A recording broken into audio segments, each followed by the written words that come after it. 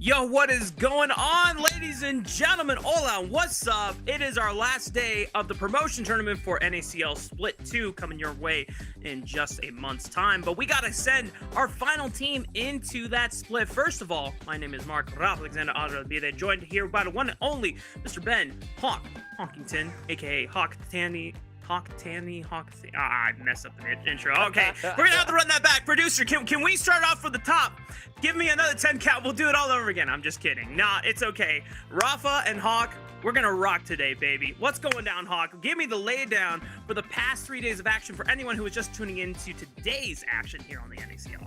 Oh, I mean, what a promotion tournament it's already been. Short, maybe, but so sweet. We've already promoted 2 teams, and we've still got one more to do, as maybe we could pull up the bracket to kind of get a recap of where we have been so far. It's been Tier 3 success, the OQs rising up, the Citadel and Dorado Gaming going relatively undefeated on their way through the promotion tournament, with the Jolly Rogers, one of the teams playing here today, up against Polestar, already taking down an NACL team and already taking a game off of one of those teams that's promoted, with Polestar taking their first series win mark since March 1st, back when they used to be the Slated 6, 2-0 over third party. Congratulations to them. A dominant win over Cupid Esports yesterday. They're looking hot coming into today. You know, and that game one was definitely a nail-biter for sure. Multiple times where it seems like the game should have ended maybe 10 minutes earlier, but they finally got the job done, and it seemed like it was smooth sailing back into game 2. And of course, this is our schedule for today's final match of our promotion relegation tournament. It is Jolly Rogers taking on Polestar. Now, as we look forward and ahead towards this matchup, before we get into the nitty-gritty, I want to remind everyone that if you want to keep up with the conversation, check out our socials, hashtag NACL, up on that top left of your screen right there, at NACL on all platforms except Twitter, at WatchNACL, and we'll be tuning in and seeing where the conversation is going. Or if you're based, just go ahead and join the Salty Runback Discord channel. I'm sure Hawk can provide that via boom. Didn't think I would plug your own content right there, but you know what? I'm a true homie. But here we go. Polestar versus Jolly Roger. Starting up on the blue side, y'all, it is Polestar. And this roster, obviously, the way that things came to teams going into our first split of the season for 2025, definitely not, the way we expected things to go about, but Polestar got an opportunity of a lifetime to compete in the NACL. And while it was a very rough split for them, there's a lot of things that you can get a chance to learn by playing against some of the best teams you have to offer here in the Tier 2 ecosystem for NA League of Legends. And now they're going to have to really rely on whatever they have been able to pick up as they get ready to try and fight for retaining that spot going into Split 2 here on. Yeah, and like I said, a great series against Cupid yesterday. I know a lot of us were, maybe feeling the Tier 3 hype a little bit, not believing in Polestar because they hadn't won a series at all as a part of this organization. And I mean, it was a rough split in the NACL, but I think something that does slightly fall under the radar for this squad is that despite not winning a series, they actually had a decent few game wins over the course of the series, similar to some of the other teams at the bottom of our standings, like Supernova or, Apex Mission Impossible, the other NACL team in this tournament. And that is an important point when you do look at this team's chances in this tournament and how much they have leveled up, because something we've talked about behind the scenes and on the show as well quite a bit throughout the split is that Pulse, they feel like a team with a decent head on their shoulders, a decent foundation for how they want to play the game. They're just sometimes a little bit outclassed individually by some of the teams that we see, especially at the NACL level. But when you come down here to the promotion tournament, Pulse is really showing us some of what they have to offer, particularly some of these guys like Bio, Adam, Hub. They have had their moments throughout this split. Yeah, my eyes have really been on Hub the entire season, since just hearing a lot of talks behind the scenes about how this guy is super high in solo queue, and a lot of teams have even been looking on Hub and saying like, hey, you know what, if Pulse doesn't work out, Hub should be picked up for a team going into Split 2 if, some teams are just deciding to change up their rosters, because Hub really does have what it takes to at least, play at this caliber of play. And even a couple of the other players you mentioned, while their play isn't nearly as consistent and as polished, they still have the gumption. They still have, the spirit to be able to compete with some of the best that Tier 2 has to offer. Now, looking on the other side of the bracket, though, it is Jolly Rogers. Now, Dragoon, Will, Sudsy, Zev, Nukes. A couple familiar faces to old-timers like myself here, about to push 30 this year. Holy moly. But also some new faces as well, and I think having a blend of both experienced players as well as some fresh faces always has been a recipe for success if you look at NA League of Legends as a whole recently, Hawk. It absolutely has been, especially when your experienced faces are guys like Will, who I know you've gotten to see in the NACL for the better part of a couple of years now. But for me, it's about the princes of promotion, Dragoon and Sudsy. Dragoon has played in every single promotion tournament dating back to the start of this format in 2023, and he has never been denied promotion. Yes, he has relegated once as a part of Lit Esports, but when coming through Tier 3, Dragoon has never been denied, and nor has Sudsy. This guy, I mean, there's a reason why we called him the Prince of Promotion. Mirage Alliance, Team Fish Taco, Sudsy has always been a part of some of the best teams that we have seen, and he's done so many incredible things. But you talk about combination of old and new players being a recipe for success. Such a big story for the Jolly Rogers has been this bottom lane. Zev and Nukes playing the best League of Legends I've ever seen from them throughout this year. They have been brilliant and a huge part of the team. And if we talk about Hub being the primary carry for Polestar, they are going to need to be on their game, because while I do think they have been playing very, very well, there is still room for growth, right? And Hub and Tub, they've gotten to cut their teeth on some of the best that we have to offer here in North America. And I think a big responsibility on those two players to not allow this bottom lane of Polestar to generate leads and carry the game. Yeah, because I think that has been Polestar's main calling card. When we look at a lot of their early game setups that have netted them strong advantages before, unfortunately, most of the time not being able to close those advantages out during the regular season, the NACL, Polestar actually were willing to sack a lot of side waves just to strong force and overgroup a lot of times around Hub and Tub, and just trying to brute force their way into objective setups, which, on paper and in theory, it's like, hey, you know what? This can work.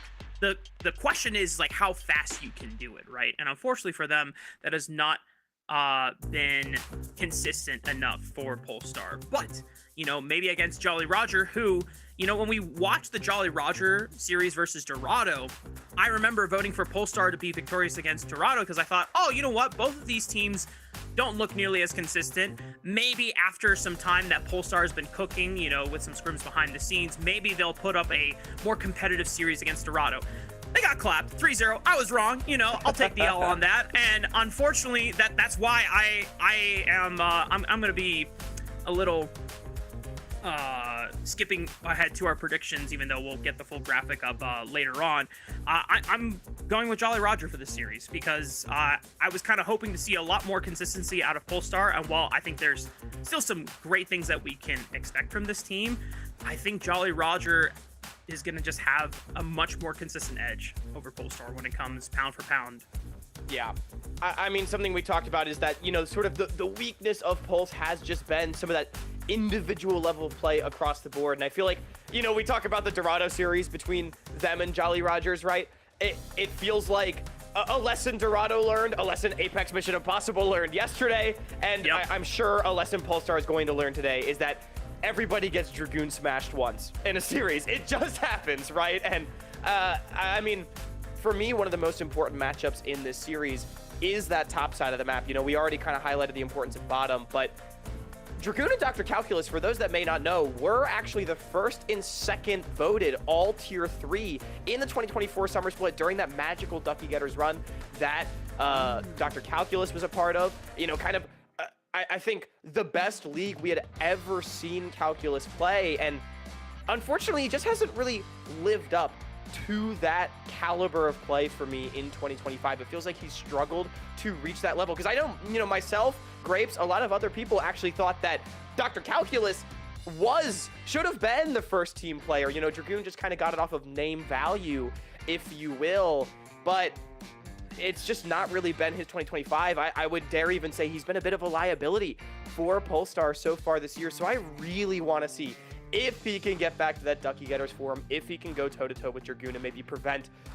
look, there's going to be one Dragoon smash, there always is, but maybe we can prevent 2 or 3 from happening. I think that's the goal when you're playing against this Jolly Rogers team. Well, we'll see if Dr. Calculus can channel the essence of some mother ducking ducks, and try and duck up Dragoon. Well, more than twice in this series, if Polestar want to retain their spot, as the rest of the broadcasts have majority agreed that Jolly Rogers will be taking this series. Beat down the lone Polestar believer, which I highly respect.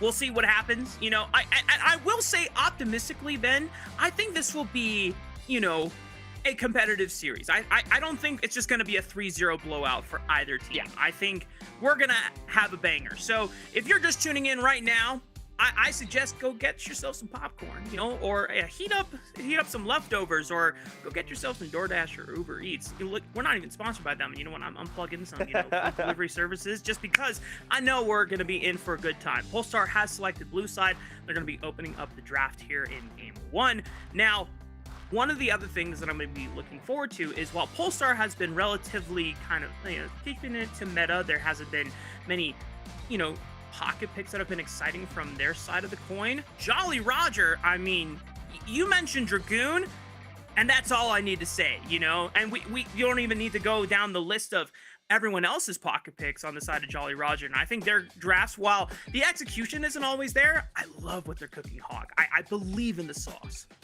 Jolly Rogers, for better or worse, to be completely honest with you, they are a bunch of players that will always play their game, right? Like Sudsy, Dragoon in particular, again, those Princes of Promotion, they are guys that have always believed in their styles, and they've always been, honestly, like polarizing figures on their teams, right? They will carry or int, but, it more often than not, they carry the game because they're just that damn good. And I think that's the most fun part about watching them. It's a reason I've enjoyed covering their careers over the last 3 or 4 years now at this point, and that's why I'm so excited to watch the series here today. I'm completely in agreement with you. I don't think this is a 3-0 sweep. I don't think Jolly Rogers is nearly consistent enough to run away with things in a similar fashion to say what Dorado did on Friday. Jolly Rogers, they've also had a long road through the tournament. They've played quite a few games. Polestar as well, but I feel like Polestar has shown us enough, and I don't think they're also individually outclassed enough to where they can't pull out some wins. Like I said, strong team foundation for them, and I think they can pull through at least a game or 2. So if you're a Polestar believer, I think we're in for a treat. At least 4 or 5 games. I'm not sure if it's going to be enough to help them cross the finish line, but who knows? I'm still with you on the potential idea that maybe Dr. Calculus channels that essence of 2024 summer and, sits Dragoon down. And even though it's a week past Father's Day, reminds him who's the true dad in this lineup. But Polestar, here we go. Draft for game 1 has begun, and we're starting off, pretty stock standard, getting rid of the victor and then by taken off the table. So I imagine no surprises going to be had in the opening ban sequence. Yeah, I'm really curious to actually see who's given draft resources in this series, especially with Jolly Rogers starting off on the red side. They love going for those R5 counter picks for Dragoon, getting a favorable matchup, I think, especially against Calculus. But Pulse has been really comfortable to blind pick Calculus all season. Look, I can say he's been a bit of a liability, and I do think individually, it's not been an impressive split. But also, Pulse gives this man absolutely nothing. For better or worse, they do play basically exclusively towards the bottom side of the map. They really do try to prop up Hub as the carry. And if Calculus, they're going to blind pick for him, and if he starts to fall behind, they're going to lane swap him and not cover him on waves, and that's just how it's going to be. Dragoon is a scary player to do that against, but it is, just sort of part of the package that you do get. And definitely something worth considering in these picks and bans. I want to see if Pulse does go for something early, and also what the contested picks are going to be between the two teams. Yone Sejuani has been a favorite for Polestar throughout the entire season. The success rate obviously should not be, looked at too much because, it's not necessarily a champion issue. It's just, Polestar competing with a bunch of, teams that are very, very, very much better than them. But in this case, wow, Mel opened up for Jolly Roger. Different. And they're gonna yoink away the Sejuani and deny that combo away from Yone. Yeah, I honestly really like the Sejuani steal here. Something like a Trundle could be a really great option for Bio if he did want to counter it. But Mel, early on here for Sudsy, this is not a pick that we've seen too much in competitive play ever since she has been released. I mean, fantastic lane phase, a lot of safety, really annoying to dive on top of, but also just not the most incredible scaling damage. Definitely a more early to mid-game champion in my experience. I'm really curious to see what Sudsy's able to bring to the table. He's been partial to the long-range mages. And I'm really curious. I will say, up against Adam's Yone, Sudsy had a couple of really bad games to start off the series yesterday. 5many absolutely getting the better of the Jolly Rogers mid laner in the first two was a pain point for JR in the series. They almost went down 0-2 and out of the tournament. Turned things around in game 3, actually on the Yone himself. I really want to see if Pulse is able to put pressure. Adam, a deserved MVP of the series yesterday against Cupid Esports. Let's see if they can maybe replicate that success. Like we said before, even though Adam was one of our 4 rookies, mid laners competing in NACL this prior split, he was one of them that had a lot of gumption going up against, mid laners that were touted heads and shoulders over his own skill level, and he was, finding situations where he almost got solo kills, if not netting himself, 1-for-1 trades. So I already like that Polestar opening up this draft with, a lot of resources ready to say, hey, Adam, we trust in you to get the better advantage over Sudsy in this matchup. Yeah, but both teams highlighting the importance of bottom lane early on. We said we wanted to see Zev and Nukes be able to generate push into hub and tub. Don't let the lane that Pulse plays around win, and they're going to get an R5 counter pick to potentially help out their lane phase. And like we highlighted as well, Pulse, blind pick for Decal. Get him on his best champion, the Rumble. Now, it is a scary champion if left completely alone on an island to fall behind, but it still obviously can bring a lot of value to the team fights with the equalizer. As I'm expecting a pick to come in here for Zev. Still a lot of 80 carries on the board. Like Corki is one that immediately sticks out to me as a potential favorite of Zev's. Kai'Sa, if we didn't want to go too much more towards the laning phase, Zev's got a great Kai'Sa. Senna, a lot of options. Just trying to think what else do you need. You already have strong engage with the Sejuani, but I'm not going to be mad if Jolly Rogers want to double down and add another engage support on top of it, so you just have multiple ways to combo and set up reliable engages if you want to go for, pincer flank maneuvers around objective setups, or if you just want to all go through the front door. Now, Polestar, recognizing that there is a lot of engages, go for a very safe setup for hub and saying, you know what, just pick the Ezreal, bro. Everyone else is going to go, forward. We're going to slap wet noodles against each other, and you just got to keep yourself safe and, fire mystic shots from a distance. I'm really curious, too. Are we going to see... Okay, it is Ezreal Leona, because I was curious if we'd see something like an Ezreal Karma, but Pulse wanting to go more towards that dive, facilitate the Yone, the equalizer coming through, but a Sivir for Zev. I'm going to be honest, this is a great pick. There is not a lot of range on the side of Polestar, with the Ezreal being really the lone exception, and a lot of telegraphed, slow CC on the engage for Zev to potentially dodge out on, both with the movement speed and the safety of the spell shield. It's going to be able to facilitate this Renekton, the Sejuani on the counter dive, trying to get on top of these Polestar carries. I think this is a really great R5 pick in 80 carry already bot lane. Getting a little spicy early on. Yeah, I mean, Sivir has always been a favorite 80 carry of mine to witness, because it usually even though it becomes one of the strongest hyper carries when you get to 5-6 items into the game and it has insane wave clear, she truly feels like a utility AD carry, because even at your weakest point, you have a everyone go in button. You know, you just empower everyone with a giant movement speed boost, and even if you're not strong at that point in the game, you can empower everyone else on your team. And so Jolly Roger has a pretty solid game plan of where they want to play around the map. You know, Sivir is going to be left to her own devices, wave clearing against the Ezreal, and then Rel and everyone else is going to try to make plays around the map, and then it's up to the rest of the map on Jolly Roger.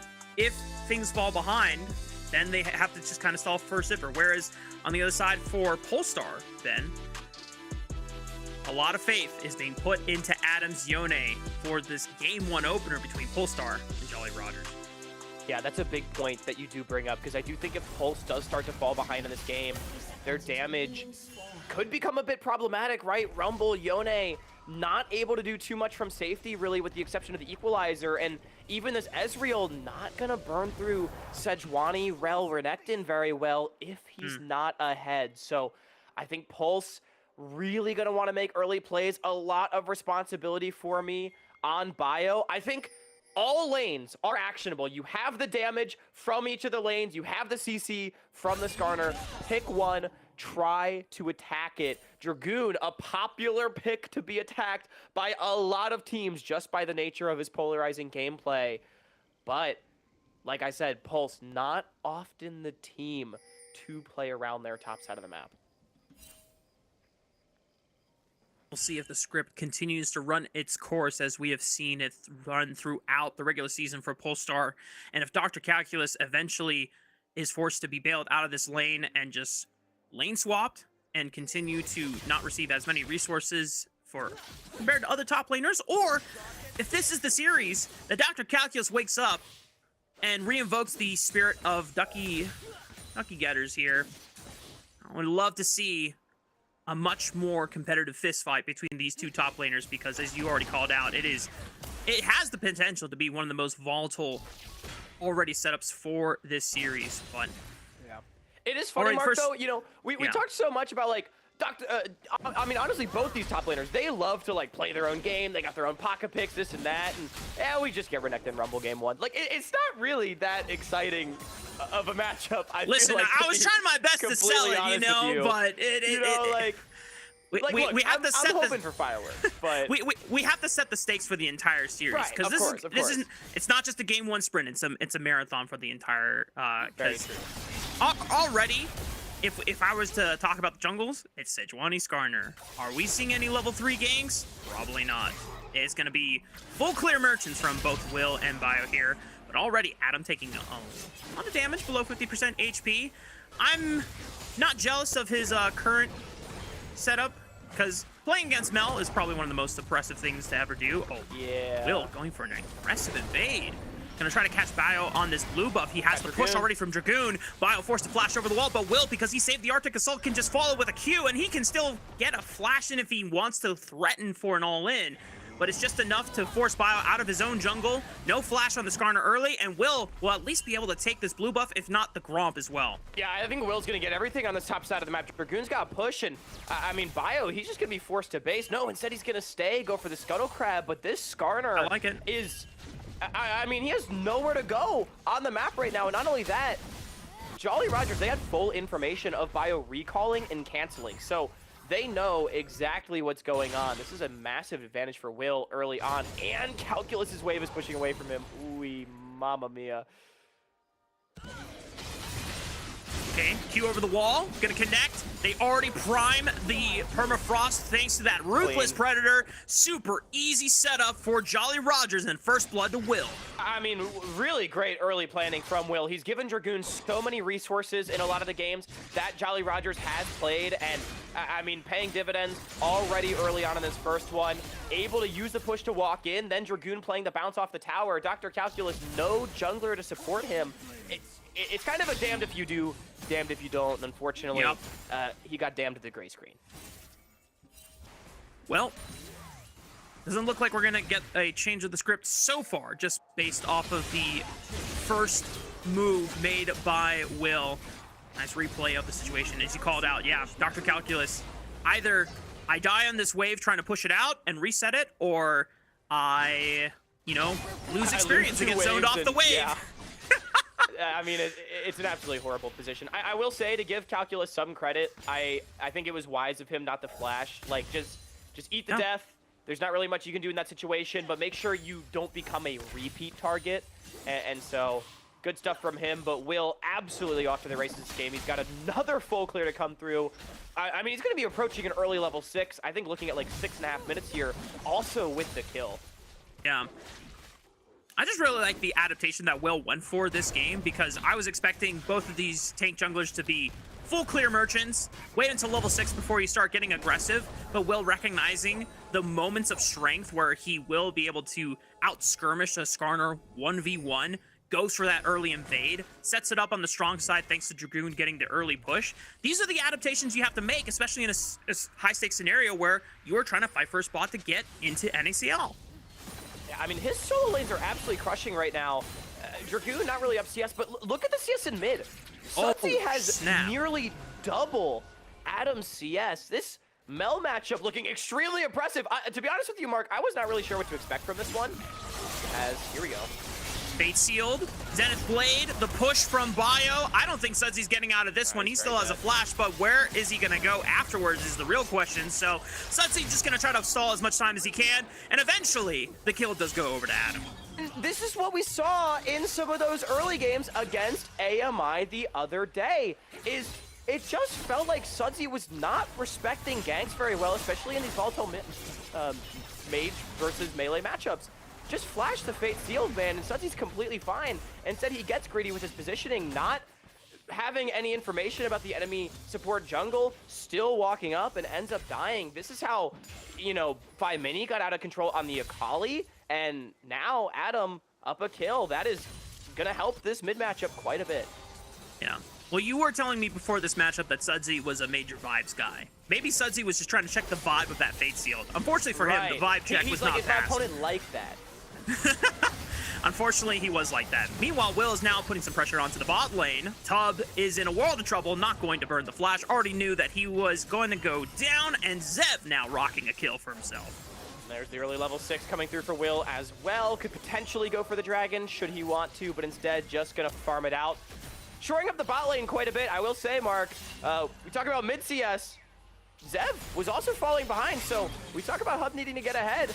He had a pretty good start to the game, so a good play from Jolly Rogers and Will to get something back. Both these teams sort of attacking and shoring up some of their pain points in this early game. Yeah, and that was, I think, Zeb's first base. It looked like he had not gotten a chance to look for anything else at all because he has a Cole. We scaling, boys. Yep. I mean, he knows he's playing Sivir. He knows how long this game could possibly go. Also, Jolly Roger, if they were watching the series between Polestar and Cupid yesterday, they know that they are at least due for one 50-minute banger in this series at some point, and they might as well just try and cash in on this one if Jolly Roger are not able to close out the game with a massive snowball. But the first dragon does go over to Will's pockets, and he's going to now make a repeat visit. Calculus does have flash this time around. The question is, it's a 1v3 dive. Ain't no way he survives unless he can find an equalizer timing on the wave. Gonna use it now as the 3 members commit to the dive, trying to flash away, but the permafrost locks him down, and Nukes was the one taking it up. It's just too clean from the side of Jolly Rogers. Yeah, I mean, just well played from Jolly Rogers. And this is what we see from Pulse time and time again.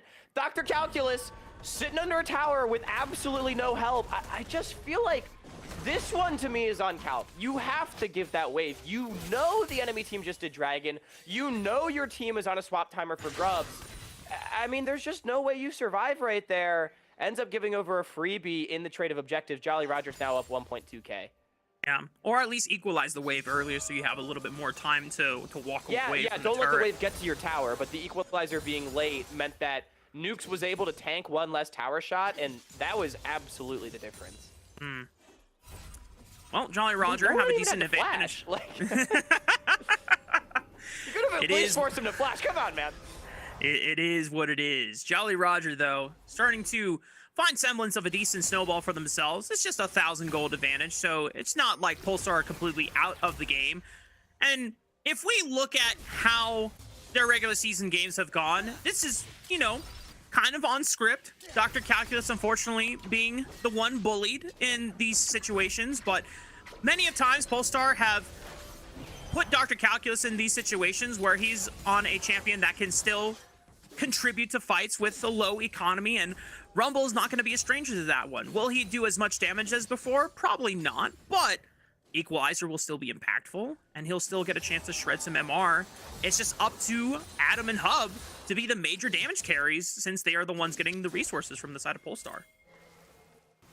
Yeah, the problem is that Adam is still down so much CS, and Hub, you know, he's not really gotten any turret plates or anything, and again, Pulse, they really need to hit a big mid-game spike, and they, you know, we've not quite reached it. We are absolutely not at a panic point. The lead is not remotely insurmountable, but we are getting to the point in the game as first item spikes start to come through that I need to see Pulse starting to look for these plays, because Zev is just going to be such a huge carry later on. Calculus, no flash. He's dead again under the tower, more than likely. Here's the early equalizer. Nice. All right, well, Calculus will try to do his best to kill this wave as soon as possible. Okay. Bio is protecting him on this second dive.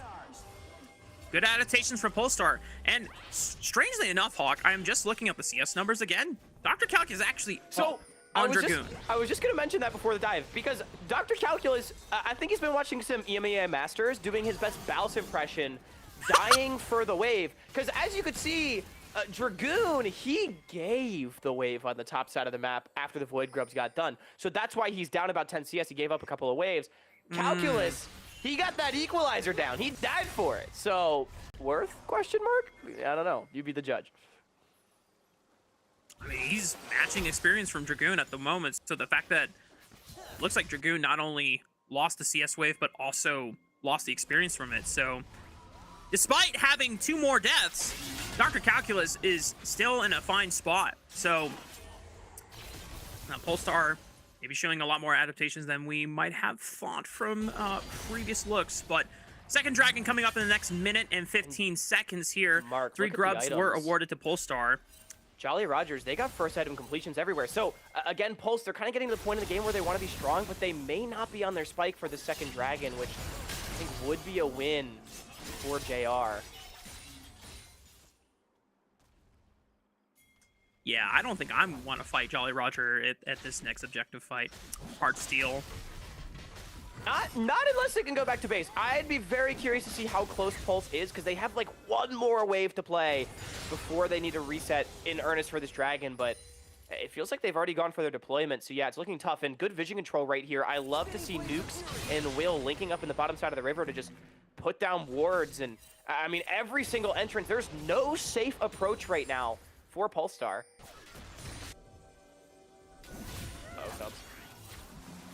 Just controlling vision in the space around the bottom half of this Dragon Pit. Little ward trying to be snuck in by Tubbs as they were clearing out the pink, but good use of the sweeper control. Completely blanketing the vision here. Bio still waiting in the wings by Hub and Tub. Dragon spawning in the next 3 seconds. So go for the control of the wave first before trying to shift over their presence over to the pit. That's a lot of poke from Zev.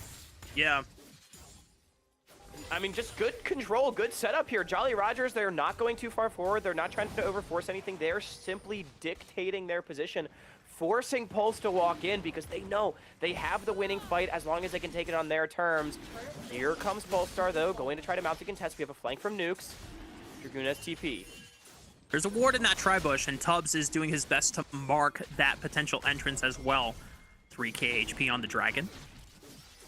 2k. This is 900 smites from both of the junglers here. Glacial Prison now burned down the Dragon. Excellently played by Will. And now here comes Nukes for the follow-up engage. Bio and Tubbs just stayed way too long on the play as Tubbs is able to manage his escape, but Bio will bite the dust. Wow, that was... Mark, that was, who am I watching right now? That was so clean and controlled from Jolly Rogers, which I feel like are not words I typically use to describe this team. That was a very nice, cool, calm, collected dragon setup. I like the Glacial Prison from Will with the clear and concise call to simply finish the objective. And then after the fact, Nuke's able to find the engage. Tubbs and Bio, as you called it, in the moment, overstaying their welcome. Great take from Jolly Rogers, getting their advantage back up to 1.2 thousand and a second dragon under their belts. No notes on that one, Jolly No, Rogers. not at all. That was great. I would not be surprised if they just loaded up Practice Tool as a 5-man team and just got a bunch of, players like, hey, we're going to run this drill real quick. In this scenario, do X, Y, and Z. Bam, bam, bam. Super clean. Boom, well, now the next bang, objective bop, is going to be... bop, boom, pow. True. Hot, super hot fire objective setups from Jolly Rogers. Rift Herald has spawned on the map. That's the next objective that Polestar are trying to look at for now. Jolly Roger having a bit of a tougher time trying to get priority as Hub and Tub are the first ones in the river right now. Will, did he smite that away? No way. He did! Oh no. Oh, and Bio's taking a lot of damage too. I'm not feeling this one, Mark. I've got a bad feeling. Yeah, they are nowhere close to burning down this objective. Tub just throws out the solar flare trying to force him away. Nuke's taking a lot of damage, but Tubbs will fall first since Dragoon is now onto the play. Will finishing off Bio super easily, and Adam is all by himself. Can't even finish off a stray Rel, who was super close to dying, but just not enough damage in the tank to be finished off. Pulse just taking multiple deaths and no wins in response. And we just got word from production. Nukes had 19 HP on the walk away as... I'm going to be honest with you, this first game looking a bit one-sided. 16 minutes, 3K gold advantage, a Herald to be taken. Total control for Jolly Rogers as Pulse just... They went way too deep on the play. Hub was actually weaving an impressive amount of damage into that fight, but a massive overforce comes through from our defending NACL team. And Jolly Rogers, they punish big time. Yeah, and I'll give Polestar credit. I think the opening sequence to that objective setup was solid. You had the push from mid-wave. Hub was being set up to poke as this Trinity Force Ezreal. And then I think the engage tools just started flying a little too early from the side of Polestar. Maybe there was some... It's not hesitancy. That's not the word I'm looking for. But maybe overzealousness. Yeah, a little too hasty. Hastiness is what I was looking for. I just feel like Pulse actually forced Jolly Rogers out of the river, mostly, again, from that poke from Hub, and credit to him. They didn't need to send an engage, as here we go. Oh, but Adam doesn't have the soul unbound, so that is a one-way trip. Yeah, tries to turn it around, not going to be able to. Sudsy got more than enough HP with the boys behind him. I see the angle, right? Adam, he thinks he's got his team at his back. We can go for this play, but man, Will is level 11 on the Sejuani. Like, as soon as he shows up to the party, it is completely lost. 7 out of 8 kill participation. I'm really impressed with how well. I think Will, in general, throughout this promotion tournament has been pretty spectacular. A phenomenal game 1 from him so far. Yeah. I mean, he's hang on. Okay, flashing away, just making sure that he didn't take too much turret damage before it finally went down from the last auto attack off of Zev. But back to the conversation about Will. Oh wait, Dragoon. Okay, hey, hey, wait a minute. Oh no, oh no. Oh, the minion! I was so ready for a Dr. Calculus solo kill. Just to make the script interesting, but now here comes Tubbs trying to lock down this Croc. He's got Fury. No Dominus available. He's got the Fury. Already ramped up the Ruthless Predator. Bio will slam him into the wall. Big shutdown for the Scorpion. And Polestar at least get one extra kill on the board. Dragoon being a 600 gold shutdown while down 20 CS and 1-0-3 is actually crazy. But, oh, I thought that was it too. I thought Dr. Calculus had him. Equal and opposite reaction, though. Newton's Law, League of Legends. Goodbye, Adam. Overload on one side, prepare to be overloaded on the other side. And unfortunately for Adam, he's not able to escape that one. Wasn't sure if Flash was available or if he was just dead to rights in that situation regardless. But Jolly Roger, having guaranteed priority on the bottom side of the map, will pick up their third dragon of the game since Bio is nowhere near to try and even look for a contest. This is going to put Jolly Rogers at sole point, and with a staggering 4,000 gold advantage at just under 20 minutes, Hawk, I think this one is looking pretty done and dusted for the side of Jolly Rogers. Also, Sivir with the Hextech Soul, like, that's GG. She does way too much AoE damage with Hextech Soul, and the slow, you are never escaping. Like, it makes this champion so unbelievably OP. I am in agreement, like, Pulse is going to need a monster team fight very, very soon if they are to win this game, but like they're still in their window. Hub, he's got the Muramana stacking up. It is very close to that 360. Adam getting close to 2 items. Dr. Calculus getting close to 2 items. They should have that mark by this next dragon. That will be their moment to go. The problem is they are just so far behind, specifically looking at the mid and 80 carry position. Zev, he's already got his 2 items, and Sudsy 4-1-1. Very strong, upgraded boots of lucidity on this Mel.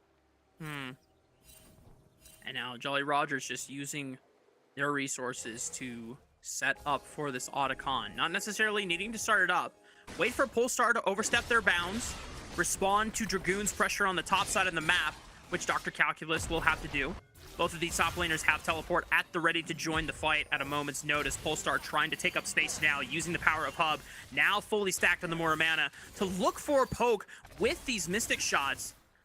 But so far, he's not really flipping up heads on any of these poke shots here. Nukes trying to look for an engage. Tubbs immediately forced to flash away as the Glacial Prison was sent flying. And now Tubbs, if he goes in, that's a one-way trip for sure. And that's a huge cooldown that's not going to be available for the Dragon. Jolly Rogers maybe thinking about Otacon or Adam pushing up in the lane. And this is extremely patient play from Jolly Rogers. Yeah. Here they go. No Send flash. the troops! Q into the crash down. Tubbs, you are gone, my friend. Solar Flare will try and slow down the fight. Locket also trying to slow it down as much as possible. But Dragoon is already on the bottom side of the map, now looking to set up another fight onto Adam, potentially. Bio caught up, multi-man engage, Fate Sealed on top of the Impale, the Equalizer doing a little bit of a number, but it's just not enough damage in the tank, and Hub was caught in the crossfire. Jolly Roger eliminating the important carries from the side of Polestar. That Otacon is free. And Pulse, they whipped the play. It was a huge multi-man Impale from Bio into the Fate Sealed from Adam. But Calculus just laid the Equalizer down, not on top of Jolly Rogers. I don't know if it would have been enough to turn the fight, but that damage could have been so significant. Instead, JR just roll over the play. Easy 3-for-1. Otacon in hand. Gold lead up to 5.5K.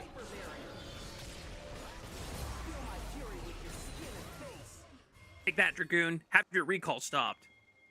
Yeah, that's a mental victory. That's a mental victory hold right this there. harpoon, little bro. oh no! A Dragoon is like, I don't know if you really wanted to stop my recall, man.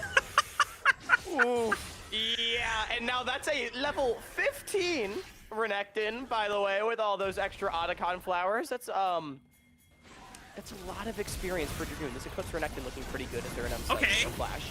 Flash from Bio, Solar Flare right on top of Sudsy as well. Adam should be able to join up, and the True Shot Barrage is what finishes off Sudsy, but here comes the teleport with Dragoon. Dominus is available. Tubbs caught in the middle of 2. Nukes are arriving to the party as well and looking for Adam onto the crosshair, and Jolly Roger once again telling Pulse, yeah, you can take down one of us, but at what cost? And now Hub could be the next target. Glacial Prison didn't connect with the Sun, only the slow, but just needs one more auto attack. The Flail, the Northern Wind, will at least burn the cleanse from Hub. Dragoon has a flash, slice, dice, ruthless predator at the ready. Oh, he tags the raptor. Okay, well, you know what? Screw that chicken nugget anyway. I didn't want that one to live either. Yeah, but Jolly Roger still able to turn the play around into a 2-for-1. I believe Sudsy was at least a big shutdown right there, so it is some gold. Back over to Pulse, closing the gap just that little bit. But the target selection from Jolly Rogers is absolutely beautiful. Great turn on to Adam. They're able to pick them up. And Mark, we have arrived at that Soul Drake. 30 seconds, Jolly Rogers first to the deployment, and Adam yet to hit 2 items. This Yone so far behind the curve of the game. You said big responsibility on him, the MVP yesterday. At least in game 1, Sudsy has gotten the better of his opposite number. Hubs trying to take up space now. Hubs, Arcane shifting in for some poke. Equalizer, this time a lot better onto Sudsy's face. And Jolly Roger now working with a 4 versus 5. Crash down into the Magnet Storm. Zev using a great spell shield to cancel the Fate Shield. Adam trying to do as much damage as he can, but it's just not looking like enough onto Zev. As Dragoon slices through Dr. Calculus, setting up space for Zev. Look at the ricochet boomerang blade. Sivir is just rocking this fight. Jolly Roger will take down all 4. Dragoon looking for one more on the hub, but he's got the shift. The Mystic Shot should be enough. The Ruthless Predator stun. There is the call of the Meek, and the ace for Jolly Rogers. Yeah, Dragoon and Zev just absolutely crushed that fight as the Sivir and the Renekton do way too much AoE, even with Sudsy going down early. It doesn't matter if you can pick off the Jolly Rogers mid laner because their carries are just way too damn strong. And that's the Doomsday Bell right there. 7,000 gold lead. Heck, Tech, Soul on Sivir. Zev 4-0-11. At this point, Jolly Rogers are just going to do their due diligence to close out the next few steps of this game. Look for a setup on the top side of the jungle. Guarantee a safe, if not effective, way of getting this Baron. And then looking for ways to siege into the Nexus base. Polestar still technically scaling. Technically. But this is such a huge deficit they have to overcome against Jolly Rogers Hawk. And the problem I have with Mark is I'm not convinced Polestar outscales this game. One team has a Sivir, the other one does not. And I mean, we are not in a game state where I feel like Rumble, Yone, Ezreal provide enough AoE damage to carry this. Oh boy. Ooh. Dr. Calculus thought that he found someone, but Bio was the one on the wrong side of that pick play there. Jolly Roger easily eating up Hub and Bio. 2 of our big shoutouts from this roster, but if they're the ones going down early on in this setup, then nah. This Baron is free for the side of Jolly Roger. Adam is at least trying to put some pressure on the other side of the map, splitting through the bottom lane. So Jolly Rogers will have to respond to that. Not sure how much mileage it's going to be gained out of it. Objective bounty claim. Still fighting in on towards Sudsy, but Jolly Rogers, they have numbers. Should be a clean fight. Okay, well, Sudsy was forced to flash. Adam at least being able to burn something in that play alongside the tier 2 tower and the objective bounty, as you already called out. Still a 7,000 overall gold advantage for the side of Jolly Rogers. So at least for Polestar's sake, they can say that even with Baron buff, the gold lead has not moved. But Jolly Roger just a couple fights away from closing out game 1. And there's a lot of standing gold for Jolly Rogers to still claim. All 3 inner turrets, those are worth so much money. And then after that, potentially breaking open the base. I feel like this gold lead about a balloon even more. Bio might be caught here. This is a tanky Skarner, but they're sending all of their engage tools just to make sure that he goes down. Decent equalizer, decent damage onto the members of Jolly Roger, but not enough to dissuade them from continuing the siege and the push. Does kill a majority of the minion wave, so that they'll just shift their attention over to this bottom wave that Dragoon has stacked up, and now the inhibitor turret is under fire. And Jolly Roger, we're gonna see if they can close this fight into a game 1 win off of the push, or if they're gonna back off after the siege. Oh no, Pulse is way too far forward. Here comes the dive. Well, Jolly Roger's gonna be gift wrapped to that one. Dr. Calculus trying to step up and absorb the wave. Will fall for it. Adam under fire now. Dragoon just destroying and slicing heads after another. Zev following up off the engage. And now it's just Hub left standing, trying to defend the remnants of this base, but it's just to delay the inevitable. The Impale from Bio will at least claim 1 poor soul on the side of Jolly Rogers. It is Dragoon going down, but Jolly Rogers still having the major advantage. Nearly 11,000 gold over game 1. And Jolly Rogers will lead the series 1-0. And Mark, I do want to address the elephant in the room. You and I felt that this series would be close. Now, I don't want to be a game 1 Andy. However, game 1, was not very close at all, as Jolly Rogers looking a cut above the competition. Dragoon and Zev went absolutely massive, and so much of it, to me, came off of the back of an immaculate early game from Will. Yep, yeah. I think, the team fighting definitely goes over to Dragoon and Zev, if you want to give out player of the games, but that is all credit to Will. I mean, my goodness. When we highlighted it before, Sejuani versus Skarner. Okay, 2 tank junglers. What do they want to do? Most likely full clear, and then just get the level 6, and then, they'll use their ultimates. Will says, no, screw that. I'm going to invade Skarner early. I have winning lanes. I have pushing lanes. I have the priority to make these kind of moves. Skarner is not nearly as strong before. And then, yeah, he just set up the game and the map relatively for success from that point on. So, very strong opener from the side of Jolly Rogers. We'll see how the series continues to pan out right after this break.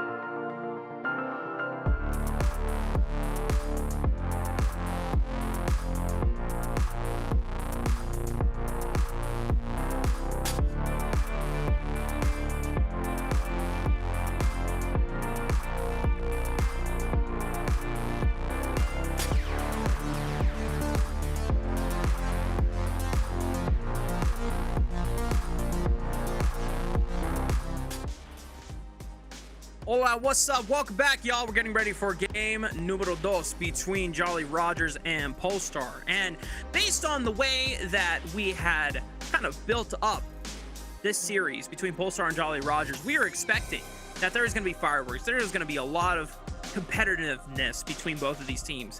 But if the games continue like game one for Jolly Rogers, then I fear that Jolly Rogers is going to be making Polestar walk the plank back into the depths of Tier 3 in 3 swift games if Polestar are not able to bring back a little bit more fire going into game 2 here, Hawk.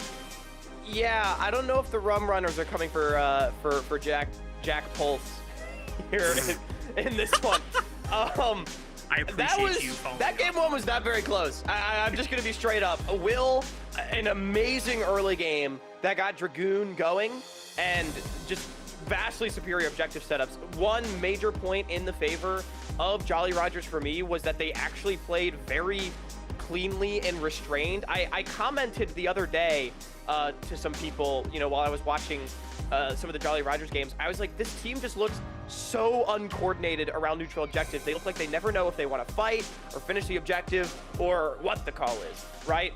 But that was a great point in their favor in this first one. Pulse was never able to find a good contest, partially because Jolly Rogers was just so clean in the way they set things up.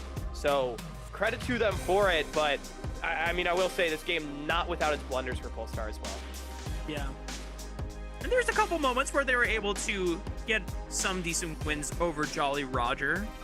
There was a moment where Dragoon and Dr. Calculus fought to the very bitter end. Dr. Calculus was not able to finish off the kill, but, Bio and Tubbs were able to get the job done. And then there's one more play early on in the Sudsy where you mentioned that sometimes Sudsy in the early laning phase disrespects his opponents in their ability to, make fast plays on him. Unfortunately for Polestar, they only did it once. And you can't just do things once. You gotta hammer in that advantage before you can really create a massive discrepancy in one of these lane matchups. So we'll see if things change or if the script still remains to be the same. I hope that things change, Hawk, because this is our last match before we send our final team into NACL. We wanted to go out with a bang. Yeah, but unfortunately, it's also maybe the time I would least desire to ever play League of Legends against Dragoon and Sudsy.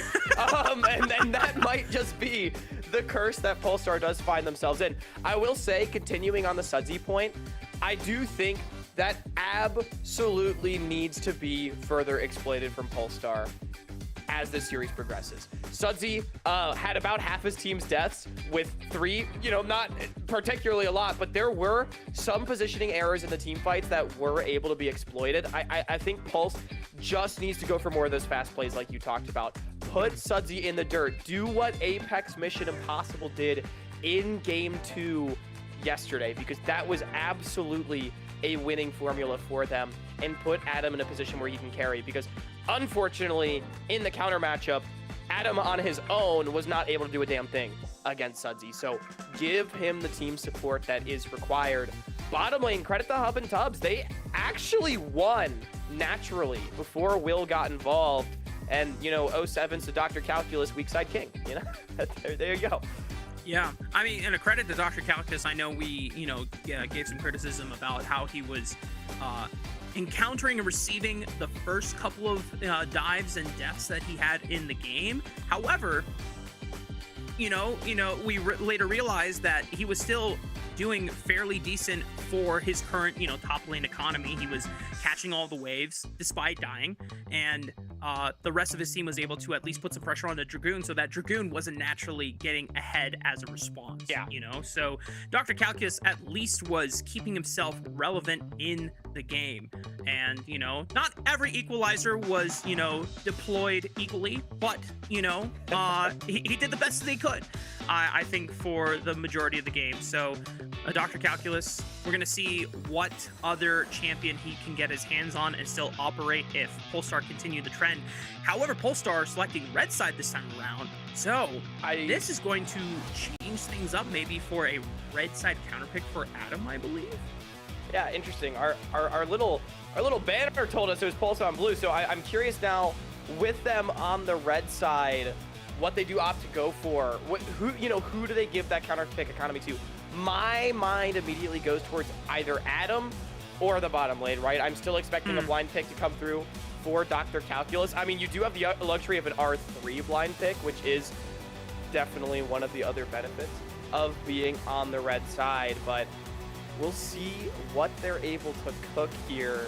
As to your point, I do think I like how you bring it up. Dragoon, he was massive in team fights, but I would not call that game a Dragoon smash because he didn't just run things over, right? He just happened to fight with the team really, really well, but he was not beating up on Dr. Calculus individually. And so I would like to see, if that trend can continue for Pulse in this series. And I think they're gonna be locking in Dr. Calculus's pick in this first two setup here, because look at all the bans. It's Darius, Mordekaiser, all Dragoon counter pick specials. You normally don't fear that this early on unless you are getting ready to slam, I don't know, some generic tank for Dr. Calculus. I would say I'm ready to see Decalc Scion, which is kind of his other best champion, but and Dragoon says, oh, you want this Scion? You want this Scion, don't you? I will say Trundle's still on the board, so I feel like we could just give Scion here for Jolly Rogers and then pick the Trundle ourselves, but let's see what Pulse goes for, because if I'm Pulse, let's see. Okay, Ash Wukong. I mean, it's just, hey, for us on Pulse, it's just strong picks. I don't hate it. Pantheon for Jolly Rogers, aka Cubby's most hated B1 in the game. I love tuning into his co-streams and him just going, why this B1 Panth is so fake. It's so fake. But paired with Talia, it is a strong combo, and the fact that Talia was not denied means that Jolly Rogers are going to get their share of one of the most powerful global jungle mid duos that you can run. And the Scion, Scion is sniped away from Dr. Calculus. So what is the answer from Polestar? And of course, with Wukong being picked, you're fairly confident that it's not going to be a Trundle coming out for Bio, right? So honestly, nice drafting here from Jolly Rogers so far. Talia Pantheon, really strong combo. You got a great scaling with the Scion. Early aggression as a possibility here, though, for Adam. Again, I like this. Pick something that you can attack Sudsy with. Wukong Ari definitely bringing a lot to the table in that front. Well, let's see now. Bans coming out from Polestar. They are setting up their counter pick, I imagine, at this point for Tubbs at the support, because you already have the Scion locked in. Unless Jolly Rogers pulls some type of Senna Scion shenanigans, they could bait Pulse into, forcing Dr. Calculus to pick a top lane on R4 and then really slam a shadow counter pick of some sorts. But I don't know if Jolly Rogers are going to cook that hard. Yeah, I'm trying to think what you go for right now.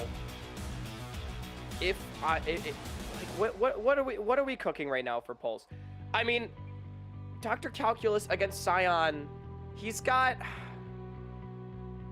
I'm trying to think back to his 2024 summer season. I don't really have an immediate answer in a Scion off the top of my head, which scares me a little bit. Honestly, do you just match tank versus tank? That is a legitimate question. Because, a big pick that we saw, for Calculus at the time was Orange, Cassante, stuff like that. Could pull it out, providing, initial engage that then the Wukong and Ari can follow up with. Because I'm with you. I'm imagining we pick Dr. Calculus right here. And Ornn is relatively safe against Talia Panth, right? Obviously, if you're low HP, you're not going to survive. Okay, they do go for it, yeah. Because you can use Bella's Breath to cancel a lot of the CC setup from any of the global roams. So now this is where I'm curious. Is Jolly Roger about to do Senna Scion and then give a super shadow counter pick of Doom into this Ornn for Dragoon, or are they just gonna lock in their bot lane of choice here? Oh no! It just picks up. Bro! But hang on. We gotta see. Okay. Let's calm down. Let's calm down. I was so ready. I was oh my god, no way! I'm gonna be honest. I don't love this Senna angle here for Zev, as it's a very low damage composition it for is Jolly extremely low Rogers. I mean, damage. until you get Black Cleaver on the Senna, like, who the hell are you killing? And it's a Seraphine. I like this draft from Pulse. I really do. Double range bottom lane to try to bully out this Senna Nautilus. I think Pulse has a better draft. Straight up. I think it's super easy to play. They've got a great core of carries. Good consistent DPS coming through from this Ashe Wukong. Good playmaking, a lot of safety. I feel like Jolly Rogers, they need to find big early plays with this Taliyah Pantheon if they're going to have a chance in this game. Because, like, on your 2-item spike, it doesn't exist right now. If you're Jolly Rogers, you need, like, Black Cleaver on the setup if you're doing anything.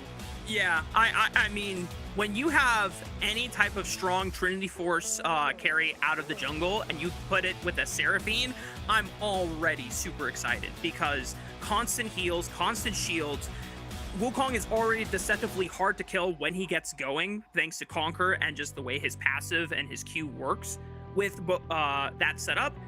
Then you add a Seraphine on top of it. I think this Wukong, if he gets snowballed, is never going to die in these setups here, in these fights. So I'm a lot more happy about how this Game 2 draft panned out, Hawk, because it means we could just have the series on our hands. I really hope we do. Mark, currently my hands are empty as we enter Game 2. I would love if a series rested upon them. The one advantage for me, though, that Jolly Rogers do have in their composition is quite a bit of CC. And early on into the game, looking at first, second Dragon skirmishes, that definitely could be a scary prospect, especially when we talk about Polestar and their difficulties of approaching neutral objectives in Game 1.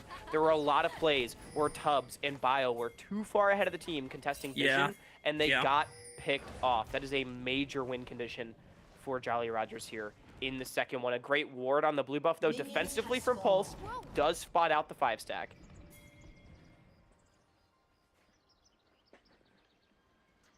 No early cheese for the side of Jolly Roger in the first couple of opening minutes here. As you already called out, Polestar had that early ward, so they spotted the 5-stack. So no harm will come to the members of Polestar. They did drop a very aggressive ward into the blue buff quadrant of Bio, so they'll at least be able to see that he is starting on the opposite side of the map, or not directly on the blue buff for the next couple of minutes. Meanwhile, Will is going to try and match the clear direction of where Bio is going. But there is a ward also put on Will's own blue buff jungle, so Polestar also have pretty solid information about where Will is going to go. 5-stack from Jolly Rogers not really working out for them. Pretty substantial information advantage going over to Pulse in this early game. Let's see how Bio's able to leverage that, because remember, it was Will that had the information advantage in Game 1. And we saw how effective he was able to be.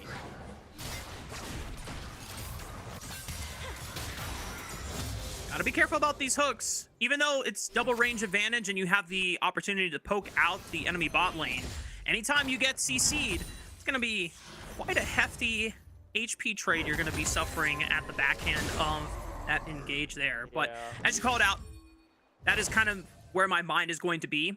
Will was able to make some proactive plays on a champion that we expected to just kind of be a full clear merchant. On the Pantheon, even though, yes, most Pantheons are still kind of full clearing and prioritizing economy, you have the option to get aggressive as soon as level 2, level 3, insane power spike, where all 3 of your abilities have a lot of high base damage and just super reliable, easy execution for making those ganks work. Dr. Calculus getting beat up a little bit in these trades. He's a braver man than me, by the way, for that Bellows Breath. Dragoon almost held it long enough to get both junglers going to appear on the bottom side of the map. I will say, one of the benefits of this Wukong pick, Pantheon does not really have any 1v1 pressure into Wukong whatsoever. Wukong going to be much stronger in those early skirmishes straight up. Obviously, Pantheon providing that really great CC setup and a little bit of pseudo tanky, but we'll see, as it is Jolly Rogers playing the bounce off the tower. First to the crab. Nice trade from Dr. Calculus, able to get a match up the health advantage. Wait, is this a solo kill? It's a solo kill! Nicely done, Dr. Calculus! Dragoon just got ducky got right there. That's Dr. Calculus, baby. 2024 should have been first team all tier 3. Big solo kill coming out. We thought we had it last game. This time around, it comes through. Weak side no more. That's what I like to see right there. Let's go. Listen, if you're a Polestar fan and you are trying to, or even just a former Ducky Getters fan from 2024, this is the Dr. Look Calculus. at this. Bio's going again. Bio's going again.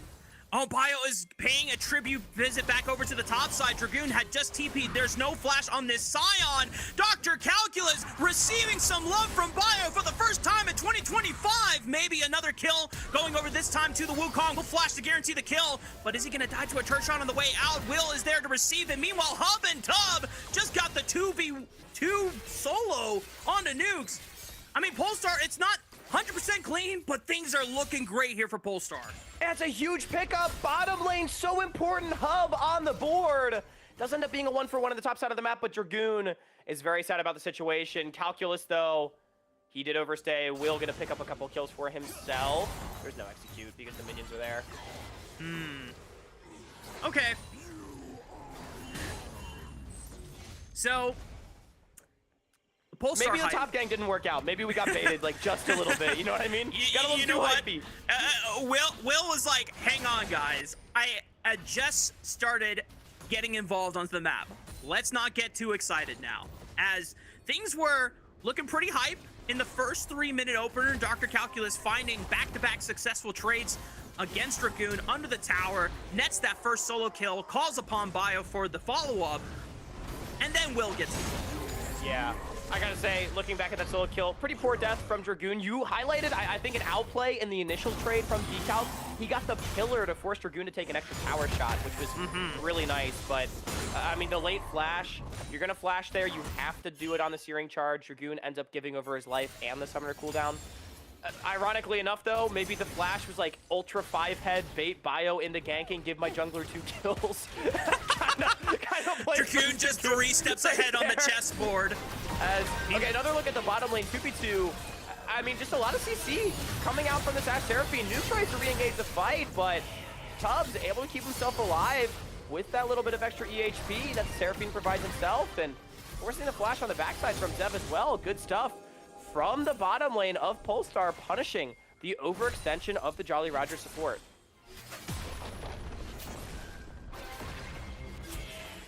I mean, Hub and Tub are up in CS in this lane so far, getting the advantage, forcing the summoner spells off of both Zev and Nukes, and a kill to boot. So Polestar operating with that bot lane advantage as we've come to kind of expect and hope for if Polestar want to make this series competitive.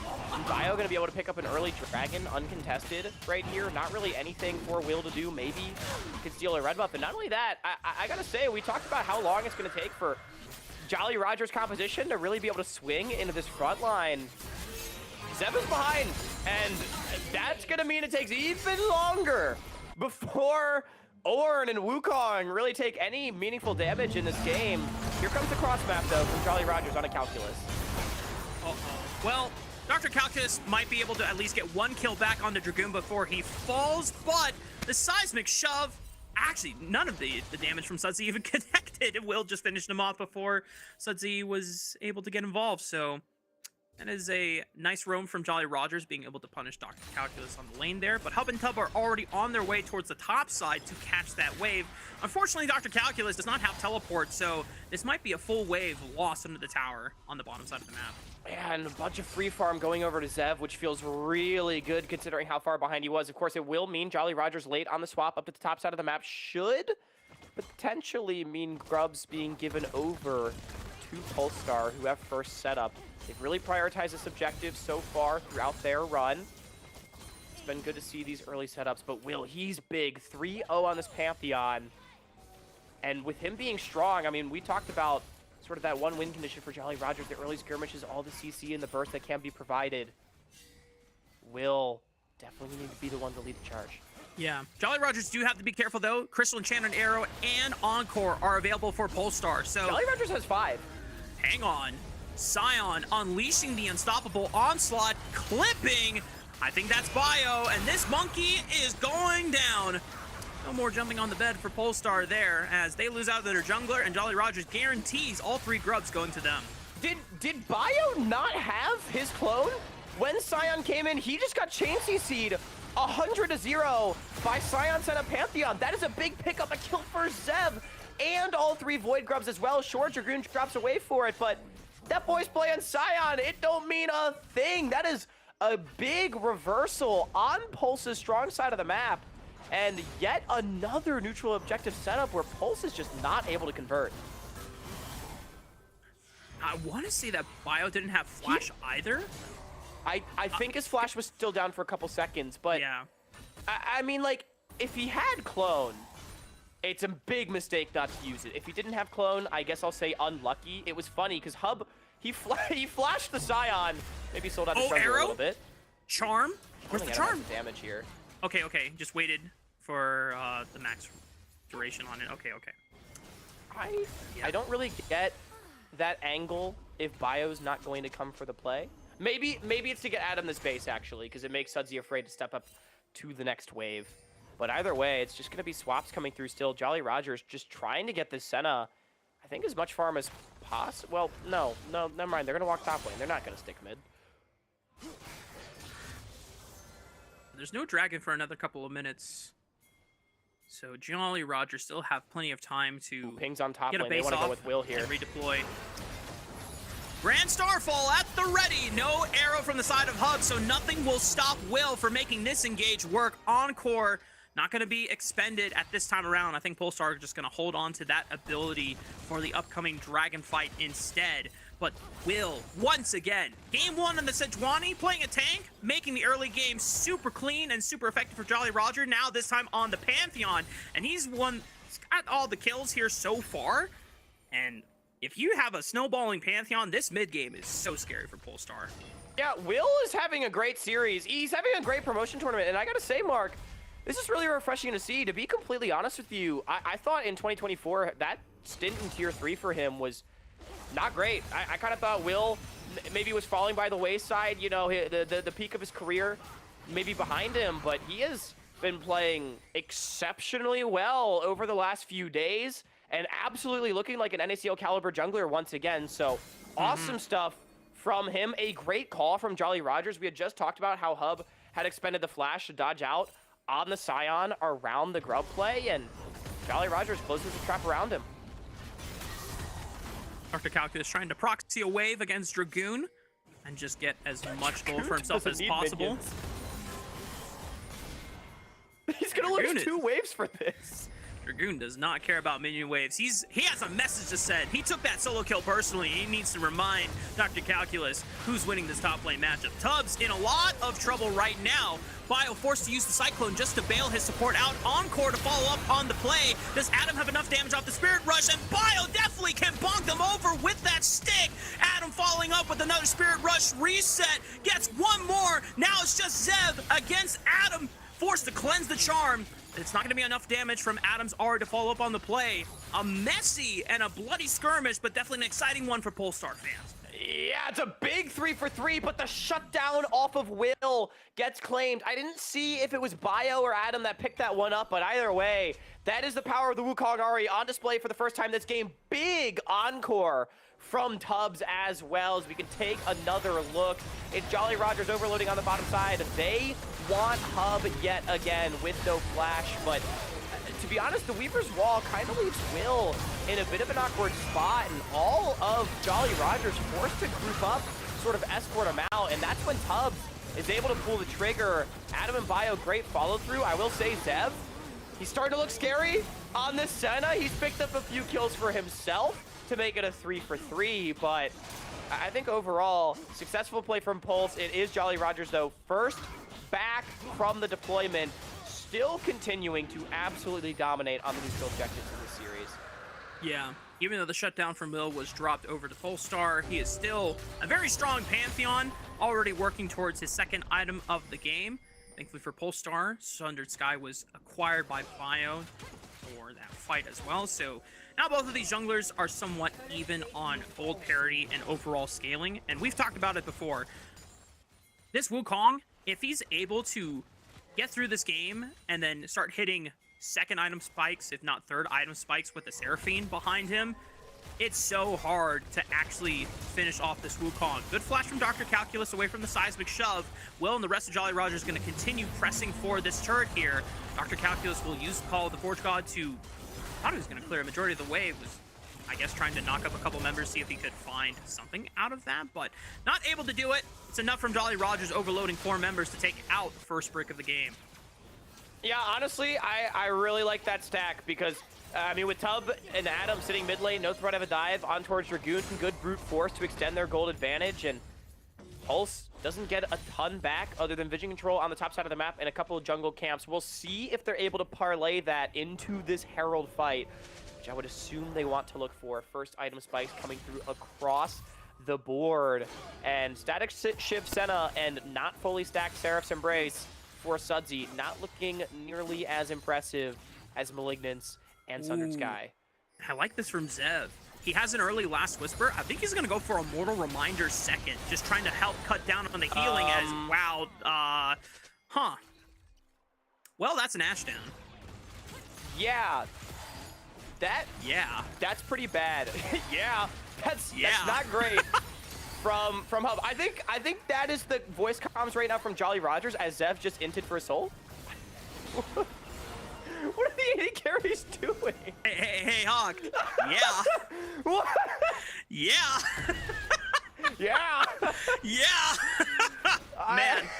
Both AD carries just giving random deaths. Was he a shutdown?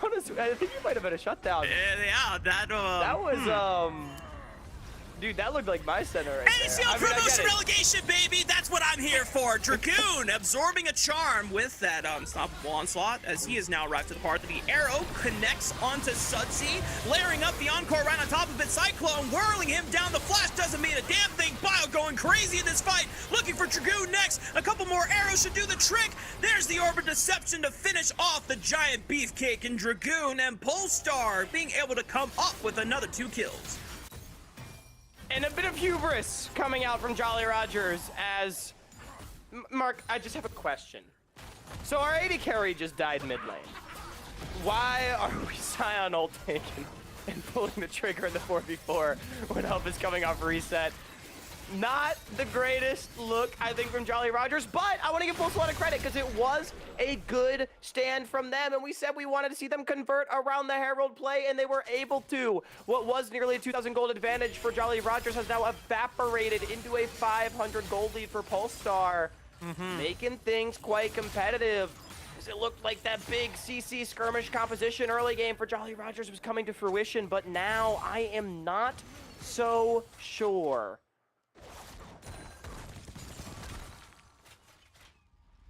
I'm not gonna lie, Ben. I'm still a little shell-shocked by the play that just occurred on my screen. That sequence was definitely peak tier 3 League of Legends, and that's why we love it as Nukes. Nice buffer. we gotta stop. We gotta stop being LA Knight, man. Who's LA Knight? I'm doing my best shout out to Steve Kangas, baby. That's of course, yeah. Right there. Shout out LTA. Caster interviewer Steve as man, the myth, the legend. Jolly Rogers stacking up on the top side. Dragon spawning in 40 seconds. This one's a bit interesting. Maybe just trying to cross map for gold, understanding that this is not their item spike really to fight on. Pretty strong point right now for Polestar. Again, 1 item on both their mid jungle, but no, they don't even go for the tower. Just gonna take a reset. Now, Pulse has not really taken this time to actually control the bottom side river, so I think Jolly Rogers is still going to arrive on time to this play.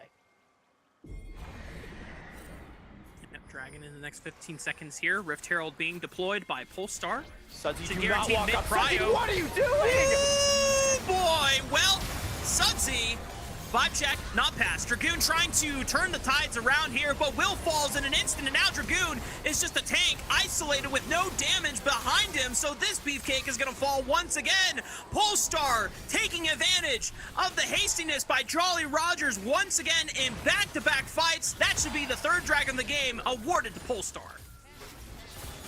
That was... You know what?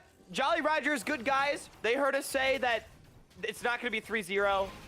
And they have made sure in this mid game playing for that content. It is not likely, exactly, it's not likely to be a 3-0 as Sudsy, I cannot even fathom that decision to walk up to the mid lane line bush. Great pickup again from Polestar. They're able to get Dragoon on the backside of the fight as well. Good flash from Tubbs to avoid the unstoppable onslaught. The Seraphine 2-1 and 8. It was a rough game one for Tubbs. I think a really great turnaround so far. Him, Bio, and Adam, for me, really leading the charge in the second one. They get their second dragon of the game. They're up 3,000 gold, and they are absolutely in a position to win this game. And you know, while Bio and Tubbs have definitely been kind of the big names reaping a lot of the rewards and finding a lot of the big plays, Adam has been a quiet carry on this Ahri, just cleaning up kills and following up on the plays. He's no longer quiet, Ben. Yep, he's got the BM book of Destiny. 10 stacks on it so far. He is trying to rack in a player of the game performance for himself. 3-0-5, the only deathless player on the Rift right now. If he can carry it through, we're not going to even remember the Unity from game one. Yeah, Adam's got the burn book. What do you think it says about Jolly Rogers in there? Like, Dragoon's Darius is smelly or something like that. Sudsy disrespects me too much. This Right, guy, yeah. this guy thinks I'm a joke. He must be punished. Uh-oh, Zev is gonna get punished, and yeah, that Ahri damage is now cooking. I am hereby banning Jolly Rogers from walking up on mid waves, okay? I have decreed as the governor of Summoner's Rift that this is no longer allowed. As that's like the third play in a row where Pulse has been able to find themselves a really clean collapse, and it is going to convert into an Otacon. Yeah, Jolly Rogers very well aware that this Otacon is no way in shape or form able to be contested, so Sudsy already proactively teleporting to put pressure on the top side. That forces a teleport out of Dr. Calculus to absorb the wave. Nukes and Will are here to look for a dive, but this is a very healthy Ornn already with 1.5 tank items at his belt, so you're not going to kill that guy anytime soon. So Polestar, you know, it took a while to get there, Hawk, but in back-to-back sequences, they played these fights way cleaner than Jolly Roger did, and now they have a 4,000 gold advantage for themselves at 21 minutes. And remember, their composition is the one that's sponsored by Big Team Fight. So I think their position in this game is absolutely fantastic. Adam as well, he was the one that picked up the kill, so that's 4 more burns out of the burn book right there. They are very happy with their position in this game. Jolly Rogers, yes, they hit 2 items, but I still think we're not really at a point where I feel confident that they can win the 5 versus 5 off the back of the Senna. Not even with Zev, you know, as you pointed out, going for the second item, Lord Dominic's regards. I just don't think it matters. Too much damage in tanking this right now on the side of Pulse. They're just going again. Oh, man, you know, Rinse and repeat, baby. Zev thought, hey, I'm not stepping up on the mid wave. I'm safe under my tower. Unfortunately, there's long-range engage tools at Polestar's disposal, and they can force it again, and Sudsy is going to be the next one to fall as he flashes away. Thankfully, he's got the Locket of the Iron Solari from Nukes to keep himself Seraphine alive. value. But Polestar will get this second-tier turret and can now have full access to both of these jungle quadrants. And everybody on Polestar full HP as Tubbs. This is a full support Seraphine. He's keeping the team going. 4 more pages added to the burn book, and I think every single one says play safe mid, because Zev, for the 3rd time in a row, has just died on the mid wave. I don't really have much to say right now. I mean, I'm loving it though. Like if Jolly Rogers isn't gonna respect the threat of the collapse, like if it ain't broke, don't fix it, man. Both just keep doing the exact same damn play over and over again. Why not? Respect the collapse, or you will get clapped. That's all I can say for the side of Jolly Roger. Right there. Regina George definitely wrote that. Yep. And now Polestar finding themselves nearly at 5,000 gold. 2 minutes before the Baron. They're in a great spot to get a couple more solid objective setups and at least close this game out in a pretty convincing fashion. Obviously, Jolly Roger, they're not completely out of this game, but it's just such a hard position as now Will forced to flash away from the call of the Forge God. Dr. Calculus trying to follow up on the arrow, but Will is too far away to get engaged upon. That's 2 tools already used. There's still an Encore cooking on cooldown from the side of Tubbs. Bio has Cyclone. Adam has Spirit Rush to follow up. Bio is looking for a long flank, but I think they've spotted it out. Jolly Rogers. Oh, I don't think I don't think they know. They don't know! They don't know! That Bio was waiting in the shadows for a Cyclone assassination onto Zev in the backline. Sudsy will be next. No flash, no lock into the Iron Solari to save him. That's a 5-for-0 ace for Polestar.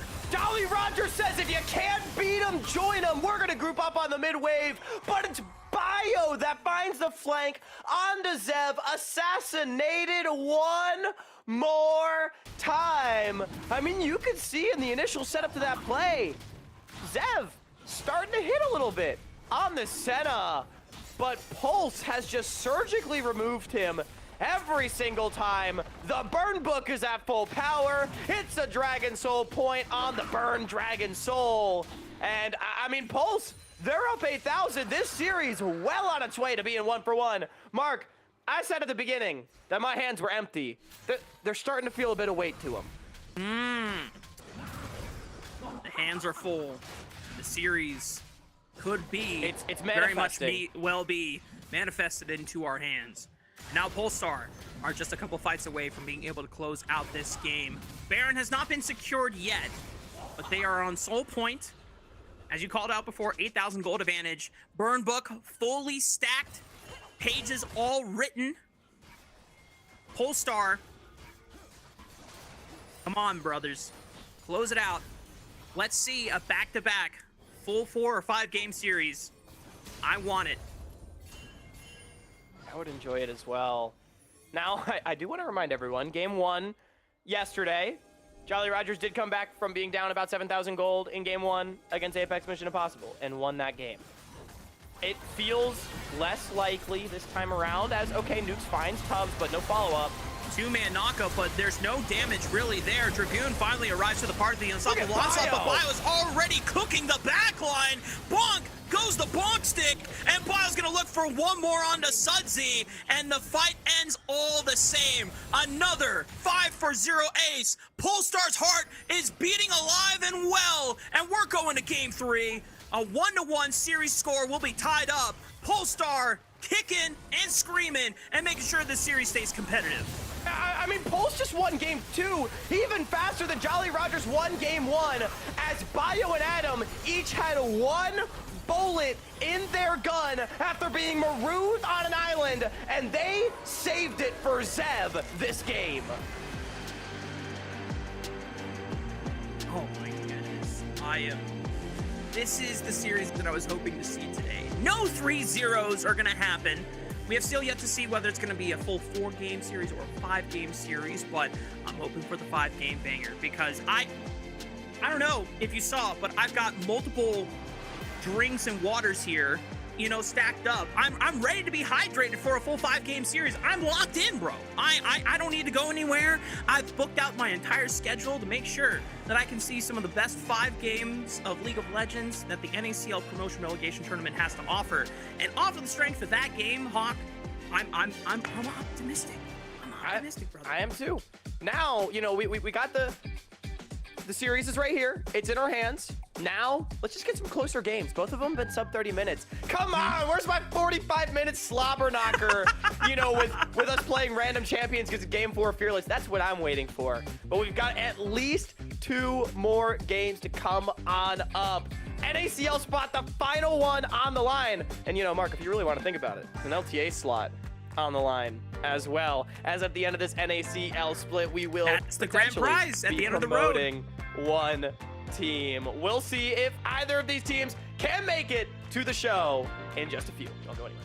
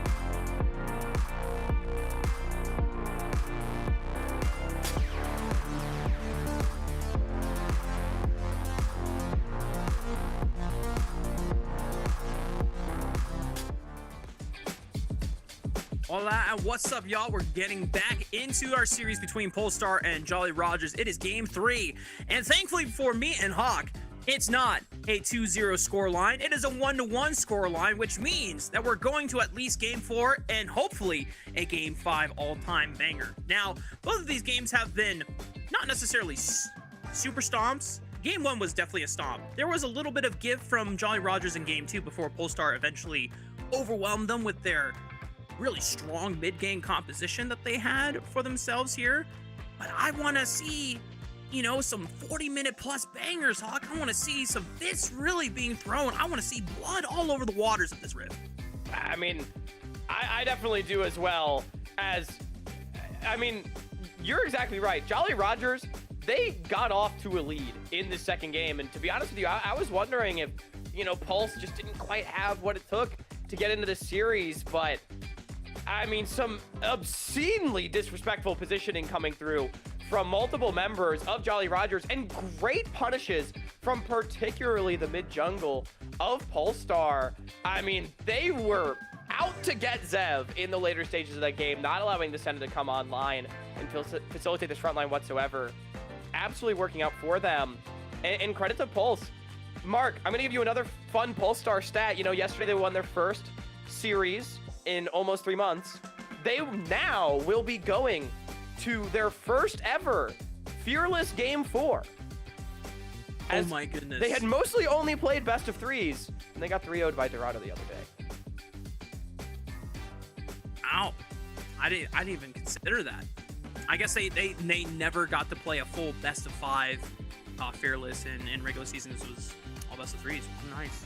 Okay, well, that does mean that Polestar have been able to at least show us not only a really cool draft response into what Jolly Rogers were trying to set up for themselves here, and it gives me a lot of hope for what Polestar might have left in the series. Now, that being said, a lot of the scary pocket picks are still in the tank waiting on the side of Jolly Rogers. A lot of them were banned by Polestar going into this second game on the red side, but now Jolly Rogers get a chance to choose their side. But before we get further into our discussion, I remind everyone at home, hashtag NACL on all socials, at NACL on all platforms, at WatchNACL specifically for Twitter. Join in the conversation, y'all, because this series is delivering so far. So game 3 is going to be just as fun. I am definitely hoping, you know, fingers crossed. I'm hoping for that game 5. The reason, by the way, that I bring up the game 4 aspect for Pulse is because, let's not forget, you know, you talk about some of those big pocket picks being available for Jolly Rogers. Dragoon stole away the Scion, so kind of like 2 Dr. Calculus champions getting removed in that second one. Gonna be really interesting to see where things go as these two teams progress. You talk about as well Dragoon's champions getting banned out. Remember, games 4 and 5, you get to ban things now. That didn't always used to be the case. So they could, in theory, keep things like the Mordekaiser and the Darius off the board indefinitely, as we have gotten word the Jolly Rogers, I think unsurprisingly, have chosen the red side. So they will give themselves the opportunity to guarantee a counter pick, more than likely for Dragoon. And based on the way that Dr. Calculus was able to punish Dragoon and a little bit of his overzealousness in that tank-on-tank matchup, we saw Dr. Calculus getting his first solo kill. I mean, I would need the stat verified, Hawk, but probably his first solo kill of 2025 since his induction to NACL regular season, because most of the time, Dr. Calculus was being left to the wolves, but that's a big turning point for Polestar if Dr. Calculus can find advantages in this lane by himself. I'm curious, because unfortunately none of our stat tracking websites track solo kills for the NACL. I'd be curious, but either way, I think a big turnaround. Yeah, big turnaround for Calculus, big turnaround for Polestar. This team, I mean, truly, I think they're demonstrating the growth that we did truly see for them over the course of the NACL season. I think it's easy to say, oh, they went winless, this and that, but they improved over the course of the year as a team and as players, and they were still able to play against some of the best in this region and it's definitely showing as a big team effort to really punish the mistakes that came out from the Jolly Rogers. I think for the Jolly Rogers, you know, their formula is simple. Just don't be nearly as disrespectful, for the love of God, right? But Polestar, I mean, they've showed that they're absolutely here to play, and so it might not just be that easy. Yeah, one thing that has remained consistent throughout the series so far is the strength of Will's early games. Despite the loss in second game two, the second game of the series, Will still had a 4-0 Pantheon opening up the first 10 minutes of the game, and had things not gone sideways and just kind of catapulting their lead down the toilet, Will could have easily snowballed this game alongside Sudsy's Talia for a very decisive 2-0. But now, all the bans have come through, Darius being the only ban that's kind of like out of left field, but we know that specifically in the Dragoon, it's not a out of left field ban, and an Azir first pick for Adam is the call. Adam's liked this champion quite a bit. I'm not surprised to see this one come out. Hui is my expectation as the counter pick for Sudsy. It's always been really strong into the Azir. There's a lot of options that you could go for here, though. You know, if you just want something like an Orianna, you know, it's absolutely playable in this position. Varus, though, going to be the lock-in, was the most picked and banned champion over the course of the entire open qualifier across all teams. I believe it's been banned so far both games of series. I know it was in game one, at least. Ooh, LeBlanc. That's a Sudsy special. This is a Sudsy special. He has had quite a few phenomenal games on this champion. Cool to see it come back out. All right, so already big things that are coming out from this draft. I want to see Jolly Rogers now have picks that can help hover this LeBlanc lane and guarantee the snowball to come through. Really put Adam down in the dirt. And on the flip side, Polestar, you're gonna need defensive options that can help relieve that pressure away from the Azir, because talking to a couple people, you know, they're not fans of blind Azir picks unless you're Chovy, right? You know, and unfortunately, not everyone is built like Chovy, and there are certain counter picks like this LeBlanc matchup that can really steamroll through this lane setup and really take over the game. Maokai, solid tank option that can hopefully try and create some defensive perimeters for this Azir. Yeah, but it does open up. I mean, you could really get bonked on the mid-jungle 2v2 at this point, though, by a strong AD-oriented pick. I mean, does Will bust out, like, Lee Sin or something right here? I legitimately think there could be an angle. Oh, Xin Zhao's still up. That's okay. That makes way more sense for Will to come out. Yeah, I mean, it's just going to be so much stronger than the Azir Maokai in this 2 versus 2. I will say, LeBlanc in a vacuum against Azir, not amazing, because you are a bit outranged, but obviously a lot of pressure that can be put down, and a pick that's much harder for Sudsy to miss position on because it's mobile.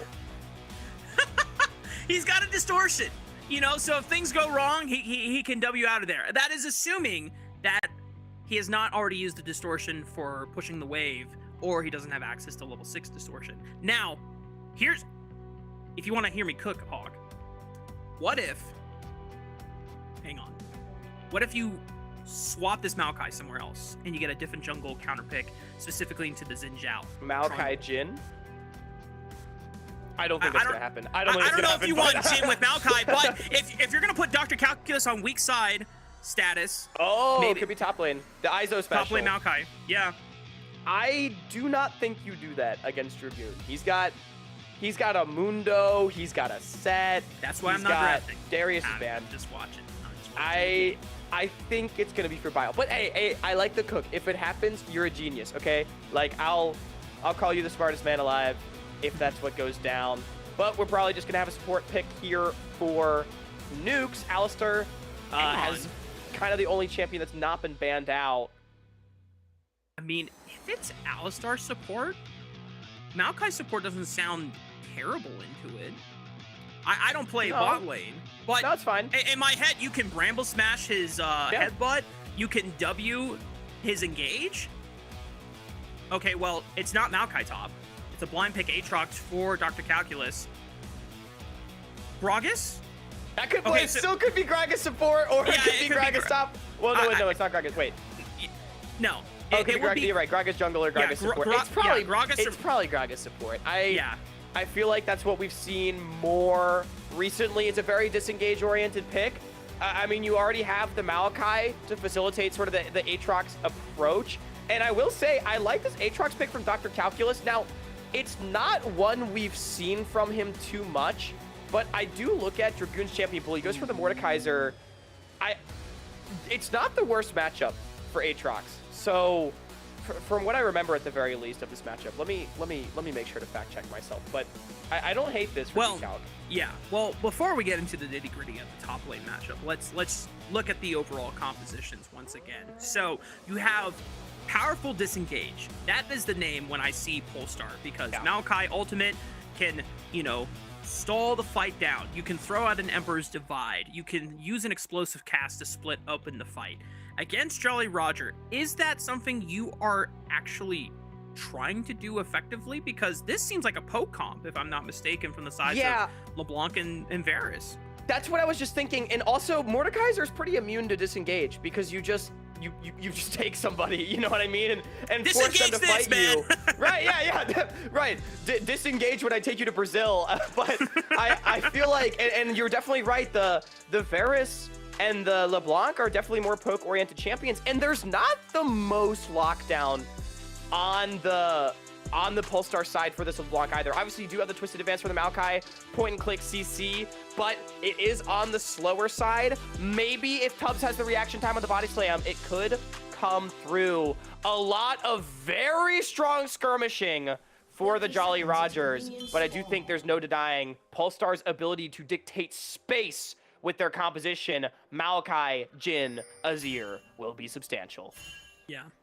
And already Polestar, as we head into game 3 of our series, gets an early aggressive ward onto the Raptor camp of Will.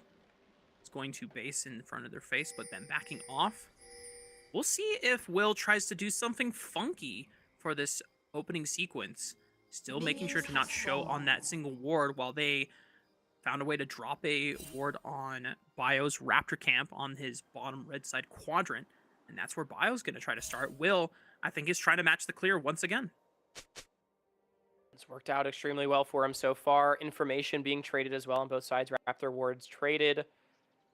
Zeva nukes getting pushed on the bottom side. I did fact check, by the way. I was correct in my superstition. Aatrox, 49% win rate against Mordekaiser and solo queue. That's obviously the end-all be-all of top lane matchups, but yeah, it's not the worst for Aatrox. Dragoon doesn't really play a lot of those crazy strong split-pushing duelists that oftentimes are stronger into the Aatrox pick.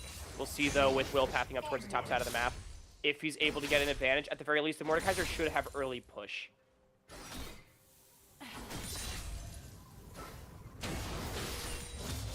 Our tri-lane cam set up here, giving a early view of how the laning phase is panning out for all of our matchups. Sudsy opening up, hitting level 2 first, gets a little bit of chunk onto Adam's health bar here. As both the junglers engaging into what seems like full clear mode. I'm curious if Will have an opportunity to look for an early gank setup onto the top side, or if Bio wants to change up his pathing a bit, because so far it's only been Will that has ever looked for proactive moves before level 4, whereas Bio has just been, always making sure that he can get level 4 and then just look on the map afterwards. And one of the scariest things for me about Polestar's composition is I really do think it is not easy for them to look for proactive plays. Like, I just think Azir Maokai is so much weaker in any sort of match play than this LeBlanc and Zhao, especially when you look at even the other champions too, like Mordekaiser, Varus, Alistar. All these champions very competent in the early skirmishes, and it makes me nervous for plays Pulse might go for. And I sort of mentioned the strength of their composition, defending space, defending the river, not allowing Jolly Rogers potentially to step up to neutral objectives. I do think that was one of the things that hamstrung Pulse in the first game. We talked about it. It felt like Bio and Tubbs would kind of get ahead of the team and abandon what was, a winning position where they could force Jolly Rogers to face check. This team always likes to go forward. I don't know if that's what the comp is built to do, as you can already see Will. He knows he's stronger than Bio. Yep. Thankfully for Bio, because he's running the Phase Rush, can always disengage with a full spell rotation against the Xin Zhao, but has no means necessary to go back in and try to contest whatever the Xin wants to play for, which is that grab. Hub in trouble, though. Ignite ticking down. Nukes just separating Tubbs away from his AD carry at the moment, as Zev now trying to follow up on this Gragas, maybe in danger of forcing the flash away, but back to mid lane. Sudsy now under fire from Bio, but Will is here. W flash right on top of Bio. That Maokai is going nowhere, and it's first blood for LeBlanc. That was well played by Sudsy. Great reaction time on the twisted advance from Bio. Hits the ethereal chain as well, and Bio, I think he immediately understood, I have made a grave mistake, but Will, great decisiveness on the punish. He gets the double crab as well. Will, it's just like game one. He is so huge really early on into the game. Yeah. I'm curious to see how this started out first. It looks like Sudsy was able to bait Bio in on the cross map as he was looking for that second crab. And then because Will is still in the area, just going for a aggressive move like that, while understandable and trying to relieve pressure, it's just too dangerous. I feel like I just talked about how, like, it's just really difficult for Pulse to make those plays. It needs to be a fast look on a Sudsy, but LeBlanc is nigh ungankable, especially pre-6. I mean, like, maybe, ooh, big trade from Dragoon. Like, maybe, though, once you get, like, the ultimates for these your Maokai, you can lock down the LeBlanc long enough to chain combo, especially, you know, if Gragas shows up, but I just cannot condone that play. I really do want to praise Jolly Rogers, though. I think a great decisiveness on the punish right there from both Will and Sudsy. Yeah. And while Sudsy has, you know, had some oopsies throughout this series and, you know, stepping up in places where he doesn't want to be, you already called it out during the drafts, like, hey, on this LeBlanc, we'll be a little slipperier to punish. And right now, off of that first look, Sudsy being able to make a strong move where he baits in Bio and gets the punish this time around. He's also up a lot of CS, just like game one as well. So the formula kind of coming to fruition right now for Jolly Rogers. We'll say for the third game in a row now, Zev and Nukes are getting outplayed in the 2 versus 2 early on, but it's not really mission critical. Zev has done a great job of making himself relevant in the mid game, even when he's been, you know, 10, 20 CS down on hub. It's not really been an issue for Jolly Rogers so far throughout this series, as it's like Bio going from the top side, Dragoon 6. Just fight top side. See if they can turn it around. Dragoon has condoned someone in the death realm. It looks like it was Dr. Calculus, but just not enough damage to continue the fight, and Dragoon spacing himself away as he still has a large wave that is pushing into him. Will is nowhere near, so Dragoon knows that he is on a 1v2 mission, but so far it looks like he's able to handle himself just fine. Meanwhile, Jolly Roger going to benefit off of the secure of this first dragon of the game, thanks to the pressure that Dragoon was able to pretty much force Polestar to respect. Ooh, Bio maybe gonna get found out by Sudsy. He can one-shot this guy, level 5 Maokai. QQ? Oh, he wasn't able to twist and advance the chains. So that means that the majority of the damage goes through. Easy pickup. Oh, Sudsy was trying to flash over the Emperor's Defy, but it gets pushed right back. Sudsy, wait, does he have another distortion? He has the cooldown. Oh, never punish, Hawk. Sudsy's out of there. That was like the worst play escape from Sudsy. I feel like he could have just gotten hit by the Emperor's Divide, walked into the Baron Pit, and flashed over the wall. But he got away anyway. Zev, that's a big play. Feat of Warfare. Hub's gonna die too. Hub finds the 4th bullet. Nukes knocks him into the wall, has the pulverize, and just gift wraps the kill over to Will. Nicely done. I mean, Will, man, he's 1-0-1, able to get himself a kill. He got the dragon as well. Bio got called up to the top lane because he had to bail out Calculus. Dragoon put him in the death realm. Bio needed to make sure that the Aatrox could push out and not get frozen on. So it meant free reign on the bottom side of the map for Jolly Rogers. They take advantage. 1.8k now up in the lead. And Sudsy being 2-0 to boot. It is, I'm going to be honest, like, Jolly Rogers, they are making the skirmish composition work so well so far. Much better than last game at the very least. Yeah, I mean, something that has been, once again, consistent in the first 2 games, and is starting to show again, is just Will being proactive and finding strong early game advantages. This time around, the fact that Zev and Nukes are able to find the early 2v2 kill on the Hub and Tubbs, this is not looking good for the Polestar bot lane, as they have been usually a consistent strong point for Polestar this entire series. Right, that's the problem. Pulse isn't really winning everywhere, and they're losing quite hard in 3 roles right now. Top, jungle, and mid are all pretty far behind. As we do have a quick pause, hopefully back in the game pretty soon. You know how it goes. You get to hang out with us in the meantime. As I was going to say something, Mark, and I just completely lost my train of thought. But Jolly Rogers, they're winning right now, so you know that's. Well, just looking forward, they had just taken the first dragon of the game, so we're around the 8-minute mark. So Grub should be up for contention around this point. Will just picked up that kill.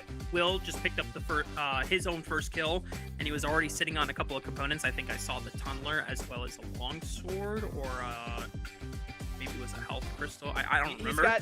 He's well on his way to the Sundered Sky. Sundered Sky, yeah. So I think what's gonna happen at this Grub fight is Will should be on his first item.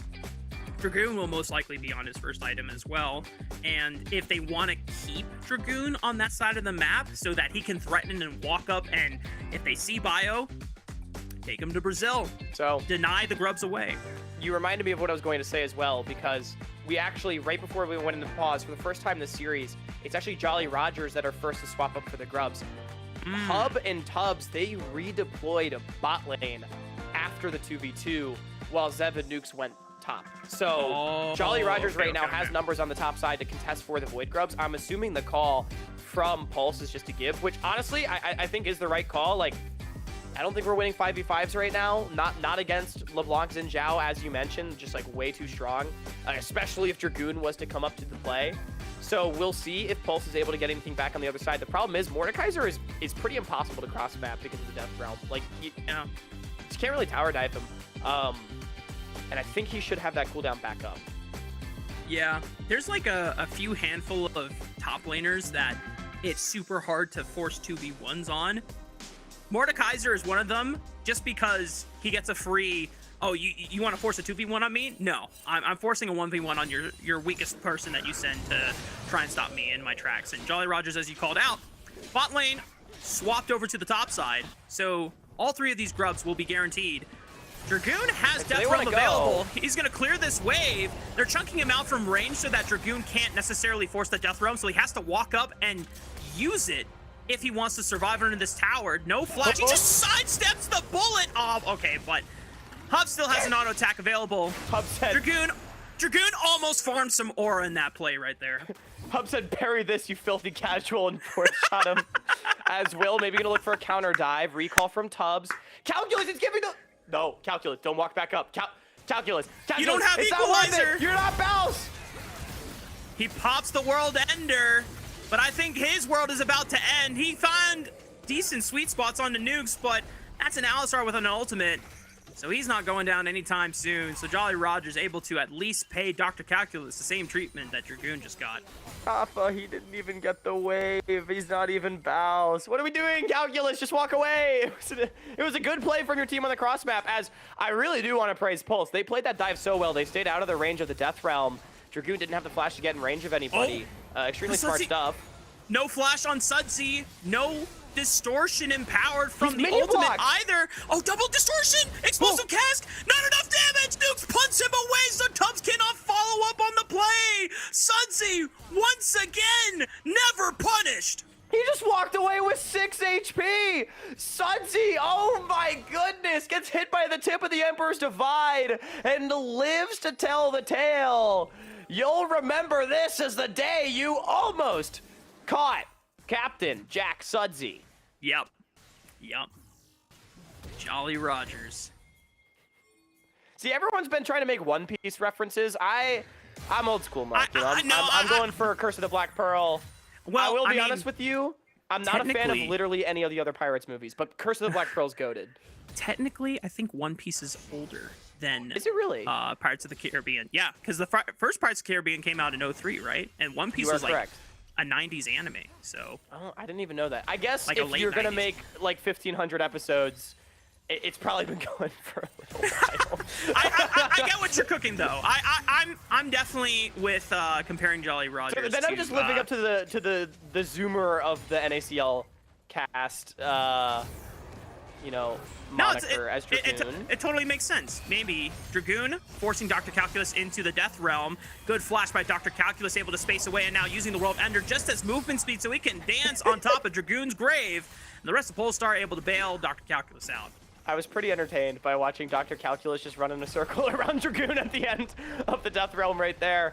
Good survival. Dragoon, I get why he ulted Dr. Calculus. It meant that the Grasping Roots did go wide. However, I think Bio might be the easier target in the future right there. Either way, Pulse, good swap up for the kill. It's another one over to Hub. He is 3-1, so once again, going to be the primary carry for this Polestar squad as plates taken and a flash. Yeah. Will, respecting the potential all-in of Polestar of collapsing onto Xin Zhao under the turret. Also just making sure that by flashing there, he doesn't lose too much HP for this Dragon contest. So Jolly Rogers for this. Yeah, should have enough resources for this. I mean, Hub's on the way right now. Dragoon's still top lane, and he TP'd top, so 4v5 potentially as Bio's into the pit. Bio, again, he's pretty far ahead of the team. He can Q smash. Oh, yeah. Well, Maokai is pretty damn good at securing objectives, and now Will is in the thick of this fight. No way to get out. Sudsy trying to contribute with a little bit of poke, but, you know, in most situations, Hawk, it looks strange to just jump into the pit, but Bio had that aura and knowing that, hey, as Maokai, I never lose these smite fights. Yeah, and Bio, this time he waited, too. He jumps into the pit, but he waited for the team to get in range. Everybody, clear comms, claps onto Will. Big pickup, a fourth one now going into the pockets of Hub, and TP from Adam to catch the wave. That's a great sequence from Polestar. Jolly Rogers, they will still pick up the first tower of the game. They will still maintain their lead, but Polestar absolutely showing some signs of life in this third game. Hawk, I think our wishes might come true. This is why would more you like say that? Why would you say that? Now all of a sudden, like, everyone's gonna start inting and you know, Pulse is gonna win in 10 minutes. I mean, Jolly Rogers are 2,000 gold up, but it's still a fairly competitive series so far. Sudsy up 2-0, has yet to die to any of the collapses that Polestar has made. Luden's acquired, Yumu's acquired for Zev, so everyone on Jolly Rogers is at a fairly strong point for the mid-game spikes. I gotta say, big story this game. Tower plates, Jolly Rogers got, I think, all but 3 or 4 of them, including the entire bot lane tower. Pulse only picked up 4, so that's a big part of the gold advantage, and you can see how far ahead basically everybody on Jolly Rogers is. It's really only Hub with those kills that's keeping things competitive. Dragoon using the Proto Belt to distance himself away. Massive shield. Tubbs trying to slow him down on top of that. Q throws out the explosive cast once he pops out of the Death Realm, but Nukes and Will are here to protect their top laner from certain death. And this time around, Jolly Rogers able to rally behind Dragoon and bail him out of another collapse that Polestar were looking for. Yeah, see, Hub wasn't in that play, so Pulse missing a lot of damage. Another wave denied. This tower so low on the top side of the map. They really need their Jhin in the fight. And look at this, a lot of Mercury Treads getting picked up as well from the side of Jolly Rogers, Dragoon, Will. I think Sudsy was supposed to go for them as well. But regardless, it's going to be Jolly Rogers. For CDR boots, man. Yeah, I That's think you're supposed to go Merc Treads against Azir, Malachi, Gragas. But, you know, I respect it. My man said, I want to do damage. I mean, if he wanted to do damage, he should have gone for the 10 boots. But this guy said, I just want to distort more, you know? True. Yeah, but, you know, like, that leads to doing damage as well. Yeah. That's fair. That's fair. We'll see if he gets punished for it, as Bio is on the bottom side of the map. Sudsy's alone. Well, that's both instances of distortion. Bio farming up this Grom, but ready to pounce onto Sudsy if he ever steps too far forward. And Sudsy is going to respect the potential collapse of 3 members here. Also, Hub was leaning away from mid towards that bottom side, so Sudsy just accepts that this turret is no longer his to protect. And Adam will at least claim the first tower for the side of Polestar. Still keeping things within 2,000, exactly where you want to be for Polestar. So remember their composition, when grouped together in the 5 versus 5, if they're able to hold the line and command a position, it will be nigh unassailable for Jolly Rogers. It's really up to them to sort of split up the fight, split up Polestar, force mistakes to happen. And here they go. They're going to use the Herald to get a response out of Pulse off the redeploy. Hub and Tubs are walking up, but they're not going to get here in time to defend that tier 1 from collapsing. Dragoon wants this. He We'll wants to step find away. somebody. The Herald will not get another crash on. Dragon is not spawning for another 55 seconds, so there's still time for Polestar to try and look for Vision retake, as they have that bottom side quadrant completely lit up. Dragoon is looking for someone. Tubbs getting swept up by that Giant Claw. Sudsy has teleported in looking for Hub. It's already a flash burned out of the Jin. Not going to go down in this scrap, but Jolly Rogers just doing their due diligence to try and find ways to make Hub even more threatened in the upcoming fight. Yeah, nice movement from Hub, though, to not give over his life. Sudsy, he wanted to find the assassination, but couldn't land the chains. Good sidesteps coming through from the AD carry of Pulse. And good work from Adam right here to cross-map the play. It's going to close the gold gap a little bit in favor of Pulse, but getting the flash off the Jin ahead of this Dragon fight is big, and here they go. Flash headbutt pulverized right on top of him. Hub is in trouble. Hub, just one more instance of damage, and finally it's Sudsy finding that sigil of malice. But meanwhile on the backside, Zev falls to Dr. Calculus, and they have to play around Sudsy's damage. Will getting swept up by the Ember's Divide. Good sweep by Adam. It's a 3-on-4 favoring Polestar. They have taken out the jungle from the side of Jolly Rogers, but they cannot get back over to the other side of the Dragon. They're going to take their bases here. That fight was so well played by Polestar, though. It took too long for Jolly Rogers to kill Hub. And what does Pulse do? They counter dive onto Zev. They remove both AD carries from the fight. And then Pulse, all grouped together, are able to disengage through the choke point. Able to scoop up Will and pick up their second kill. And it denies Jolly Rogers a take on the Dragon now. JR still in control of the space, however. Sudsy pushed up bot quite far. If I didn't know any better, Mark, I'd say we're going to have a round 2 on this fight. I mean, Tubbs is looking for a LeBlanc pick. Unfortunately, LeBlanc is pretty slippery, and was trying to catch Sudsy on while his distortion was off cooldown, but not going to be the case here. There's a ward in the Dragon Pit, so they have vision of this third Dragon of the game for the side of Polestar. Right now, Jolly Rogers just trying to look for poke before the fight breaks out. And look at this Pulse. They're not overgrouping Dr. Calculus this time. They're actually just going to have him push a side lane while it's Jolly Rogers stacked up as 5. They're the ones that really want to force, but they're not going to be able to find anything. They need to get on this Dragon because they are losing gold. Look at the gold gap. It's closed to 400. And there's no TPs from the side of Jolly Rogers, so you're absolutely right. If Jolly Rogers take too long with this Dragon stall, I mean, Dr. Calculus should be able to get a full turret for himself, and if they want to look for the fight, he can always threaten to TP since he still has it available. Nature's Grasp already used by Bio, gets a little bit of information down, but not enough for them to brute force their way into the pit. But Dr. Calculus... He ulted for the AD. That's so based. He's just trying to burn down this turret as fast as possible. I don't think Zev is going to get there in time. There's still a couple more minions, so that he should be able to get it. Dragoon will send this guy possibly to Brazil with the Death Realm and just keep him there. But Dr. Calculus, 07's in the chat. This Polestar are able to at least get a tier 2 turret on the top side. But look at mid, look at mid. They're continuing the pressure here, Hawk. It's a good call. Polestar are playing the map as well as they can and forcing Jolly Roger to respond to every pressure point that they set up. This sequence was absolutely better for Polestar. Jolly Rogers, sure, they get a Dragon, but they lost multiple waves bottom. They lost multiple waves top. They lost a tier 2. So now they feel pressured to continue overgrouping and forcing because Pulse is winning out in the gold game. Dr. Calculus down for 12, but he has a TP when he respawns. Sudsy's going to have a flank position. Jolly Rogers getting chunked by the Otacon. Io has Flash.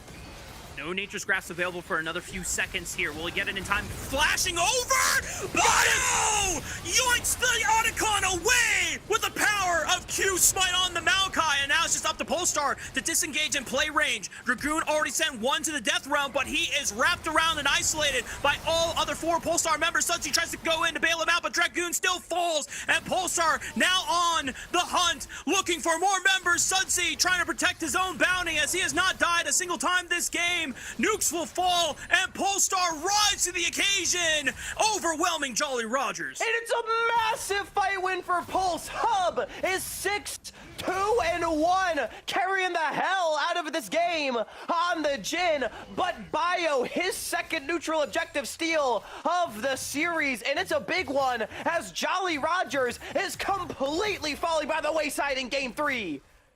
Polestar just being able to find multiple windows where they have forced Jolly Roger to respond and getting the better out of them in back-to-back sequences. Another tower falling in favor of Dr. Calculus. And don't be fooled by the scoreline. 0-2 and 6. This Aatrox is still keeping in goal parity with Dragoon's own Mordekaiser. And Polestar are now finding themselves benefiting with the gold advantage at 21 minutes into the game. We can get another look. Bio, it's simply an early smite coming out from... No, Will didn't even use it. Bio just... He just smite Qs. He didn't even Q. Oh my god. I don't even know how he... That was crazy. I mean, Will, I think he's going to want that one back. Zev goes down. Second fight in a row, by the way. He's gone down with flash up. So he's double lifting a little bit in this game. And, I mean, Pulse, they have a big lead right now. This is the power, I think, of playing a whole split in the NACL. Wins be damned. They get the experience. Their macro has been superior to Jolly Rogers, particularly in the last couple of games. Jolly Rogers, a lot of the advantage that we talked about going into the series that we felt individually, pound for pound, the laners would outclass Polestar. And it just came down to giving Polestar the edge of, well, how much does a regular season of NACL matter in allowing Polestar to level up and being able to play a cleaner map game to Jolly Rogers? It's paying through in these past two games, as you already called out. And now Jolly Rogers, they're going to have to dig deep to make sure that they can find a way to rally behind the only deathless member on their team right now in Sudsy's LeBlanc, who is trying to set up a assassination onto Adam, throws out the Ember's Divide, able to shift away, and Bio is here for the bailout. Sudsy, what? Okay, we're just flashing. I don't know if this is gonna get him out, brother. There's still a curtain call on the way. How did? Oh man, was it minions? I guess that killed Sudsy. Gives Adam the kill credit. That was probably pretty close to being a an execute. I would have to guess. I'm not gonna lie, Hawk. That was so bizarre. That was yeah, so bizarre. I don't know, man. Sudsy is just. It's just not good side laning. I mean, playing so aggressive, very far up with no team support, and no crossbow to come through. And the problem for me is, like, look, it happens, but you got to take the L right there. Flashing is absolutely not the answer, because now you have just reduced your combat power heading in to this dragon fight. It does look like while that was happening, Jolly Rogers went for a play on Dr. Calculus and did get the flash off the Aatrox, so it is something, but Pulse has everything else available as we have a replay of Sudsy going down here. Not really much to say. He flashed in W. Was that a fat finger? Yeah, I have to believe that flash was not intentional. Otherwise, I don't know. Or, yeah. I mean, but regardless. Anyway. Okay, big poke on the Bio. Dragoon's got a flank. Dragoon, Dragoon wait a minute. Is looping around, so he's trying to poke as well. All of Pulsar are all kind of corralled on top of each other. Dr. Calculus forced to pop the World Ender here. Dragoon trying to pull him back in. Who does he ult in the Death Realm? He's already taken Dr. Calculus, trying to see if he can win the 1v1. The rest of Jolly Roger maintaining position. Good engaged by Nukes right on top of Tubbs. Sudsy still poking out over the wall. Dr. Calculus has been chunked out of the fight, but now trying to turn back onto Nukes. No more Alistar ultimate. They turn right back around. Tubbs intercepting Will. He pops the Crescent Guard, trying to buy space. Ember's Divide completely whiffs onto Sudsy, but Sev cannot really get into the fight. He's super low. Tries to find an arrow flash, but he still falls to Adam's Azir. Will trying to carry the fight through as the lone Xin Zhao, but Sudsy has also bitten the dust, so it is really just Will against Tub and Adam. A scrappy fight for sure, but Polestar should be able to run down the Xin Zhao. Will, he knows he's got no way out. Oh, he's gonna try to use the wolves to body block? Okay, no, he's cooked. There he goes. Tubbs gonna give over the kill to Adam. 4-0 and 5 on the Azir. As the disengage composition for Pulse is paying dividends. Jolly Rogers, they had the flanks, they had the claps, but they couldn't find the way in. And Jolly Rogers, sunk cost fallacy trying to overdive. They get cleaned up. But Pulse not able to take the objective. The respawn to come through. Maybe, just maybe, there's another play to be had. Great deadly flourish from Hub that sort of forces Jolly Rogers to start fighting. I think Dragoon wanted to disengage and go back to the Dragon, but once he gets rooted, they have to go. Dr. Calculus is the target, but look at Tubbs. He buys so much space for the team. Hub, another big deadly flourish, and from this point, Jolly Rogers, they needed to leave. They try to keep going, and they give over everything. Yeah. And you can see that Jolly Rogers are trying to opt into this poke war, but as soon as the fight starts, it's just so hard for them to actually start brute forcing their way through because of all the disengage tools that you mentioned on the side of Polestar. Tubbs just receiving any members that are trying to dive into the backline easily with the body slam, splitting open the fight with an explosive cask. Bio can just CC them to all hell, and Adam going for that early Riley's Crystal Scepter. We didn't get a chance to really mention it, but it's paid dividends because he can just slow and control the spacing of the fight so consistently. Adam had a great fight back there. I didn't really talk about it in the replay, but really well done on the Azir. I think he picked the right moment to go in, even with the whiff on the Emperor's Divide. He knew the fight was winning, and he's just able to provide damage. Jolly Rogers, though, they're setting up a trap. However, I don't think that ward spotted anyone just yet. Goon has teleport, so does Dr. Calculus. The question is, do Jolly Roger want to start the teleport race first, or do they want to force Polestar to send their own on Aatrox and try and go for a cross-map trade here? Polestar going to attend to the wave first in the mid lane, play it by the book, wait for Jolly Rogers to reveal themselves in terms of positioning on the map. And Pulse was... Oh, Nukes is on a mission right now. There is an Azir tower there, and a Gragas. I think this... who's flanking who? Okay, well, Nukes is forced to flash away. Will getting caught out by Bio, and Sudsy just cannot step up. This LeBlanc is no longer strong enough to just blink out and force massive poke chunks on this build. He's fallen behind the curve. Adam is already nearly 3 items with the Seekers in his belt, so he's effectively 3 items at this point, I would argue, in terms of gold parity. And Jolly Roger no longer have an Alistar, going to try their best to corral around this Baron. They forced them to take it off, but now will fall, and Adam finding Zev on the right side. They get the best of both worlds. The major damage carry gone, the jungler is gone, Dragoon is forced to send in alongside Sudsy, but this LeBlanc just does absolutely nothing at this point in the game. Polestar can easily rout off Dragoon outside of the Death Realm, and that's a free Baron for themselves. Yeah, Dragoon doesn't do a damn thing either, and Hub and Adam, man, come on. People had so many questions about these players, but you can see their individual prowess as multiple game-winning deadly flourishes in the last couple of fights from the AD carry of Polestar. And Adam finding Zev. Signed Seal delivers the fight. Tubbs, he's gonna die, but it doesn't matter. Baron on 4, 5.5k in the lead. Pulse, they want to go to match point. If you are Jolly Roger at this state of the game, almost 30 minutes in, I don't know how you navigate these fights anymore. The damage just doesn't seem to be enough to brute force your way through the front line of Polestar. We're past the point where Bio was kind of squishy with the Leandry's rush. Now he has the Unending Despair. He has enough HP and resistances and just base levels that makes him a very deceptively strong front line alongside Tubbs on this support Gragas, and Dr. Calculus is not going down anytime soon. And when we talked about how Jolly Roger wanted to set up these fights, it was effectively a poke comp, but Sudsy now just picking up 2 large rods, still not on that death cap spike yet. It might be too late for him to contribute meaningfully in this fight. Maybe we'll see a change once he hits level 16 on the LeBlanc, but if by level 16 he's still not completely one-shotting people, if not like forcing them out of fights, I think it's cooked.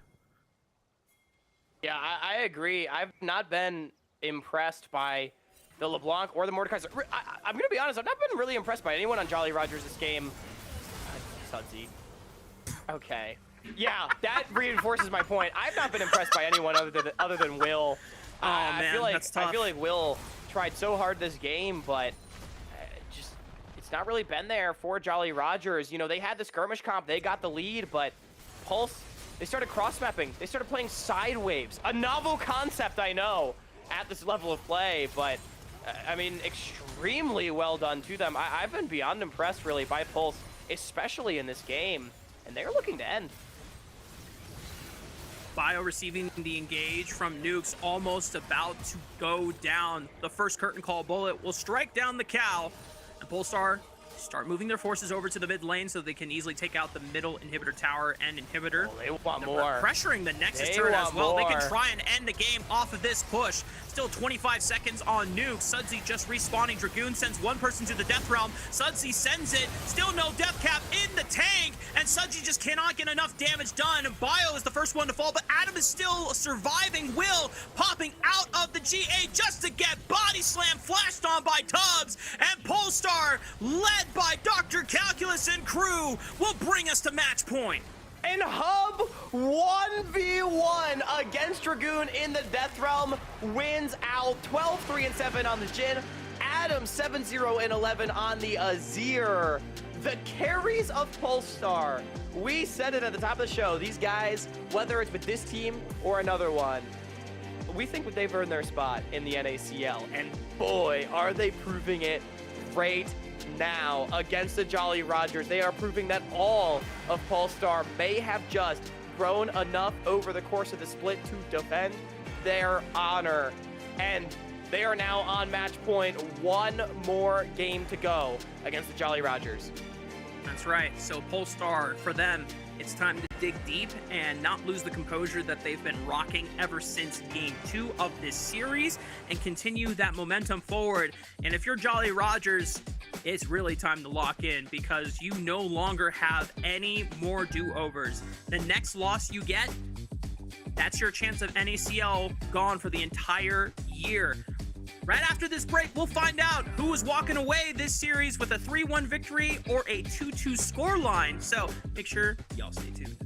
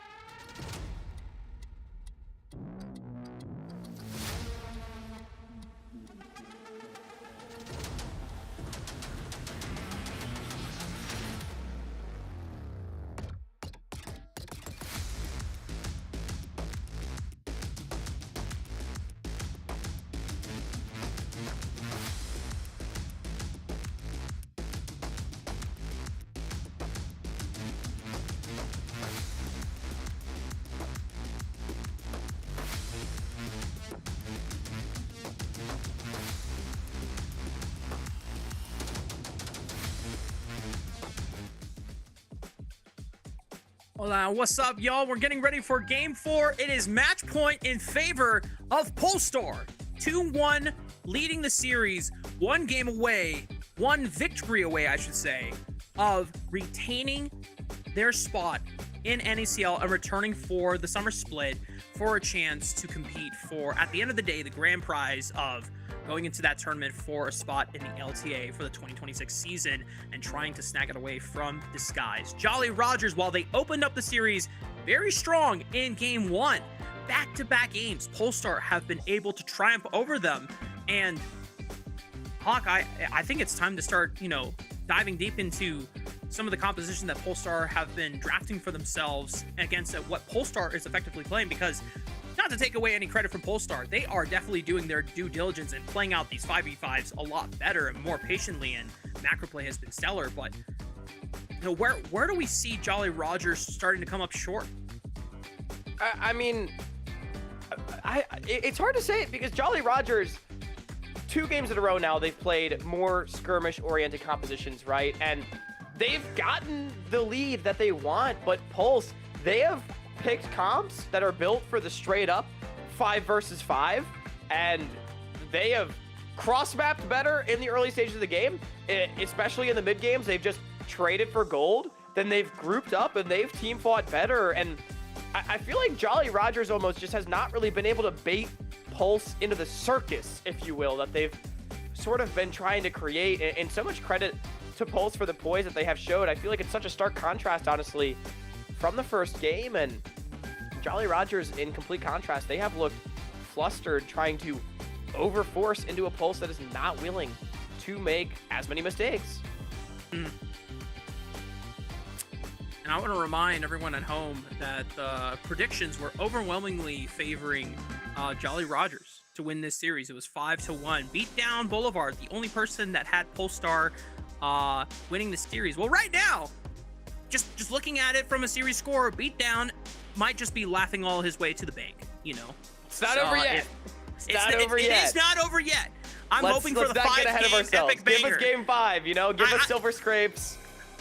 I just want to set it up just in case, Yeah, I want to remind everyone before, because if, at the end of the Game 4 and we don't get a chance to touch upon it, then it will be too late of a moment. But looking ahead for Game 4, I'm curious if Jolly Rogers wants to opt in to red side for Game 4 again.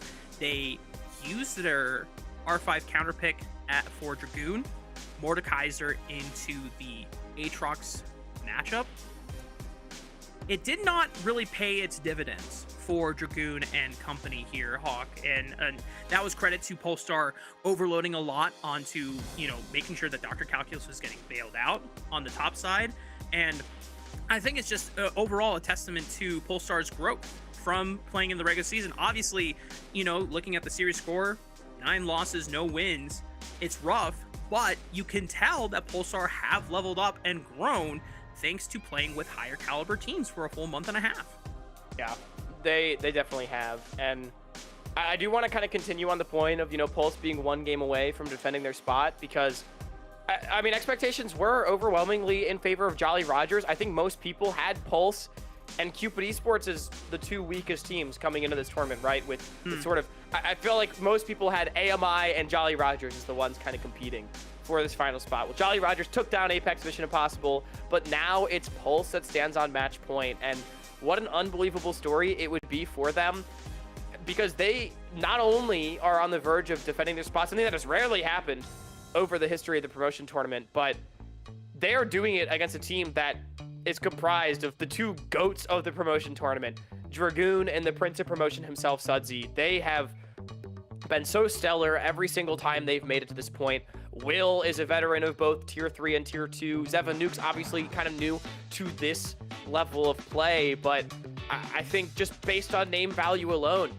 Jolly Rogers sort of had that going for them, and people thought the magic would be on their side one more time.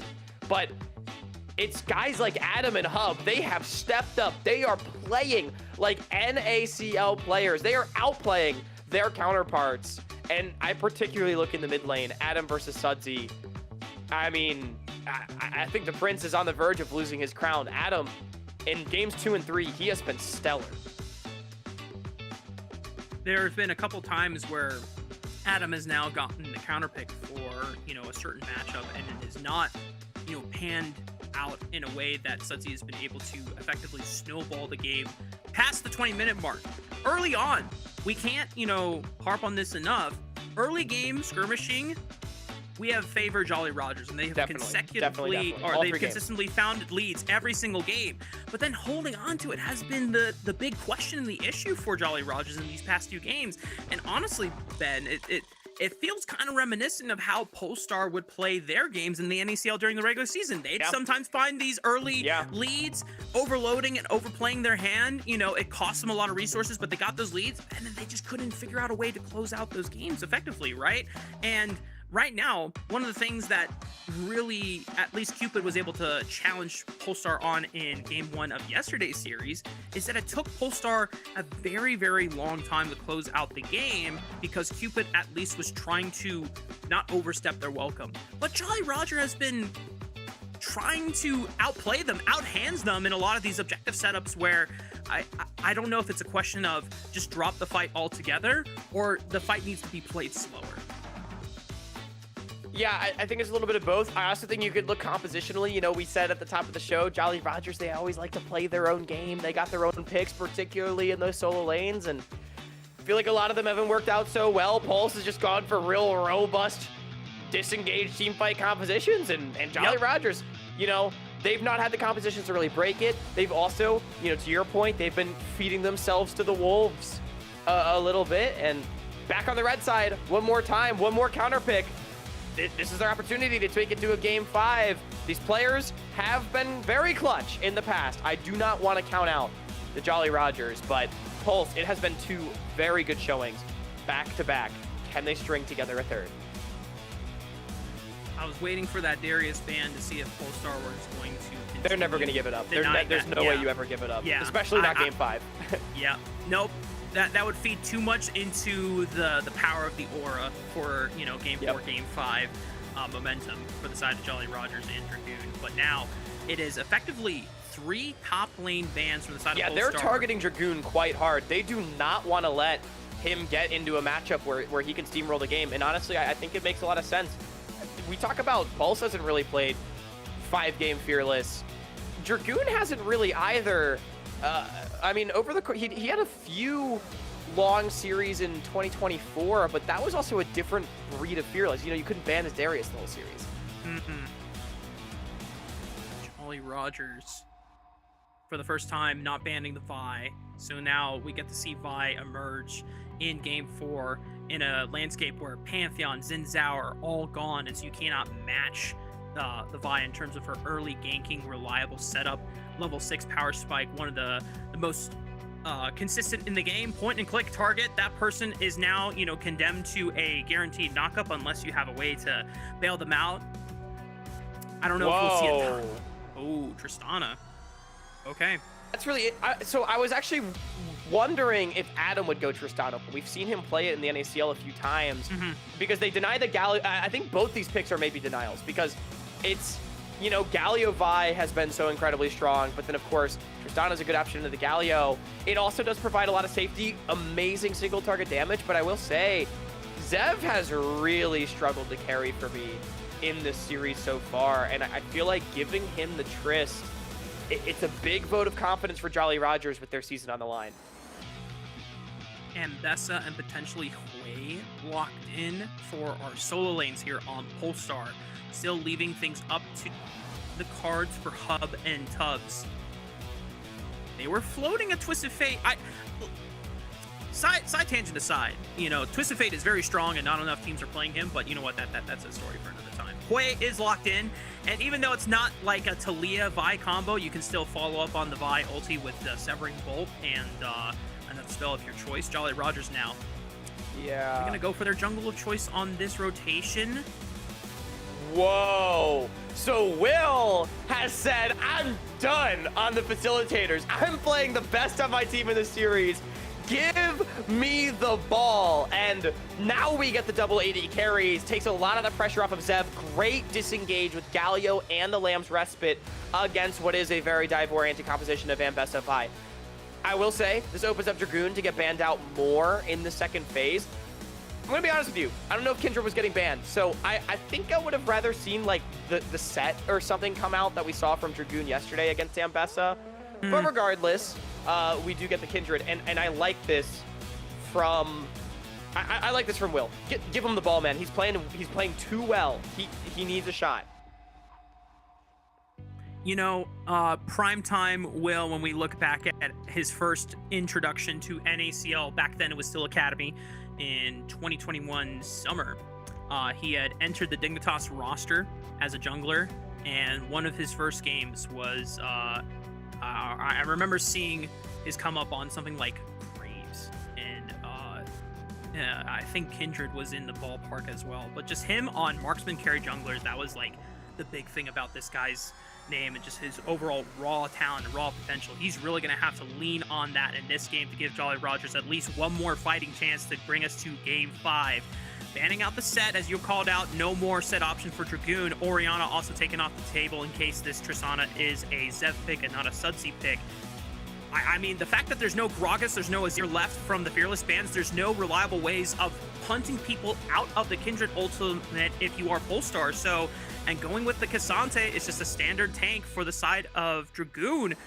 And that's a way that you can at least pull someone out of the Lamb's Respite. So right now, it seems like this is a solid setup for a Kindred performance. Yeah, I like the Cassante pick here for Dragoon. I will say, Orianna ban, that to me says that Pulse thinks this is nukes on the Galio, or at least is potentially anticipating that with Galio Tristana bottom lane. Jinx, really great counter pick into the Tristana, though. You're able to dictate the lane super effectively early on. And you got a Lulu alongside. Give Hub the carry. Let this guy pop off. I will say, though, very difficult to get a reset against Cassante, Galio, Kindred. If you can find a pick with the Vi, it's big. But one of the things we sort of talked about, Jolly Rogers having really good skirmish comps, but not really having the team fight answers for what Pulse is bringing. I feel a bit differently this game. Nico on R5, that one's going over to Nukes so they can try to contend a lane a little bit. I guess it could be for Sudsy, actually. Sudsy has played it quite a bit, but I don't know, Mark. It's a lot of dive for Pulse. Also a good amount of range, but I look at very late on into the game in these team fights. Double 80 carries, Kindred and Tristana. It feels difficult to break for Polestar with all the safety that they have. Depending on how well they're able to chain and reserve their ultimates for receiving fights from Polestar, rather than try and aggressively, start the fight too hastily, I think Jolly Rogers are favored with this draft here, because Vi has one direction only. It's forward. It's into the back line. And you have, as you called it, Lamb's Respite. You have Pop Blossom. You don't have to use Pop Blossom as an engage tool. You can use it as a counter engage tool. The Galio on top of the Lamb's Respite guarantees that everyone who tries to dogpile on top of you is going to get knocked up into a guaranteed AoE taunts, unless you risk stepping off of that Lamb's Respite for safety. You're almost in a lose-lose situation. The only way that it works out for Polestar is if Bio has an insane early game and is just able to propel the rest of his lanes to a strong snowball. So we'll see how it pans out here, Hawk. Game 4, match point on the line for Polestar. One victory away from returning to the NACL for the summer split. And Hub on a hyper carry. Do not discount the power of it, Will. A lot of responsibility on him in this game. Big face check. Adam's going to try to cut off his escape route here. The Vault Breaker will connect. Does Will just accept his fate? No, he's going to burn the flash here, preserves his life, but now he is down a summoner spell at 1 minute into the game. Might be a little late coming back out onto the map as well for his level 1. He's able to get back round 108, but that's a big play because I think for me, it's the jungle matchup. Will, he needs to have another great game. And then the bottom lane matchup. I will say, I don't really like the R5 Nico from Nukes. It feels... I think you should have gone for a true enchanter. I don't think you're going to really win this lane anyways. And it feels like something that could just give over a reset to this Jinx. It feels like a target later on into the game. So you're most certainly not playing a dive composition. There's already so much disengage. like something that maybe could have buffed up the double AD carries a bit more. Like Emilio? Milio, Karma, Renata. I think mean, all if you want, three of those if you want to champions play were on the disengage games incredibly awesomely, do not recommend Janet to me. That champion is terrible. But come on, look, Monsoon pushes them off the Lamb's respite. No way. Wow. Although, okay, well, Monsoon Lamb's respite interaction, that's actually funny. But I think like Renata, Karma, Milio, something like that would have been better. We'll discuss the apparent trauma you have with Janna after the broadcast as we return to our dual jungle POV. Will, despite losing the flash, is still going to be able to carry out the first clear relatively unopposed. Bio just finishing up this 3-camp clear at the same time as Will. Bio actually going went for the reverse Raptor. clear. Yeah, a reverse clear. We've not seen this very much recently. I feel like this is very 2023 of Bio. But hey, I like it. It's good on the Vi. I mean, the nice thing about what this allows him to do is accelerate his level 6, right? Because you're going to have rubber banded camps on that second respawn Raptors coming up a little bit sooner, so you can get that extra injection of experience and also a target for Will, though, potentially. Oh, I see what you're saying in terms of like the mark. If you're able to get push in mid with Sudsy, yeah, playing the mark game, we'll see what happens because I do agree with you. I mean, if you're able to just get that like second Raptor spawn before backing, it feels really good as the Vi. Yeah. Oh, they missed the cannon. -1.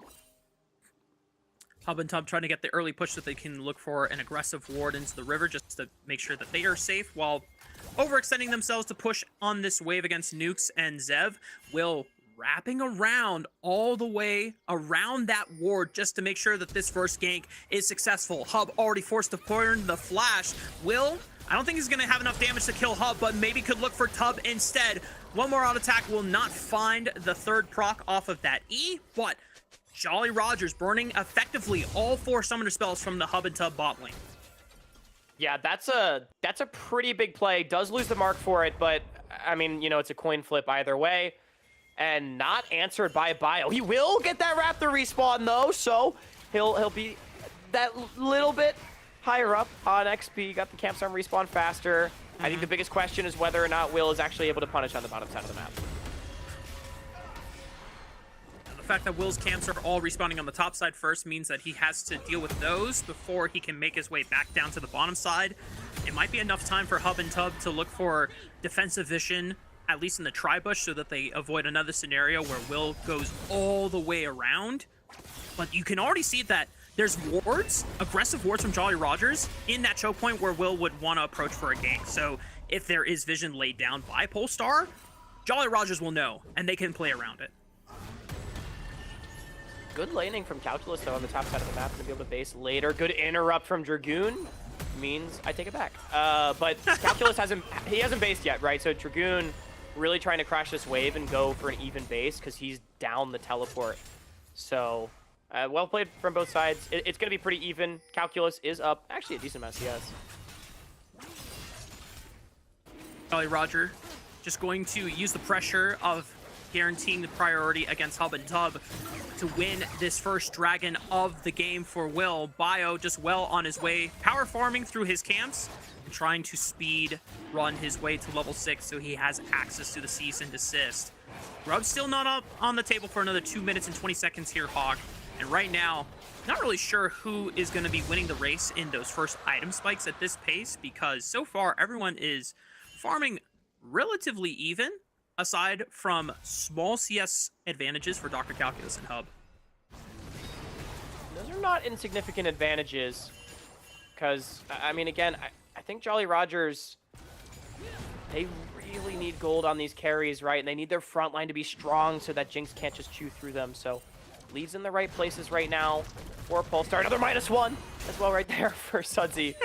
But I do think we talk a lot about Bio hitting level 6. I think a big question for me is where that first ultimate from the Vi goes, because I will say, pretty difficult for Pulse to make plays early on, similar to last game, just because there's so much counter gank potential on the side of Jolly Rogers. With the Galio ultimate, if Kindred is waiting in the wings, I think you need pretty good information to ever go aggressive if you are Polestar.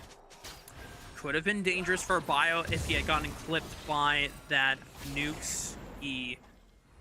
Ooh, Will's actually pretty far ahead. He's going to keep messing with Bio here. Yeah, he's level 6 now, thanks to the fact that he was able to get that last crab. He's not going to pressure Bio off of this Raptor camp, though. He's just going to go for an immediate base, knowing that he will have the first redeploy back on the map. Does Bio hit level 6? Not quite. Wow, Needs one more camp. He'll get it up this blue. He's going to be fine. But I think Will opting to go for the base so that he can be first to the top side of the map around the Grubs play. Now, Jolly Roger's bottom lane is going to be a little bit late. However, they were able to crash both side lanes. So Pulse losing out on some minions in this sequence. And I'm actually not sure which composition I favor around this Grub fight. I think it's Jolly Roger's. But if Pulse is able to get set up, you know, they might be able to lay out a target.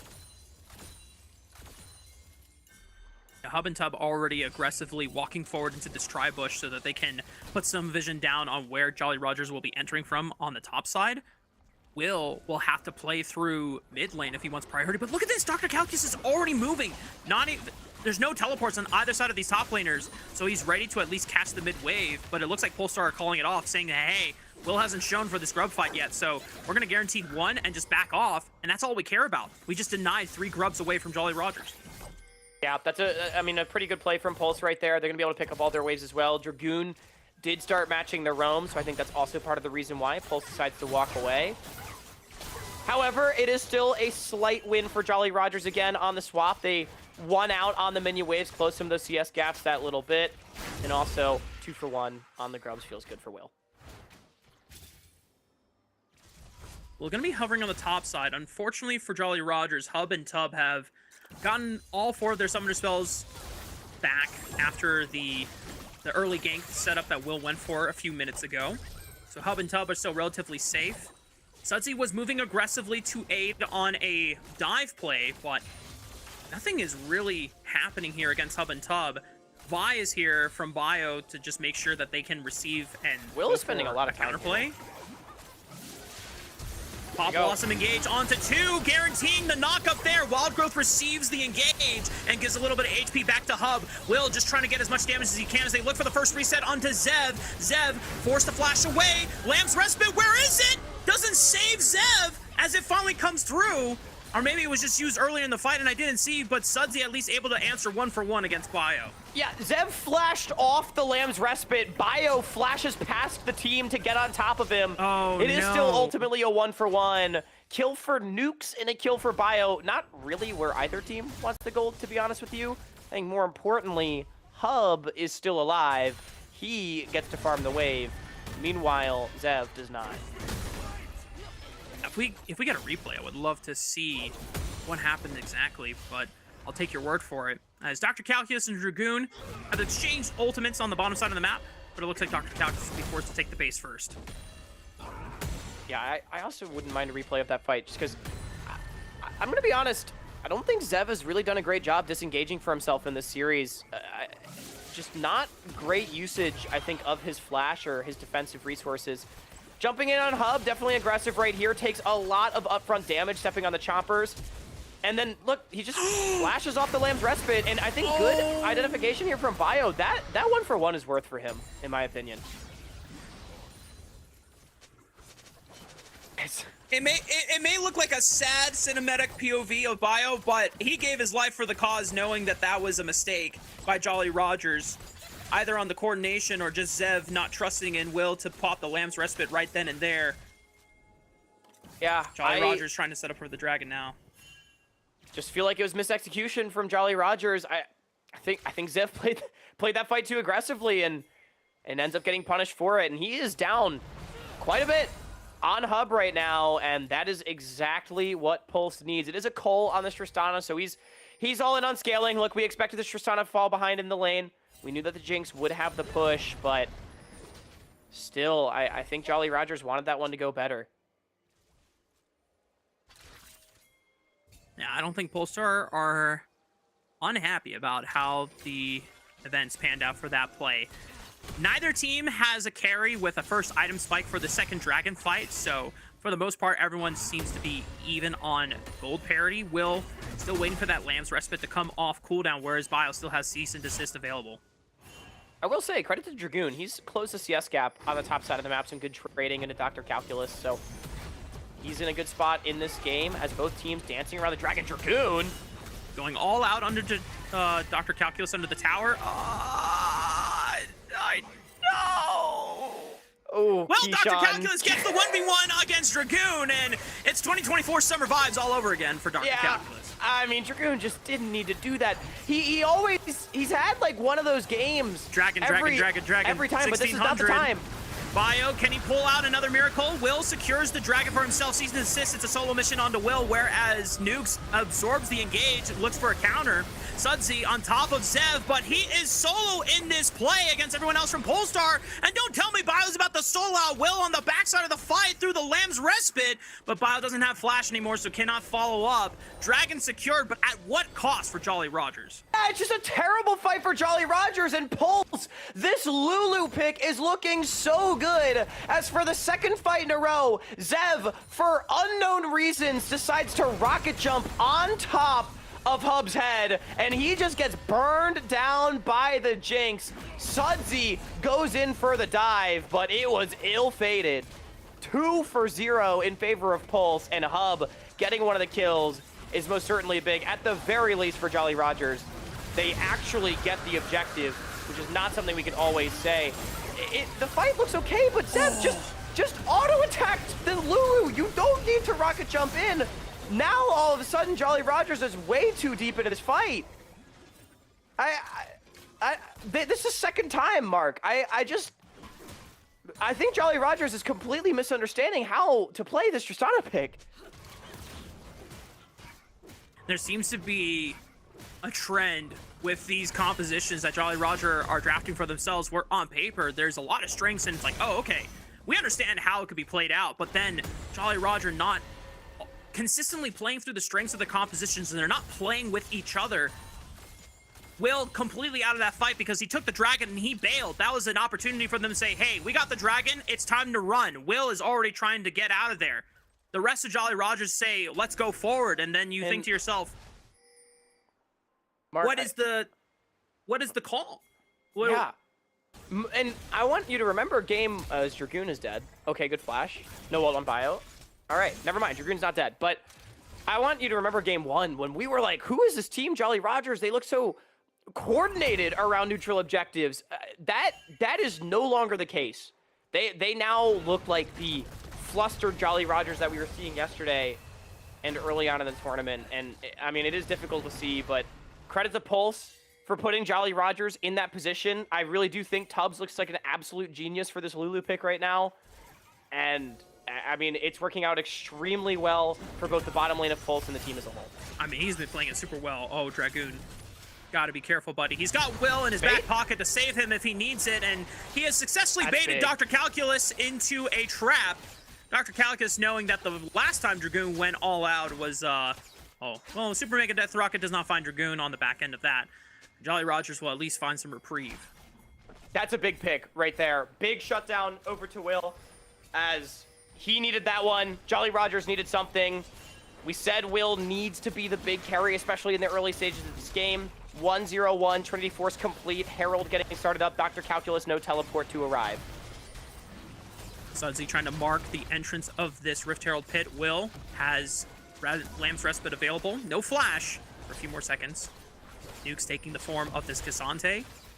Everyone is behind the pit, trying to see if they can maybe help Will burn it down a bit, but Bio's gonna send it! Will wins the smite fight, and now everyone's full sends it onto Adam into the backline. This time around, Zeb is able to carry on through the fight and the resets, finds a good flash, but still dies to one of the rockets from Hub. And now Hub can reset in the fight here. He's got all the space in the world. Dr. Calculus is buying it for him. We're just waiting for the Lamb's Respite to pop. Looks for the zap, flash forward for the rocket, all out from Dragoon. Bails Will out of the fight. Hub just by fall to Dragoon's Cassante. Just needs one more on attack, and Dragoon clips him. And Jolly Rogers prevent a Jinx Reset City montage as Dr. Calculus needs to find his way out of this fight, but Will can lock him down alongside Dragoon, and Jolly Rogers step up in their darkest hour. And it's a delayed ace as Jolly Rogers somehow pull out the fight. Bio went deep, didn't get the Herald, and this game is right back to even. Don't ever say it's over if Dragoon is breathing. Oh, baby, Dragoon ready to get his smash game on. Jolly Rogers have evened up the gold lead.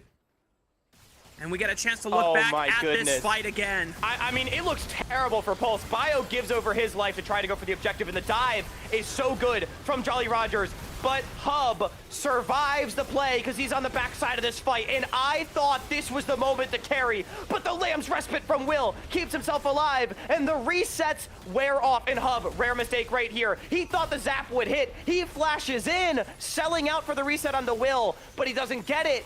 And Dragoon is able to reverse the play, turn it into a double kill, and a delayed ace. That fight was inches from being a Polestar Hub montage. Instead, it's Jolly Rogers keeping their footing in the series.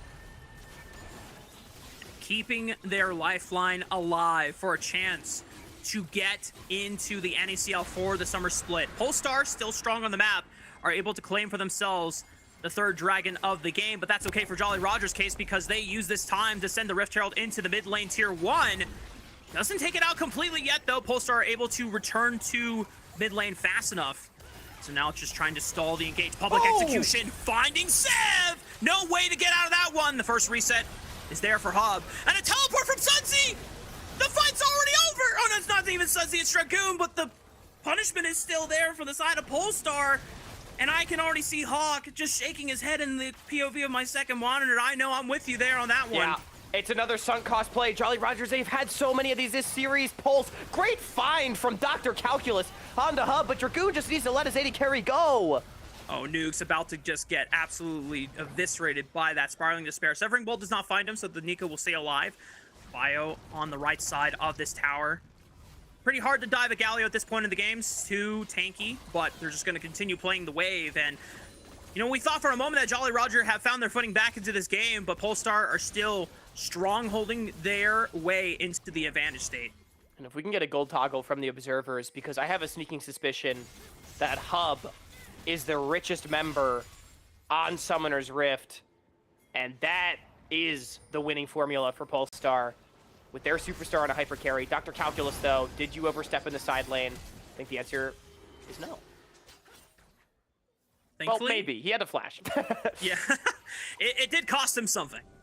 And that turret just needs to be poked with a stick, and it will fall. So Jolly Rogers will be able to at least claim first brick for themselves. Does that guarantee...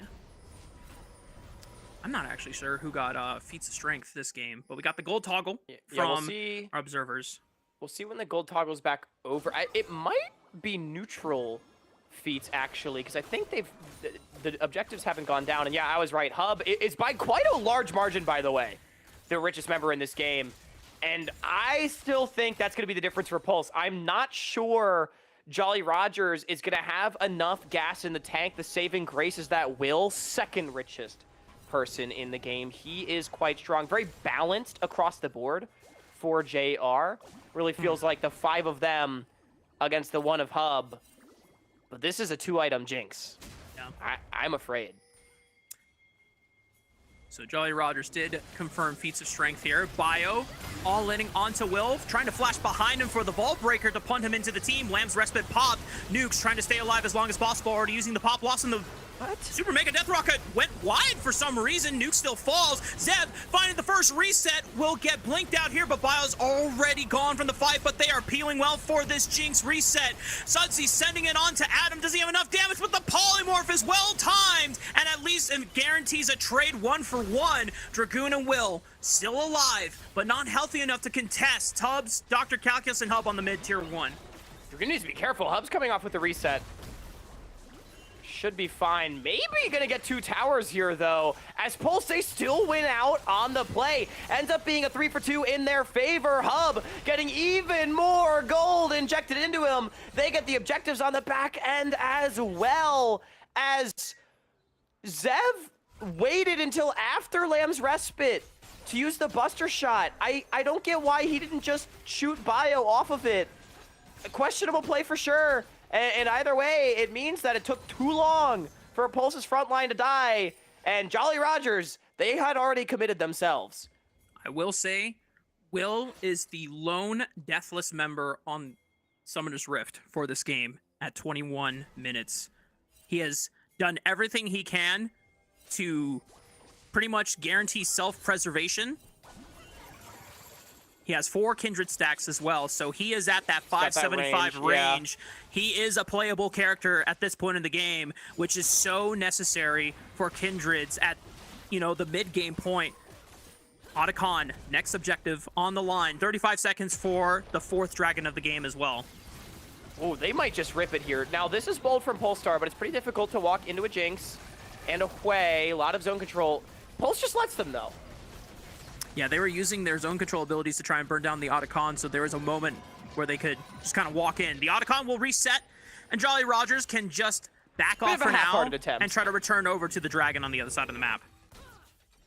And Pulse, they're still the ones with full control over the river, so, you know, it's not the end of the world, but they're dropping side lane minions. Yeah, weird play right there. Half-hearted attempt at Otacon, and they still look like they want this? Question mark. Both teams sort of sacking bottom side right now, but Pulse lost about 400 gold worth of minions in the last few seconds. If this is Jolly Rogers' attempt to make sure that Pulse don't immediately book it over to the dragon, then I don't mind the way that they are kind of basically keeping them here. Okay, Dr. Calculus steps up into Sudsy range. Can anyone for Polestar really get it there? Public execution right on top of Dragoon, but that's not the ideal target. But at least for Dr. Calculus, he bails himself out of danger. He doesn't have teleport, so if he does base here, he would have to walk all the way back. But still, Jolly Rogers have not been able to send someone over to help guarantee priority for the dragon on the other side of the map. It just seems like Otacon is too big of an objective for any member to give up, and now they're the ones forcing it. Okay, Sudsy in trouble. Looks for Dr. Calculus here. No public execution, no flash. Dragoon has teleported to the play. Polestar and Jolly Rogers just constantly trying to keep each other here on the other side of the map. But it doesn't seem like anything is really coming to occurrence for either team here. All right, everyone, just reset. Go back to base. And, okay, no, never mind. Screw resetting. Pulse reset. But we're on the Otacon right now as Jolly Rogers. Double 80 carry is going to try to burn this one down. TP coming in. 4 members of Pulse on the way. Tubbs is not here. He's the big disengage. 6,000 HP. Jolly Rogers. They're afraid. They're gonna drop it. They're gonna drop it now. Sudsy had teleported in, but Tubbs ran his tiny Lulu feet all the way back to the objective. It still hasn't been dropped. It still hasn't dropped yet. Can Bio get in there? Taunt absorbs it. 1900, 700. It is secured for Will and the rest of Jolly Rogers. If they can just cleanly disengage, then the fight is won. They don't need to do anything else here. Polestar are trying to now look for stragglers, and they might have just gotten away with highway robbery here, Og. That is one of the craziest things I have ever seen. Are they gonna force Baron now? 3-minute Otacon dance. Oh, now we get the Baron force. I'm trying to burn it down. Tubbs forced to flash away.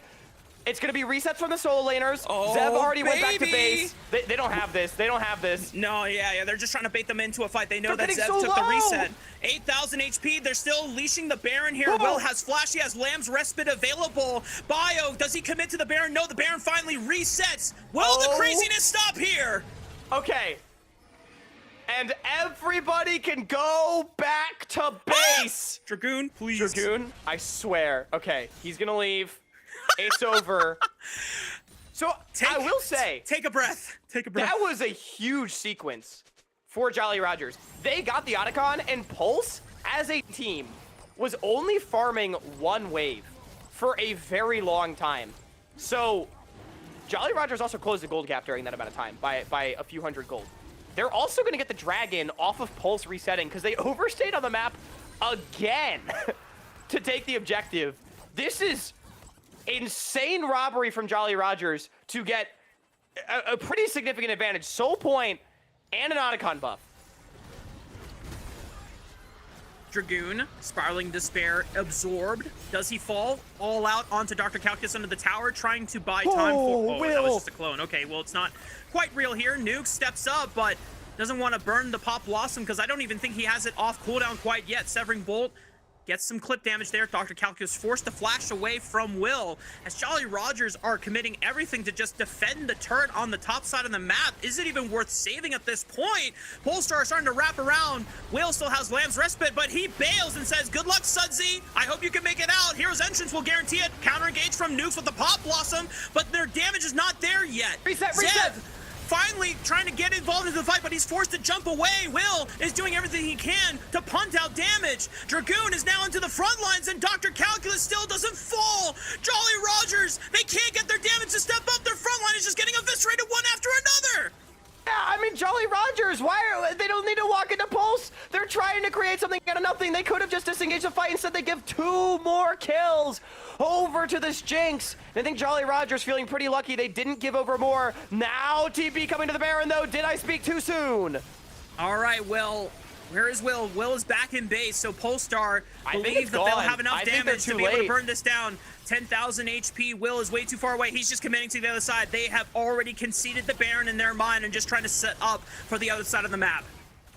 Minion's going to take this mid-tier 1 at the very least, but that is such a big Baron take. Pulse, their gold lead has gotten large. 5,000, and look at Hub.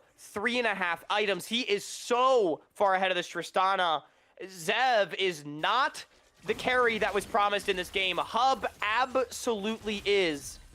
And I have to question the decisions from Nukes and Dragoon in that fight.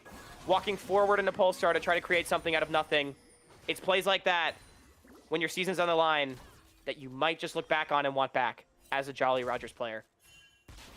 This whole time, Hawk, Will has not upgraded his boots. He has been running on brown bags this entire game, trying to save gold just for individual item spikes, which I can't blame him for because the other AD carry is not keeping up with the Jinx. So he feels pressured to make sure that he is farming relatively well and hitting spikes so that he can carry out a lot of the damage that Jolly Rogers needs, because outside of Zev and Will, there's effectively no damage from this composition against Polestar. Oh, there's really not. And I'm just going to be straight with you, Mark. I don't think Zev has had a very good game either. And I think that has been a problem for Jolly Rogers. I mean, Pulse is really accelerating this game. Dragoon is trying to cross-map right now, but are you sure you can do that against the Jinx comp? They're sieging onto the inhibitor towers. They haven't taken them out quite yet. They're gonna Dragoon take now them. getting his base in, but the inhibitor tower will fall on the bot side. Inhibitor could be next here as well. Jolly Rogers now trying to corral around them to look for an engage. It's all on to Nukes to look for that Pop Blossom, but no flash available. It would only be off of a Proto Belt, and he backs off. Polestar now can reconvene their forces into the mid lane and look for another inhibitor to take. That's 2 inhibitor towers. Sudsy getting taken so low. Oh, public execution. Right there, Bio following up. It targets Dragoon. Not ideal targets. No backline members affected by Jolly Rogers, and Bio is forced to walk out limping, but he's still alive. And Polestar, they sent the engage. Didn't really find anything off the back end of it, but they don't lose any members out of the retreat. And look at the itemization from Bio as well, as we're going to go into a pause right here. That's a Randuin's on this Vi against the double crit ADCs of Jolly Rogers. Good itemization, understanding the assignment that he just has to be able to dive in and not die. It's all about making sure you can create space for Hub to be able to hit. He is the only person on Summoner's Rift that matters if you're Pulse, and it's worked out really well for him so far. Pulse on the verge of defending their spot into the NACL. Mark, this is not what anyone expected, and it would be really a treat to see them do it. This is not what 5th, 6th of us expected, but 1/6 of us in Beatdown Boulevard predicted the Polestar win. I think we still need to see coming them into close the it out. tournament, you could have asked all 6 of us, is Pulse going to defend their spot, and we probably would have said no. But that just goes to show how they've really come together in the defining moments, and I think that's been very cool to see. Yeah, I mean, I think Polestar has looked better in consecutive days leading up to this final day of the promotion tournament, because their first day against Dorado Gaming, clapped, right? Second day against Cupid, it was messy, but they eventually won out over them. And now they're just straight up playing better than Jolly Rogers in a majority of these situations. You know, it's been messy at some points, but Polestar have risen to the occasion necessary in order to defend their spot for NACL. And it's been a treat to at least see that their time in NACL was not wasted. It was well spent, you know, regardless of the circumstances that it happened in. They took the opportunity that was given to them, and they have made the most out of it. And right now, that's where they find themselves 5,000 gold ahead in a winning position to close out this series. I think arguably as well, you know, the series against Dorado showing the strength of the first two teams that promoted in the NACL as well, the Citadel, Dorado Esports, two extremely strong teams that definitely were able to earn their spot. And I think, you know, Pulse now from this position, they're going to potentially be able to take that third one. I really do think we're reaching miracle territory for Jolly Rogers. The double AD carry composition has absolutely not worked. I just do not think Jolly Rogers on an individual level is playing well enough in these fights, and Pulse is. There's not much else to say at this point, only for what feels like the inevitable might be upon Jolly Rogers here. They're going to have to, you know, pretty much pull out the whole shebang of stops. They need everything to go right for them, and they need almost everything to go wrong for Polestar. Engages need to be completely isolated. Hub needs to be 2 screens away when the fight starts out. Dr. Calculus needs to, you know, gift wrap one just for the boys. You know, you need like so many things to happen if you want a, you know, a comeback for Jolly Rogers at this point, as we're getting word that there are some network issues, which is why we are in the pause. So we are trying to resolve them as fast as possible. If we're not able to resolve them in a relatively fast manner, we might step away for a break. But until then, me and Hawk, we're comfortable just chilling here and kind of reminiscing about how we got to this point in the series and how, you know, everything started out super promising for Jolly Rogers, and it's been Polestar firing on all cylinders and, you know, answering back. Seems that my light decided to take a break as well. I gotta figure out a way to charge this thing during the show. But regardless, yeah, Polestar playing great. Jolly Rogers, dude, Grapes and I joked many times about is Dragoon and Sudsy on the same team in the promotion tournament? Is it too powerful? But perhaps, what if Dragoon and Sudsy on the same team? It's like crossing the streams or something. You know what I mean? Like, it becomes so unstable. You can't have both of the promotion royalty together because they cancel each other out. Who knows? Maybe the magic, like you said, it's like, you know, positive is positive, but it like turns into a negative or something. You know, I don't know. We'll have to dive into, you know, the oracles for that one. But I am getting word that things are hopefully about to be resolved soon in the next minute or so. So crossing our fingers to see if we're back into game and we get the chance to witness the potential conclusion of this series, or if something magical happens on the side of Jolly Rogers. Will is still deathless on this Kindred. He is working his way towards an Infinity Edge on top of a Trinity Force and Collector already purchased. And lo and behold, we're back into Summoner's Rift. Whole 6,000 gold in the lead. Let's not forget, though, Jolly Rogers, they are on that soul point now. With the Baron still in hand for another couple of waves, I don't think they're going to get close to this Dragon Mark.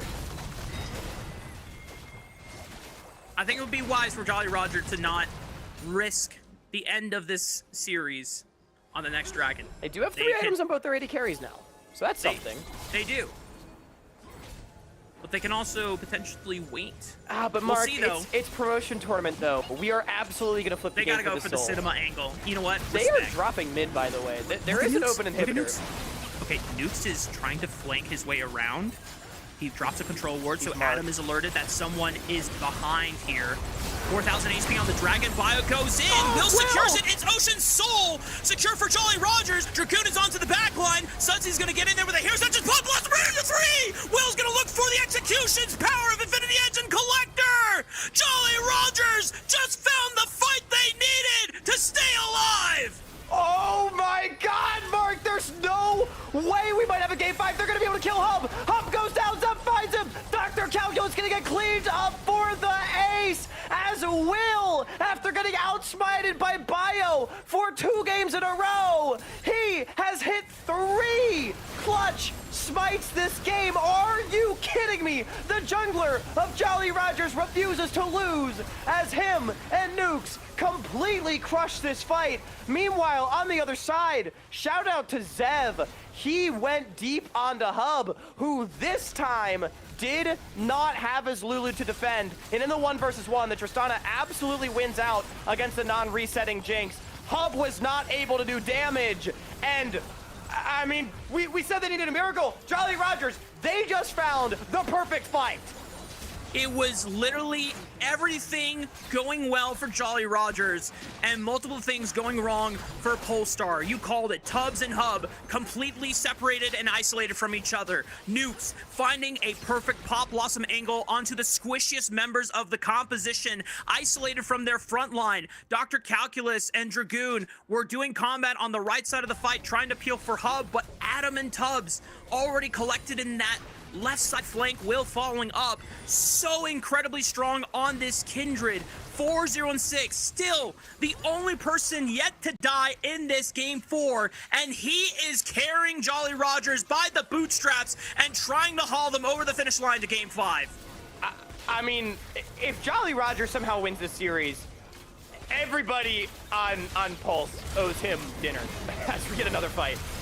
Nukes, another Pop Blossom flash! Seth has the perfect angle, Will flanking on the left side! Sudsy is gonna follow up with the Hero's Entrance. Tubbs and Adam are forced to retreat. Lamp's Respite keeps Will and the rest of his team alive! Hub has been assassinated again! And Jolly Rogers, there's no answer to this 5-man push in the mid lane! Oh my goodness, Nukes, back-to-back fights! I was critical of the Nico pick, but I'll be damned, he is making it work as Jolly Rogers pushing for the end. Adam is alive, and there's no Baron for these minions. Dragoon and Sudsy, they're gonna try to tank up the towers. The pirate flag for Jolly Rogers still sails defiantly against Polestar. Jolly Rogers, they've got one more left in them as they will push into the Nexus. Polestar will do their best to defend, but we're going to game 5. Oh my word! Mark, we were sitting there talking to the pause like Pulse has done it. We were praising them for all of their journey, and Jolly Rogers will not be denied. Oh my God. Is the hero. Nukes is the hero. This is peak promotion drama. Like, I have never seen anything like this. Hawk, as we step away for our upcoming break into game 5, hold your hands up. Hold them up. Absolute cinema. Go get a break, y'all. Go get some water. Go refill on your popcorn. We're tuning in for game 5. It has arrived all the same as we wanted it, as we manifested it, as we hoped for it. The cinematic conclusion to Jolly Rogers and Polestar for the final spot in the NACL starts right after this break.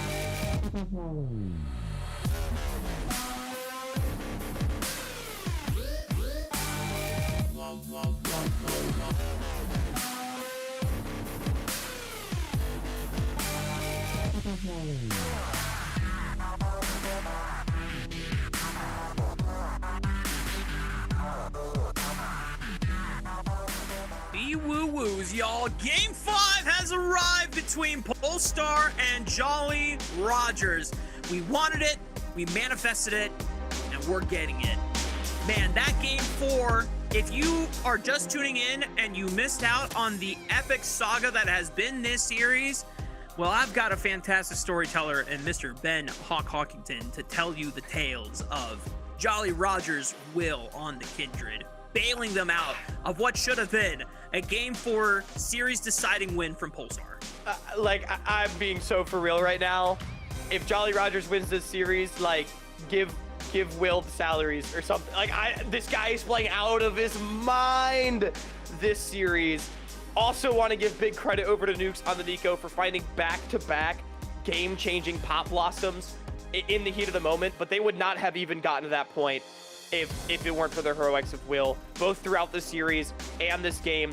3 50-50 smites that he won.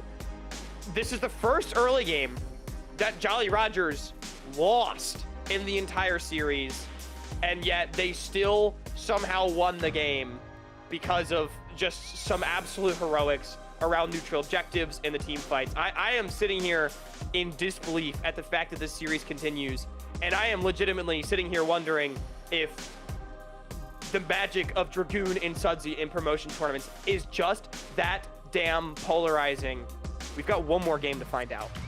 I mean, if the magic is, there, I don't know if necessarily it's them, making the magic happen, but maybe rubbing off on their fellow teammates and up to them for carrying it through. Because once again, we can't say it enough. In games 2 and 3 specifically, both Dr. Calculus and Adam have had consistently better showings over their solo lane counterparts. I think this entire series, Adam has, proven to be the better mid laner, but yet in this game 4, Sudsy no longer on necessarily a carry. He's just a frontline member. He is a facilitator. He is engaging and following up on the plays the rest of his team makes, and he does his job, and that's all that is necessary.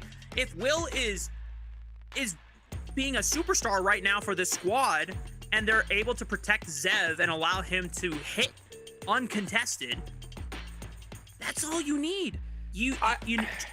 Yeah. I'm afraid, though, because there's a lot of, I feel like, very specific win conditions that Jolly Rogers needs to be able to win in this game 5, and they feel difficult. You need Will in a carry. Like, you cannot put him back on facilitator. Will is playing too well, and the problem that I'm having is I feel like no one else is stepping up to carry alongside him. It was Nukes in the last game, honestly. That was the secondary carry to me, because I still don't think Zev had a very good game on the Tristana. Just straight up, I don't think it's really been his series. It's not really been Dragoon's series. He's not been able to get going on his picks, and he's not going to get Darius. There's no way in hell Pulse gives it to him. And as you mentioned, Sudsy looked the best that he has all series when he's been playing like facilitator champions, like Mel, Galio, like just, hey, I'm gonna kind of win my lane, and I'm not gonna carry super hard. I'm gonna let somebody else do it. So I'm afraid for Jolly Rogers for that reason, but it can happen. They showed that it can happen. They showed that they have that clutch factor. And Pulse, even though Hub has been completely outperforming the series, even though Adam's been completely outperforming the series, the series score is still 2-2. And when in the defining moments, Pulse has not always been able to execute. And if you have not been following the series or just tuning in, or you have been, but have been, talking on the conversation, we got our socials here, hashtag NACL. Continue to, put your thoughts about who's gonna be victorious in this series. It seems like Polestar are about to run away with it in game 4, but, hashtag NACL to continue the conversation, at NACL on all platforms, at Watch NACL for Twitter. And we just got word that Polestar are picking Red Side for game 5 to ensure that they have a guaranteed counter pick for this final game. More than likely, I imagine it will go to probably, I would say actually Tub. I think the support counter pick proved to be very, very essential for Jolly Rogers in the end, because even though we felt like, okay, we're picking Nico at this point, this seems kind of odd, but that he had the confidence after seeing all the champions locked in, saying, okay, I can play Nico in this situation and find contributing impactful engages to set my team up for success. And it held strong. Bot lane has been such a, it's been so important, gravitational point in this entire series, Hawk. I mean, I'm gonna say something bold here, but I honestly think that Hub and Will might be the only two people that actually matter in the series. Like, Hub to me almost just 1v5 carried that game, and the only reason that Jolly Rogers won game 4 is because they stopped him from carrying the last 2 fights. Like, they one-shot him in the final fight, and Zev and Dragoon zoned him out away from Tub in the fight before. Like, and Will has just been unbelievable. I will say, I wonder if Pulse goes a different direction with their bans, with the threat of Will, or if they continue to respect Dragoon. Last game it was 3 top lane bans, Darius, Jax, Gwen. We'll see if they do it again. Also, Shen being taken off the table, trying to deny any safe, powerful blind picks that Dr. Calculus can easily go to. That's a decaf special as well. Yep. So far, top laners that are gone: Ambessa, Renekton, Rumble, Scion, Ornn, Renekton, Aatrox, Mordekaiser, I guess Gragas, because even though it was picked to support, you can flex that, and Dr. Calculus played it. I mean, there's not much left. Yeah. I'm trying to think right now, because even like Cassante was a big Calculus pick. Like, I don't know what he's going to go for. He doesn't really play Gwen, from my memory. He doesn't really play, like, Camille. He's got a Camille. Does he have a Gnar? But not really. No, he's not a big Gnar player. Neither is Dragoon. I mean, there's a reason that Gnar's been completely absent from the series. I don't know where you go in top lane. And my guess is we're going to see a protected... Honestly, I could see a Garen. Like, my guess is we're going to see a protected R3 blind for Calculus. That's my assumption. Yeah, I think that's how you would do it. Well, Jolly Rogers, a lot Four of more top lane laners focus gone. in these I mean, bans. where are we going? Junglers are too kind of being starved out in this series as well. Corki, okay. Potential flex for Sudsy or Zev, so depending on what matchup seems better.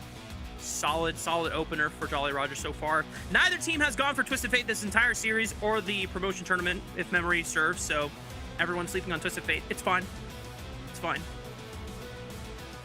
Yorick is still up. Yorick. Oh my. That would be an interesting pick here for Dr. Calculus. Okay, what does Dragoon go into that? That is an R1 Yorick. I'm trying to think of champions right now. I need to, like, look at a list. Like, there's so many top laners that are gone. I mean, honestly, you could play Set into this. Set's still open. It got banned last game.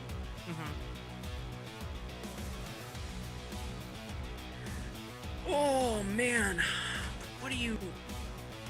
I mean, do you fight fighter with the set angle, as you called it? Do you go for, like, oh my god, Bio throwing down the gauntlet, has been noticing that Will is going for carries this entire game and says, all right, you know what? It's Lee Sin time. Lee Sin pick. Now, Poppy's still open if either Nukes or Will did want to go for it, but I don't want to see Will on Poppy. I do not want to see Will on Poppy. Will play Graves? That is the question. Cho'Gath into Yorick would be an interesting pick as well. Could be for Sudsy as well. We've seen it played mid by a few different a few different people, including it was played against Jolly Rogers, I believe, by Dorado. I think Shochi played a game of Cho'Gath, and it was really terrible, but it happened.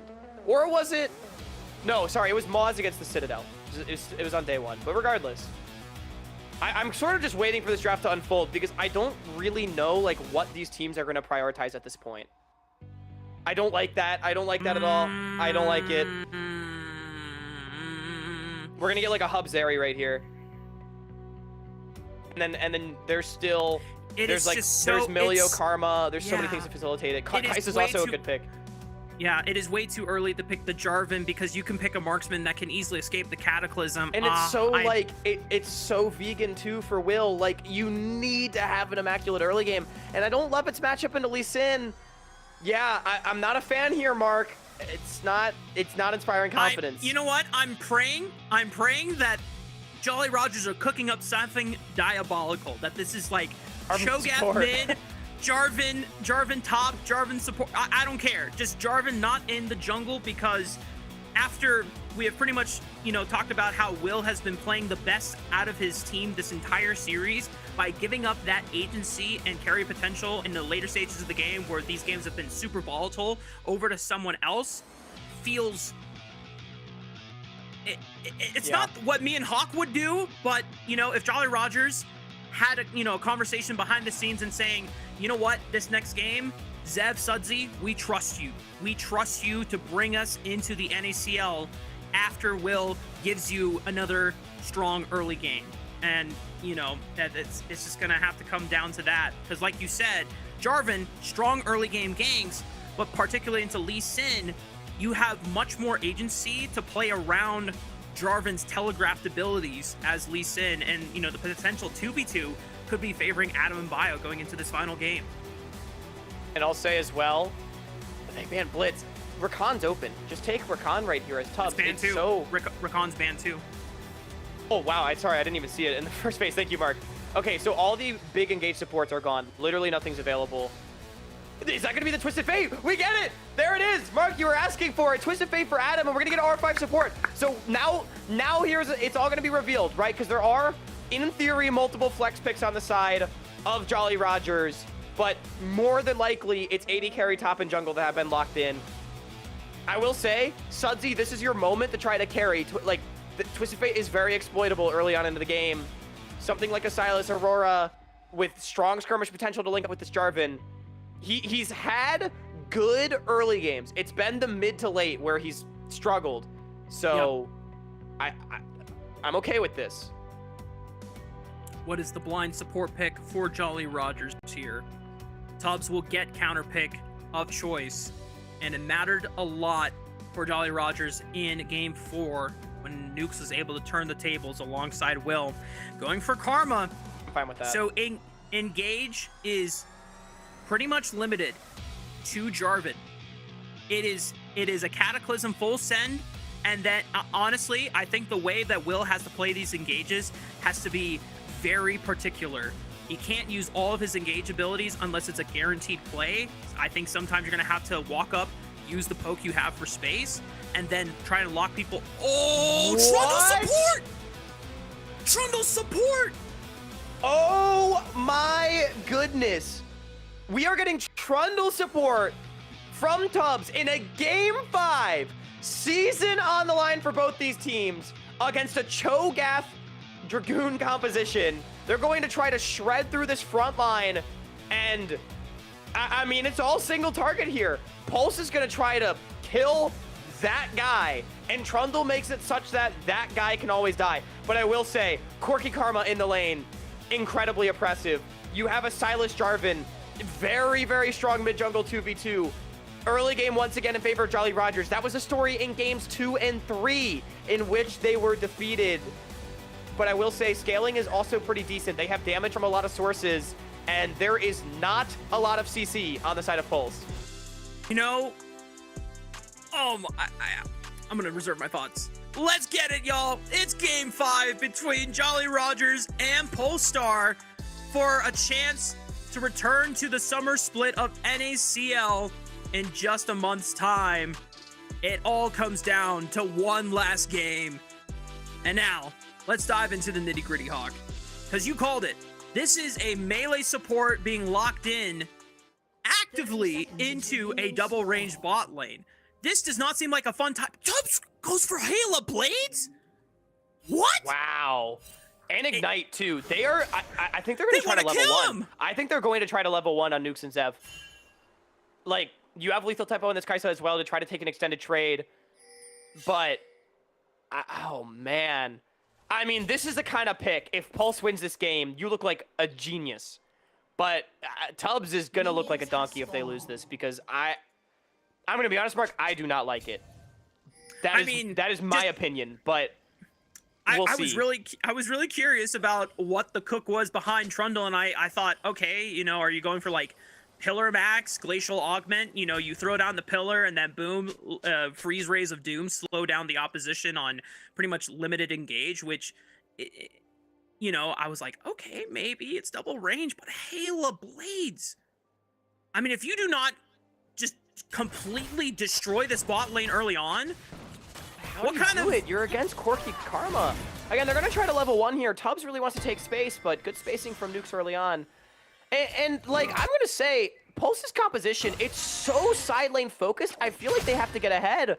But I don't feel that mid-jungle or bottom are really winning for them. So I'm not convinced at how possible it is for them to actually do so. Yeah, to me, it's that Tubbs and Hub believe that they will not get chunked out fast enough, and then they can look for like a pillar onto Karma, try to see if they can bait out the flash, and then the next time that she's overextended, you can guarantee like an all-in flash play to just like force early injection of gold, because otherwise, I mean, this rune doesn't scale compared to any of the other options that we've seen for like support Trundle in the past, right? But you know, if Polestar are trying to go for a big coin flip, I appreciate the gumption behind it, you know? Will's also pretty far ahead of Bio in his clear right now. I didn't see, like, I don't think he got a leash or anything, but priming faster early on, good stuff from Will. This is, I think, the first game, Mark, correct me if I'm wrong, where we have actually seen mismatched jungle pathing. Bio going to try to get one of his big yeah. side laners going into a potentially vulnerable Cho'Gath. Dragoon is pushing right now with Will pathing down towards the bottom side of the map. Hub and Tubbs are very vulnerable. Tubbs, or rather Hub, has been chunked as well. They do see Will on the way. Hub and Tubbs are gonna give space over and respect to the potential gank threat of Will there. It's early enough for the crab so that he can look for the bottom crab afterwards, whereas Bio is now looking for that top one, but there is a ward pinged out by Polestar there, so he doesn't want to reveal his position by walking through that top pixel brush. He's respecting though. Yep. So good stuff from him, good stuff from Hub and Tubbs as well to give the wave, but Dragoon, he has the ability to farm from range. This Kai'Sa and this Trundle really do not. Also, better base from Sudsy coming out as well.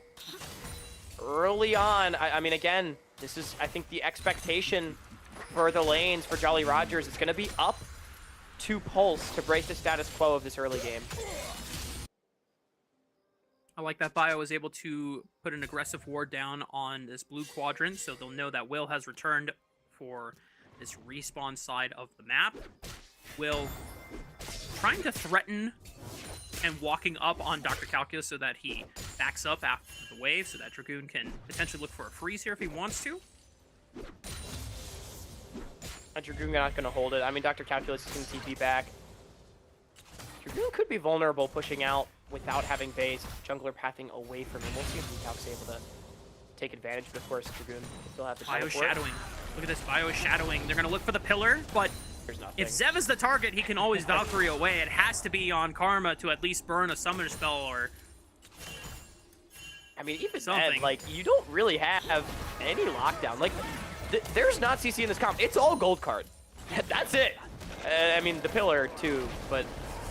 It's all terrain. It's Pillar and the Dark Procession from Dark Calculus later on into the game. Pillar does slow them down the bit. They're going to turn this around. Will is here. But with this counter gank from Will is going to be so devastating. Oh, level 6 Silas! from but it's Sunsea with the level 6. He took the game from Twisted Fate. Everything has just been disaster for Polestar. All 3 members fall. Not a single one dies for the side of Jolly Rogers, and they come up huge at 5 minutes into the game. That is a massive counter gank from Jolly Rogers. Bio sacrificed everything to try and fight a play on the bottom side of the map. They had the information that Will was full clearing back down. Bio thinks he has a timer, but Will, he skipped his bottom side camps. He arrives in the bottom lane, and it was Sudsy that hit level 6 first because Silas gets the early push into Twisted Fate. He uses the Destiny Gate, and that is a 3-for-0. We can take another look. I mean, good credit here to Zeva Nukes. Fantastic bait, as Nukes really using his health bar as a resource right here. The heal to just suck in all of Polestar, and even on the counter dive, Nukes gets the shield and the heal from his Mantra W to keep himself alive, not even allowing Pulse to get everything. And I will say, the body language, if you will, from Hub right there in the bush, you could tell he knew that play was over. He gave up in that bottom side bush. That is big. Also, shout out to our observer on that cinematic replay. That's probably my favorite replay of the entire year so far, because it just illustrated perfectly the disastrous 1-by-1 deaths of Polestar in that scenario. I mean, everyone was split, everyone was chalked, and it just goes from this is a very risky play to it's so Jover. And for Jolly Rogers now finding themselves nearly 2,000 gold at 7 minutes into the game, Polestar are going to have to do everything to get themselves back into this game, and it's going to have to come off the shoulders of Dr. Calculus and Adam, who have yet to be deterred at this point. Yeah, Pulse absolutely had in that play by Jolly Rogers. I will say, though, good play from Pulse here. They swap away from the terrible bot lane matchup. Hub pulls the wave as well, so going to deny a few minions. And Jolly Rogers pretty late to the swap. So it is something back for Polestar in the farm department. Not going to fall further behind.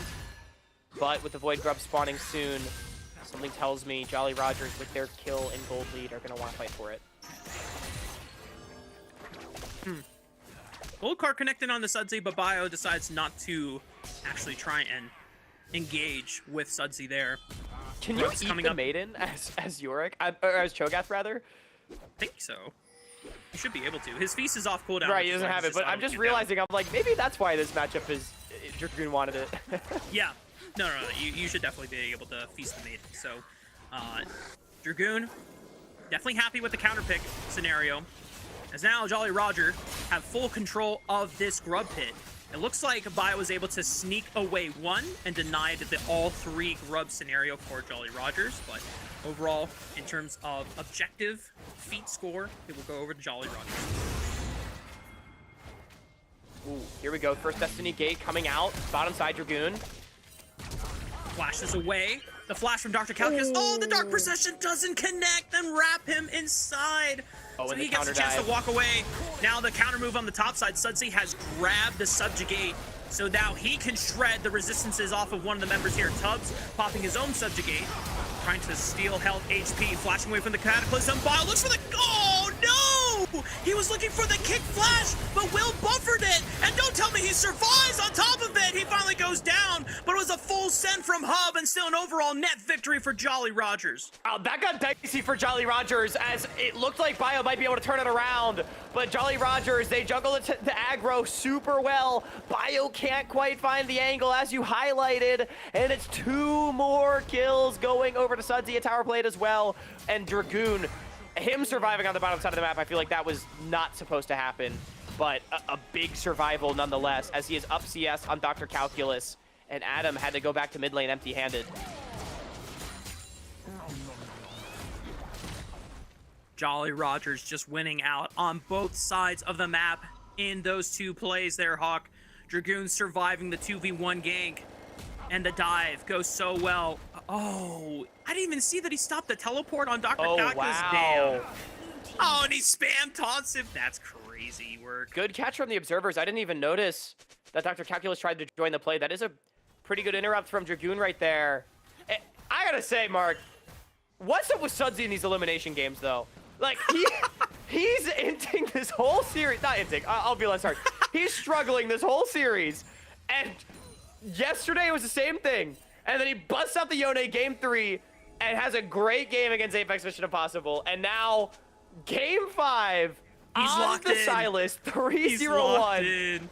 Someone told him that he doesn't promote if he loses this game. Like, Oh, yeah. This is insane work from Sudsy right now. He is absolutely an elimination game merchant. Yeah, he's the first one on the map with a item spike, Protobelt. Rod of Ages also just barely completed by Adam there, as indicated by the first stack on the Rod of Ages. But, oh, Jolly Rogers. They have the snowball on their side, just under 3,000 gold advantage at 11 minutes into the game. 1 dragon for themselves, second dragon coming up in 44 seconds. Jolly Roger, we have seen the story of these early game leads. I just want to preface this.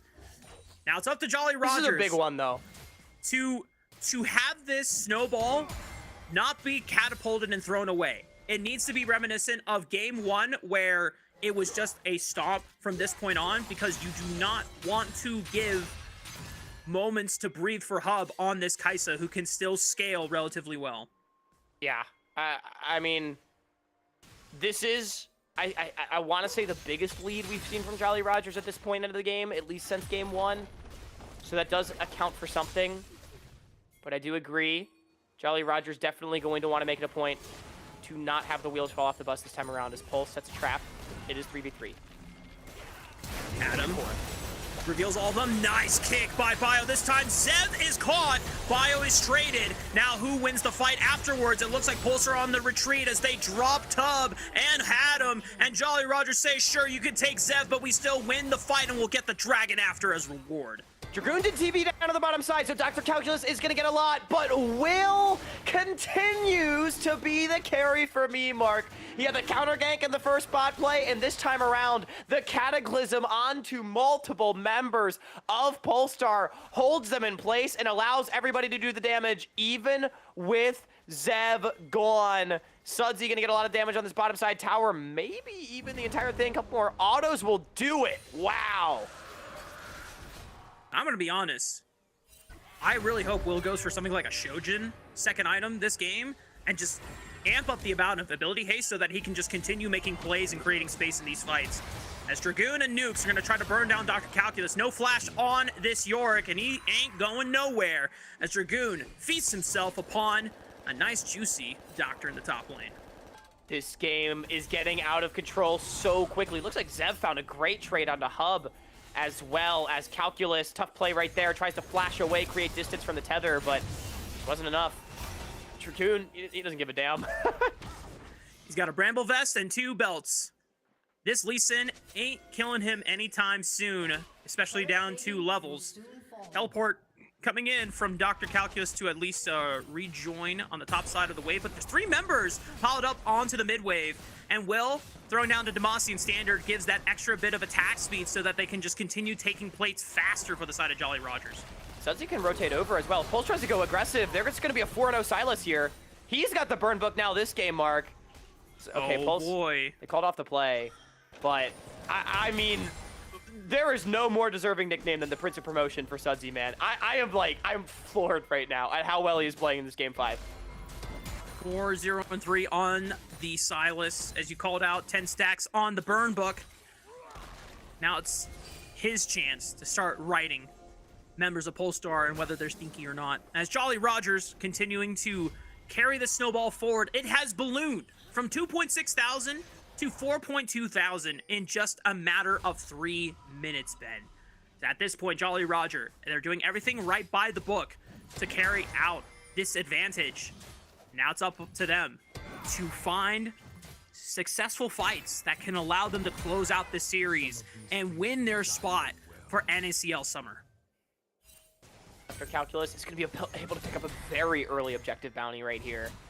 So that is going to close the gold gap by, wow, whole 1,000 gold. So feels good for Pulse to be able to pick that one up.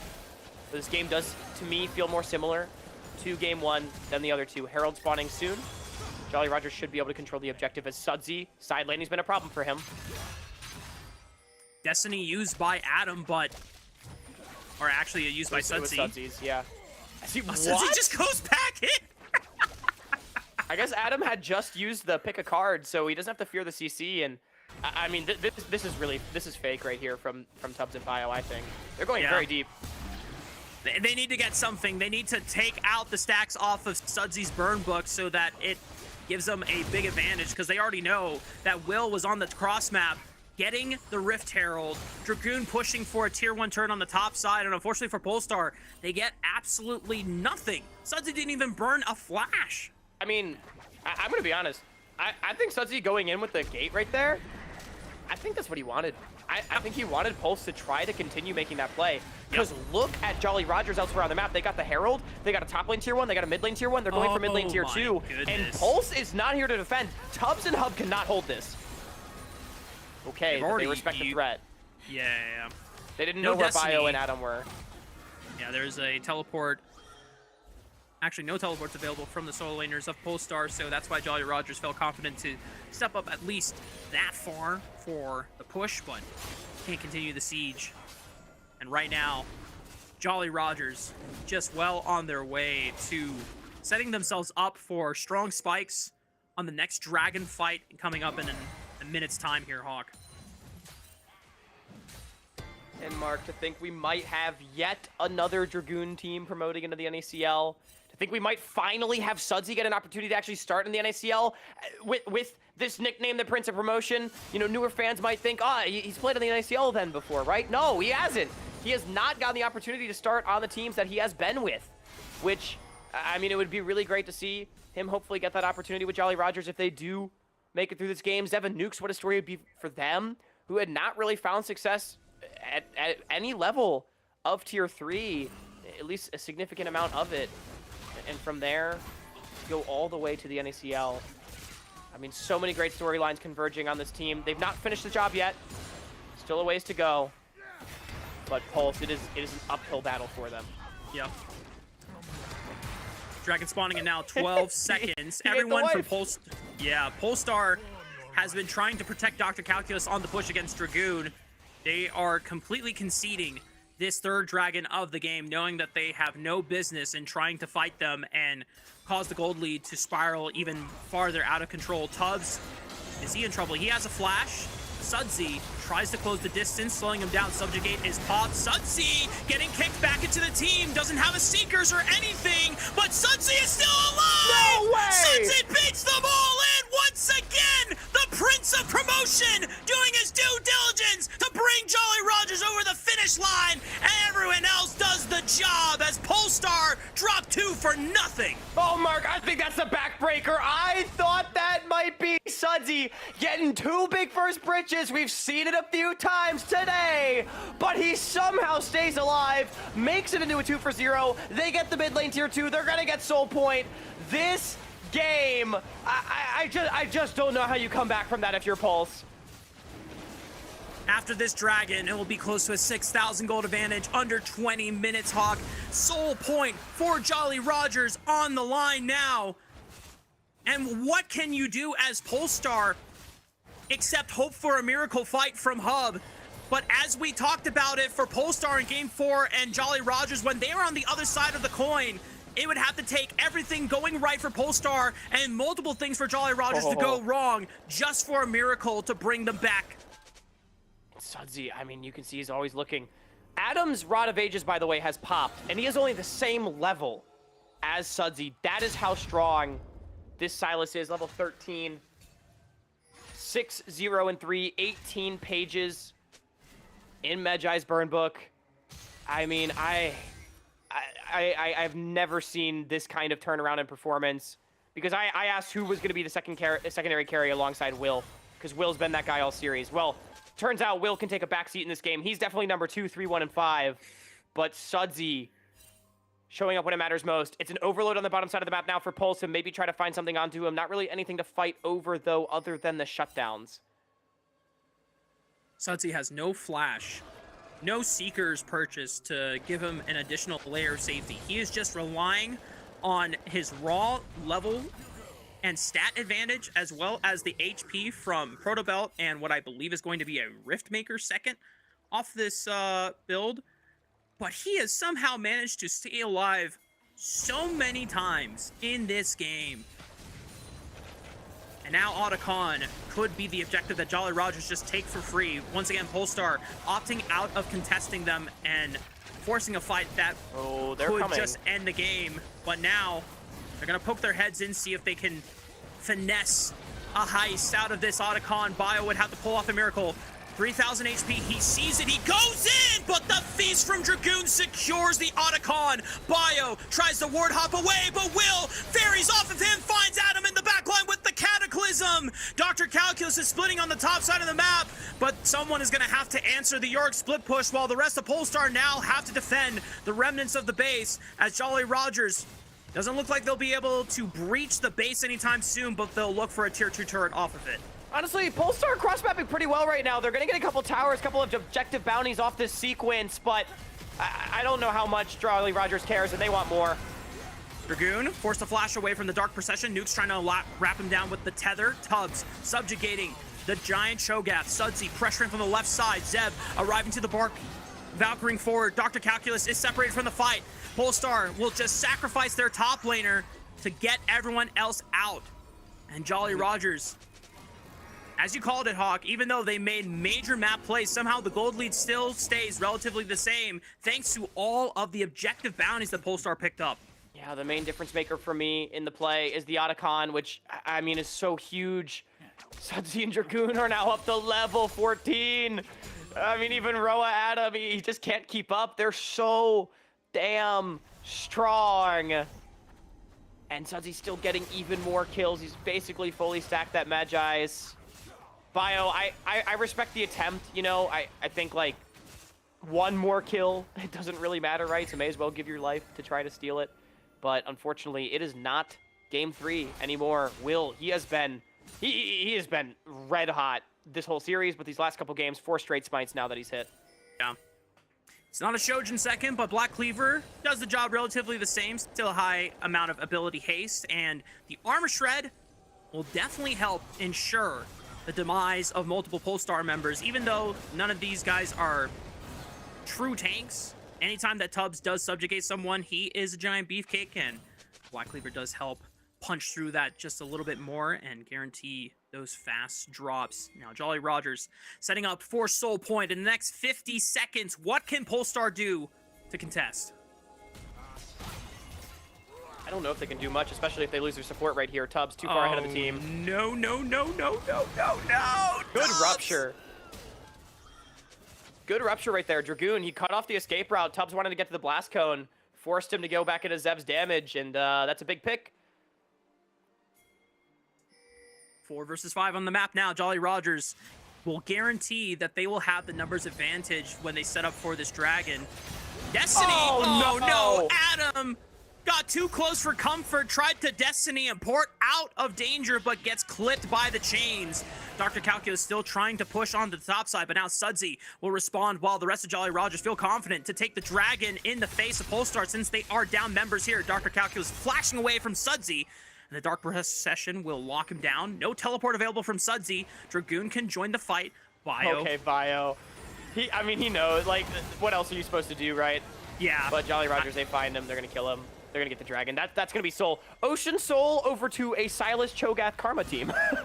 Oh, that is so tough, man. That's tough. That is so tough.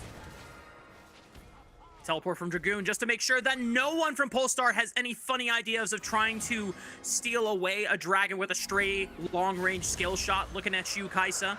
No Void Seekers will happen, and the Ocean Soul is guaranteed for Jolly Rogers. 7,000 gold. Hub sends it onto Sudsy, but once again, Sudsy has baited them in successfully. Multi-man knock-up. The Cataclysm locking down Hub for the bitter end. Sudsy follows back up into the play with his own killer instinct that he stole, finds a double kill, and the Prince of Promotion, alongside Jolly Rogers, will sail into the horizon, into the great beyond. Welcome back to the NACL.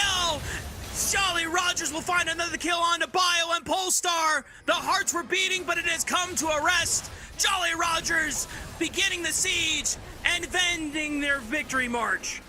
Yeah, Jolly Rogers, I think they should be able to end. Bio tried to cut the wave, but it's only Tubbs alive for 10 seconds.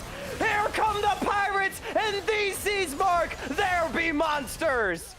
Jolly Rogers, after a back-and-forth series, they rise to the occasion. Welcome to the NACL, Jolly Rogers. An insanely impressive Game 5 performance. I mean, Mark, in real time, about 45 minutes ago, we had counted out Jolly Rogers and their chances in this series. Pulse was up nearly 7,000 gold and pushing the base with a hyper-fed Jinx to close out this series. And somehow, if there was a will, there was a way. They turned around Game 4 and they won it. And then in Game 5, the Prince of Promotion awakes from his slumber and puts on one of the mightiest carry performances I have ever seen.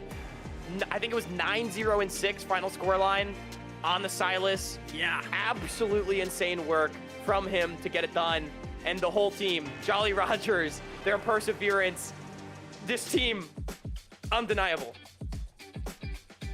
Something about the members on this squad, whenever they find themselves in this scenario, Hawk, even if it gets super close, even if we start questioning it, fate can't be denied. It arrives all the same somehow. Dread it, run from it, and Sudsy just absolutely locked the fuck in, man, for this final game of the series and just played probably the best game for himself in this tournament. I haven't seen all of Sudsy's game in 2025, but I would argue just off the strength of this carry performance that it was his best game of the year yet. Oh, yeah, most certainly. It absolutely was. Sudsy putting in the work, doing exactly what he needed to do, exactly what he needed to do it. But, I mean, let's not discount the people that got them there again. Nuked so many heroics in Game 4, and Will. I mean, he just strung together some of the most impressive 5 games I have ever seen at this level of play. He was, for me, far and away the MVP of the series. Like, even in this game, you can go back to the moments in which Sudsy got fed, and you can point to how Will was able to be a part of those skirmishes and get him to that point. And all throughout this series, an absolutely electric performance, and all of Jolly Rogers deserving of this promotion. Even players I was critical of, Zev, I thought, struggled quite a bit throughout Game 5. He came alive, him and Nukes dominating Hub and Tubs in the lane. And unfortunately for Polestar, their road does end here. But honestly, credit to them for giving us quite a show. Yeah. We got 5-game series that we wanted, and it was electric. Yeah, you said it.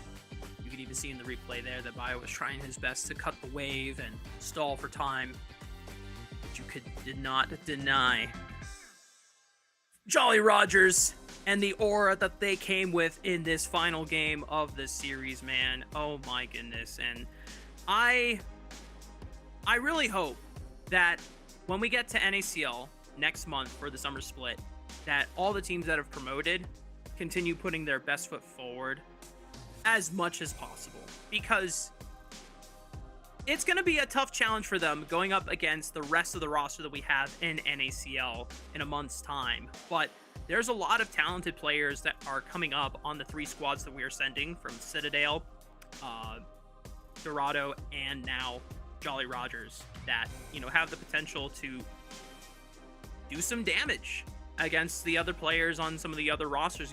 Individual matchups are not going to always be swayed in their favor, but some can be make or break in certain games. So it's going to be making for some really exciting, not only storylines to follow once again, as you were talking about it before, Hawk. We have returning players. We have players making their first time debut in NACL as relatively newer players. And we also have, players who have always been in the scene, but never officially in NACL or Academy during either of the the brand iterations, and finally it's happening. Yeah, I do think it's really cool for all these teams that promoted. There's a lot of players that we can point to that we would have loved to have seen them in the NACL already, like guys like Shochi, basically everyone on the Citadel, like Dragoon, Will, whoever, and they got to earn their spots back. But there's also new faces: Fadachan, Ariana, Zev, Nukes. They've earned their spots. Full team efforts across the board, and all 3 of these teams proving that they were stronger than the competition. Hopefully going to continue to elevate the NACL. But we have gotten word from production that we have an interview ready to go with the victorious jungler from Jolly Rogers. Will, get in here, my friend, because what a series it was. Holy moly. Will, first thoughts right away. I want to take a back seat and go back to game 4. What were the comms like immediately out of the pause, and how did you guys rally to make that comeback happen? All right, you can hear me, right? Yes, we Alright. can hear you loud and clear. Dude, it was chaotic, man. Like, it was depressing, honestly. It was really rough. Like, I think I've never been more depressed just playing. Like, oh man, the whole game looked. I mean, I was still trying my best, right? Trying to set up plays, but what even happened? We just aced them. I mean, Nukes found that flank right on Nico, and that's what saved the game. But we were calming that every single fight, as long as Nukes has flash, that's our angle to fight. And I told him, like, it's gonna be hard to flank, but you just have to look for angle. And I mean, he did it, and we won the game just like that. So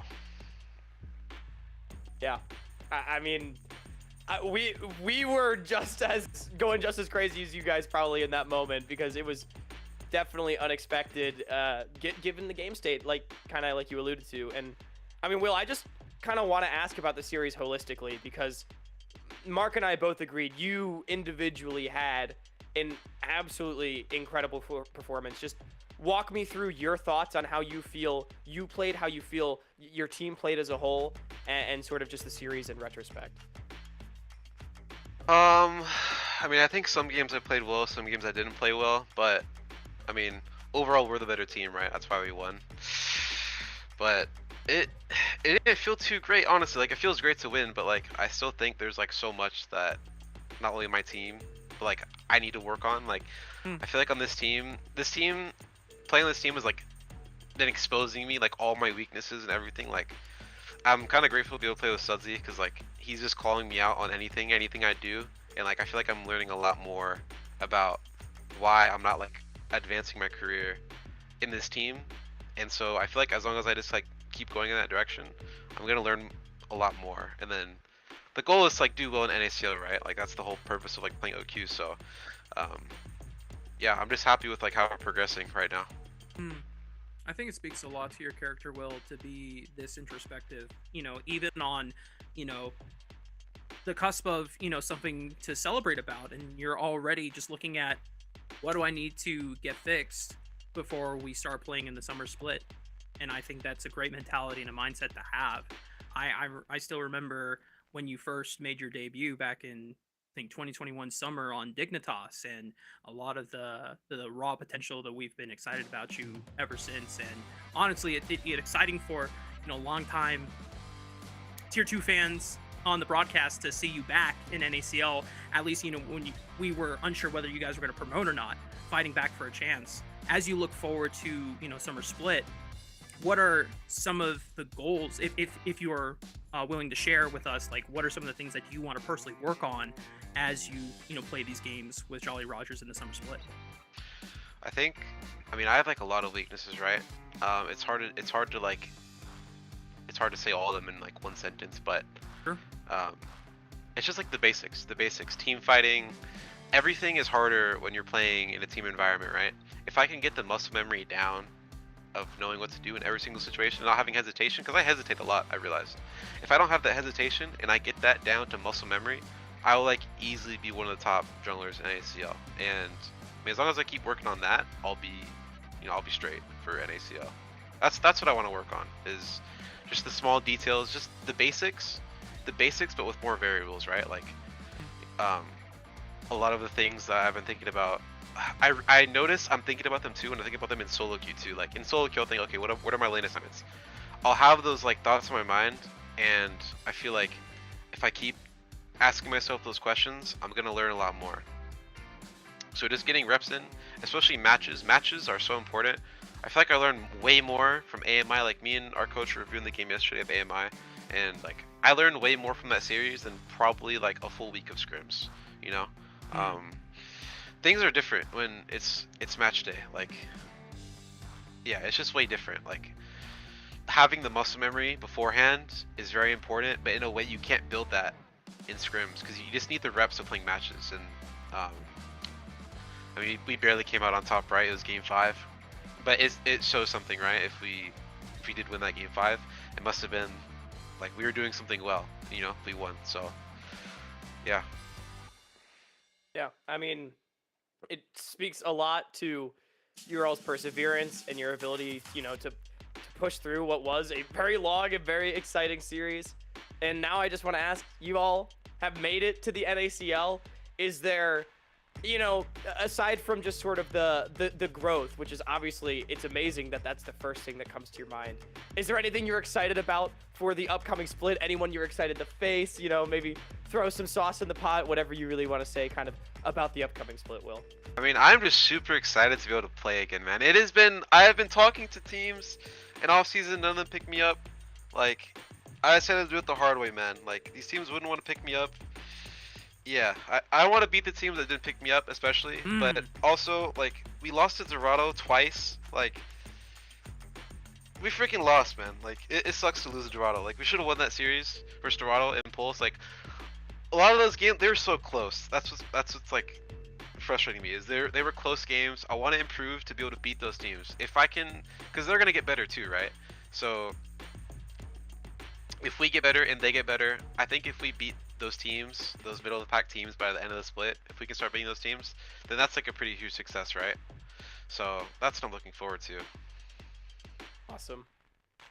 We're looking forward to seeing you rise to the occasion. As you guys were able to, you know, just make it over to the finish line and brute force your way through, you know, thick and thin. And, you know, even if it was messy, as you know, called it out in certain games, you know, that's what growth is all about. And that's what, you know, that's what makes the game so freaking fun for you guys in the end, is the perseverance and being able to look back and saying, yeah, I did that. Before we let you go, Will, you've given us a lot of time and we appreciate you for it. Any last shout outs you would like to leave? First of all, shout out my dad. He's been watching every single game. I know he's in the room right now. He's probably freaking out, me talking to him. Shout out my dad. He's my number one. He's always been there for me. I think I want to give a special shout out more to, I mean, of course my teammates, but more so our coach and Sudsy. Like, I mean, Sudsy's old ass. He's old, by the way. He old as hell. Like, I don't think he wants people to know this, but he's old, man. I'm not gonna like leak his age, but just know he's unk status, right? And so, but honestly, that's like, I think if he didn't have his wisdom, as crazy as it sounds, yes, wisdom, we would not have won this tournament at all if Sudsy wasn't mature enough, like didn't have the experience. I think that's what helped me grow the most and helped our team push through the finish line. So like even in games like even the Kinnard game, even last game, like he just like screaming at us in a good way, not in a harmful way, right? It's all in good faith, but it gives us a lot of direction. So yeah. Amazing. Yeah. Shout out to Unk Sudsy, bro. Shout out to Unk Sudsy. And hey, I also like the shout out to all the supportive parents everywhere that are supporting their kids' dreams, because that always means the most. Well, Will, thank you so much for taking the time, and endless congratulations to you and your team for promoting into the NACL. Thank you for giving us an absolute show. The fans back home appreciate it as well. It's going to be a blast to follow you guys throughout the rest of the season, but thanks for taking the time. Thank you, Hawk. All right, thank you, Rafa. See you, Will. Hell yeah. I love it when players are very introspective, you know? Yeah. And it makes doing this broadcast super worth it, because we get a chance to, you know, highlight that and put that front and center of the story that, you know, we see on screen. I think it really, you don't oftentimes get to see, you know, from this end of the camera or from, you know, kind of the fan perspective, how much players sacrifice and how much, you know, heart and soul they put into what they do and trying to improve. I mean, to be that good at something, I mean, and, you know, that close to the top, it takes an incredible amount of not just talent, but hard work. And so it shows, I think those sort of moments really get to show it to us, the fans. And so thank you to Will for letting us get a look in at that. And I mean, I think all of Jolly Rogers feeling that weight off their shoulders. And of course, on the other side of the coin too, you have to know that Polestar, they put in equally that amount of time and effort and heart and soul. And so it always hurts to have to say goodbye to a great team. Yeah.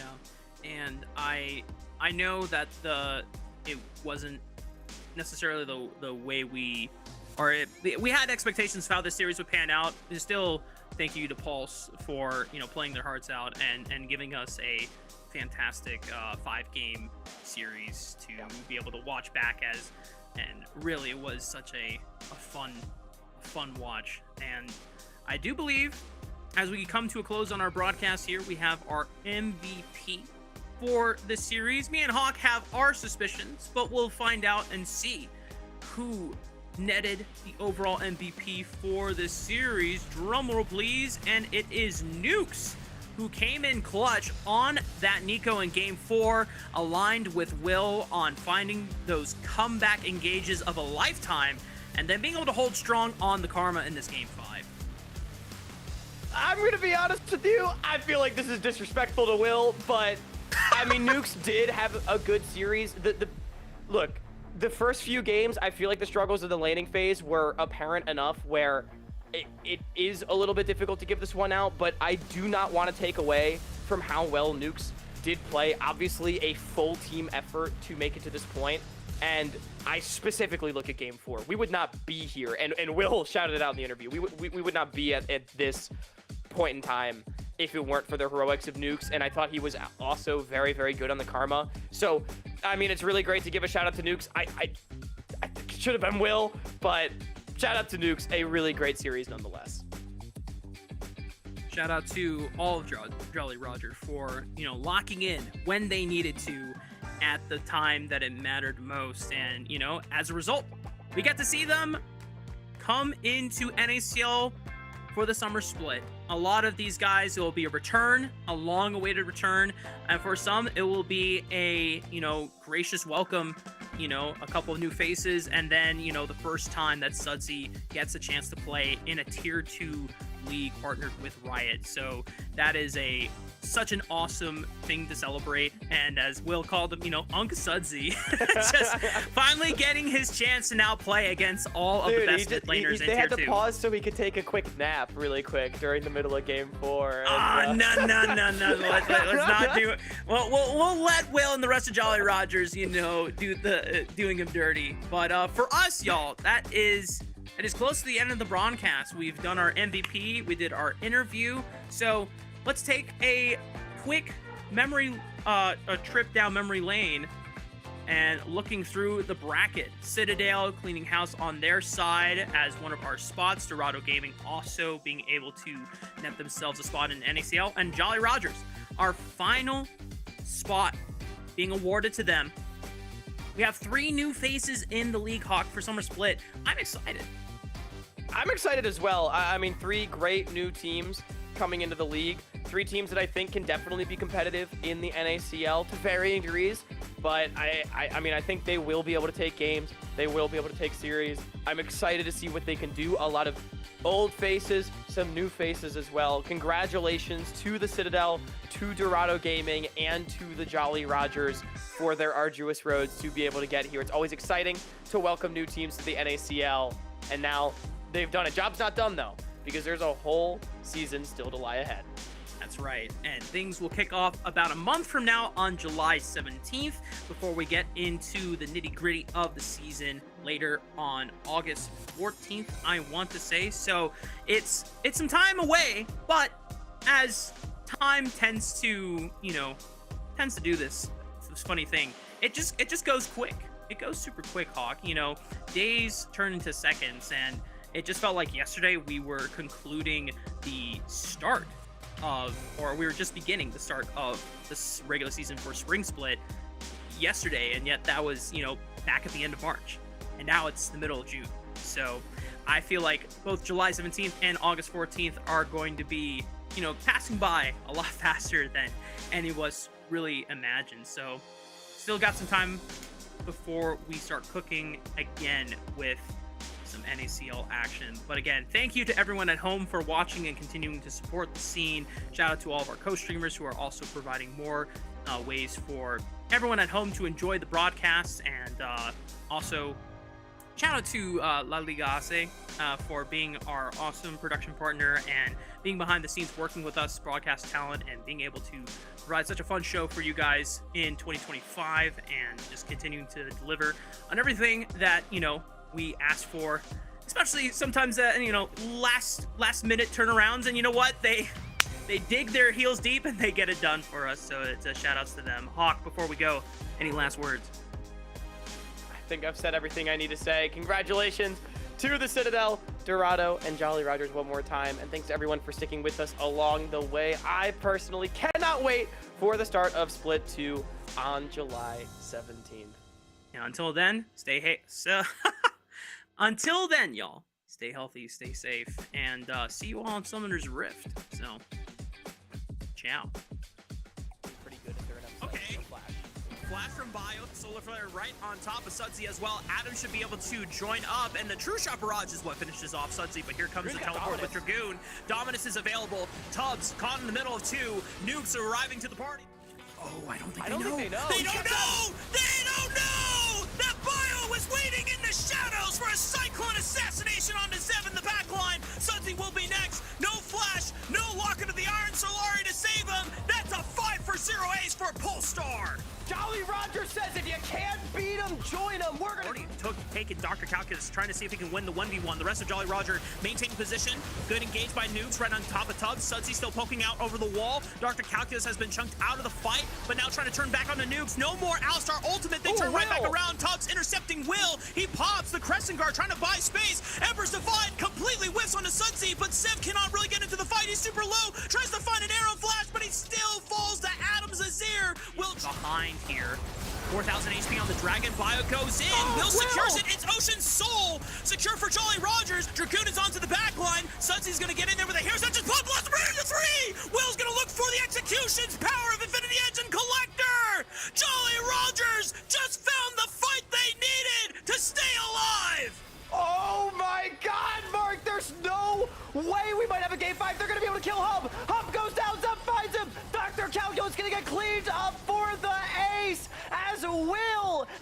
getting outsmited by Bio. In successfully multi-man knockup, the Cataclysm locking down Hub for the bitter end. Sunsy follows back up into the play with his own killer instinct that he stole, finds a double kill, and the Prince of Promotion alongside Jolly Rogers will sail into the horizon, into the great beyond. Welcome back to the NACL. Jolly Rogers will find another kill onto Bio and Polestar. The hearts were beating, but it has come to a rest. Jolly Rogers beginning the siege and ending their victory march. Yeah, Jolly Rogers, I think they should be able to end. Bio trying to cut the wave, but it's only Tubbs alive for 10 seconds. Here come the Pirates, and these seas mark, there be monsters. Jolly Rogers, after a back and forth series, they rise to the occasion. Welcome to the NACL, Jolly Rogers.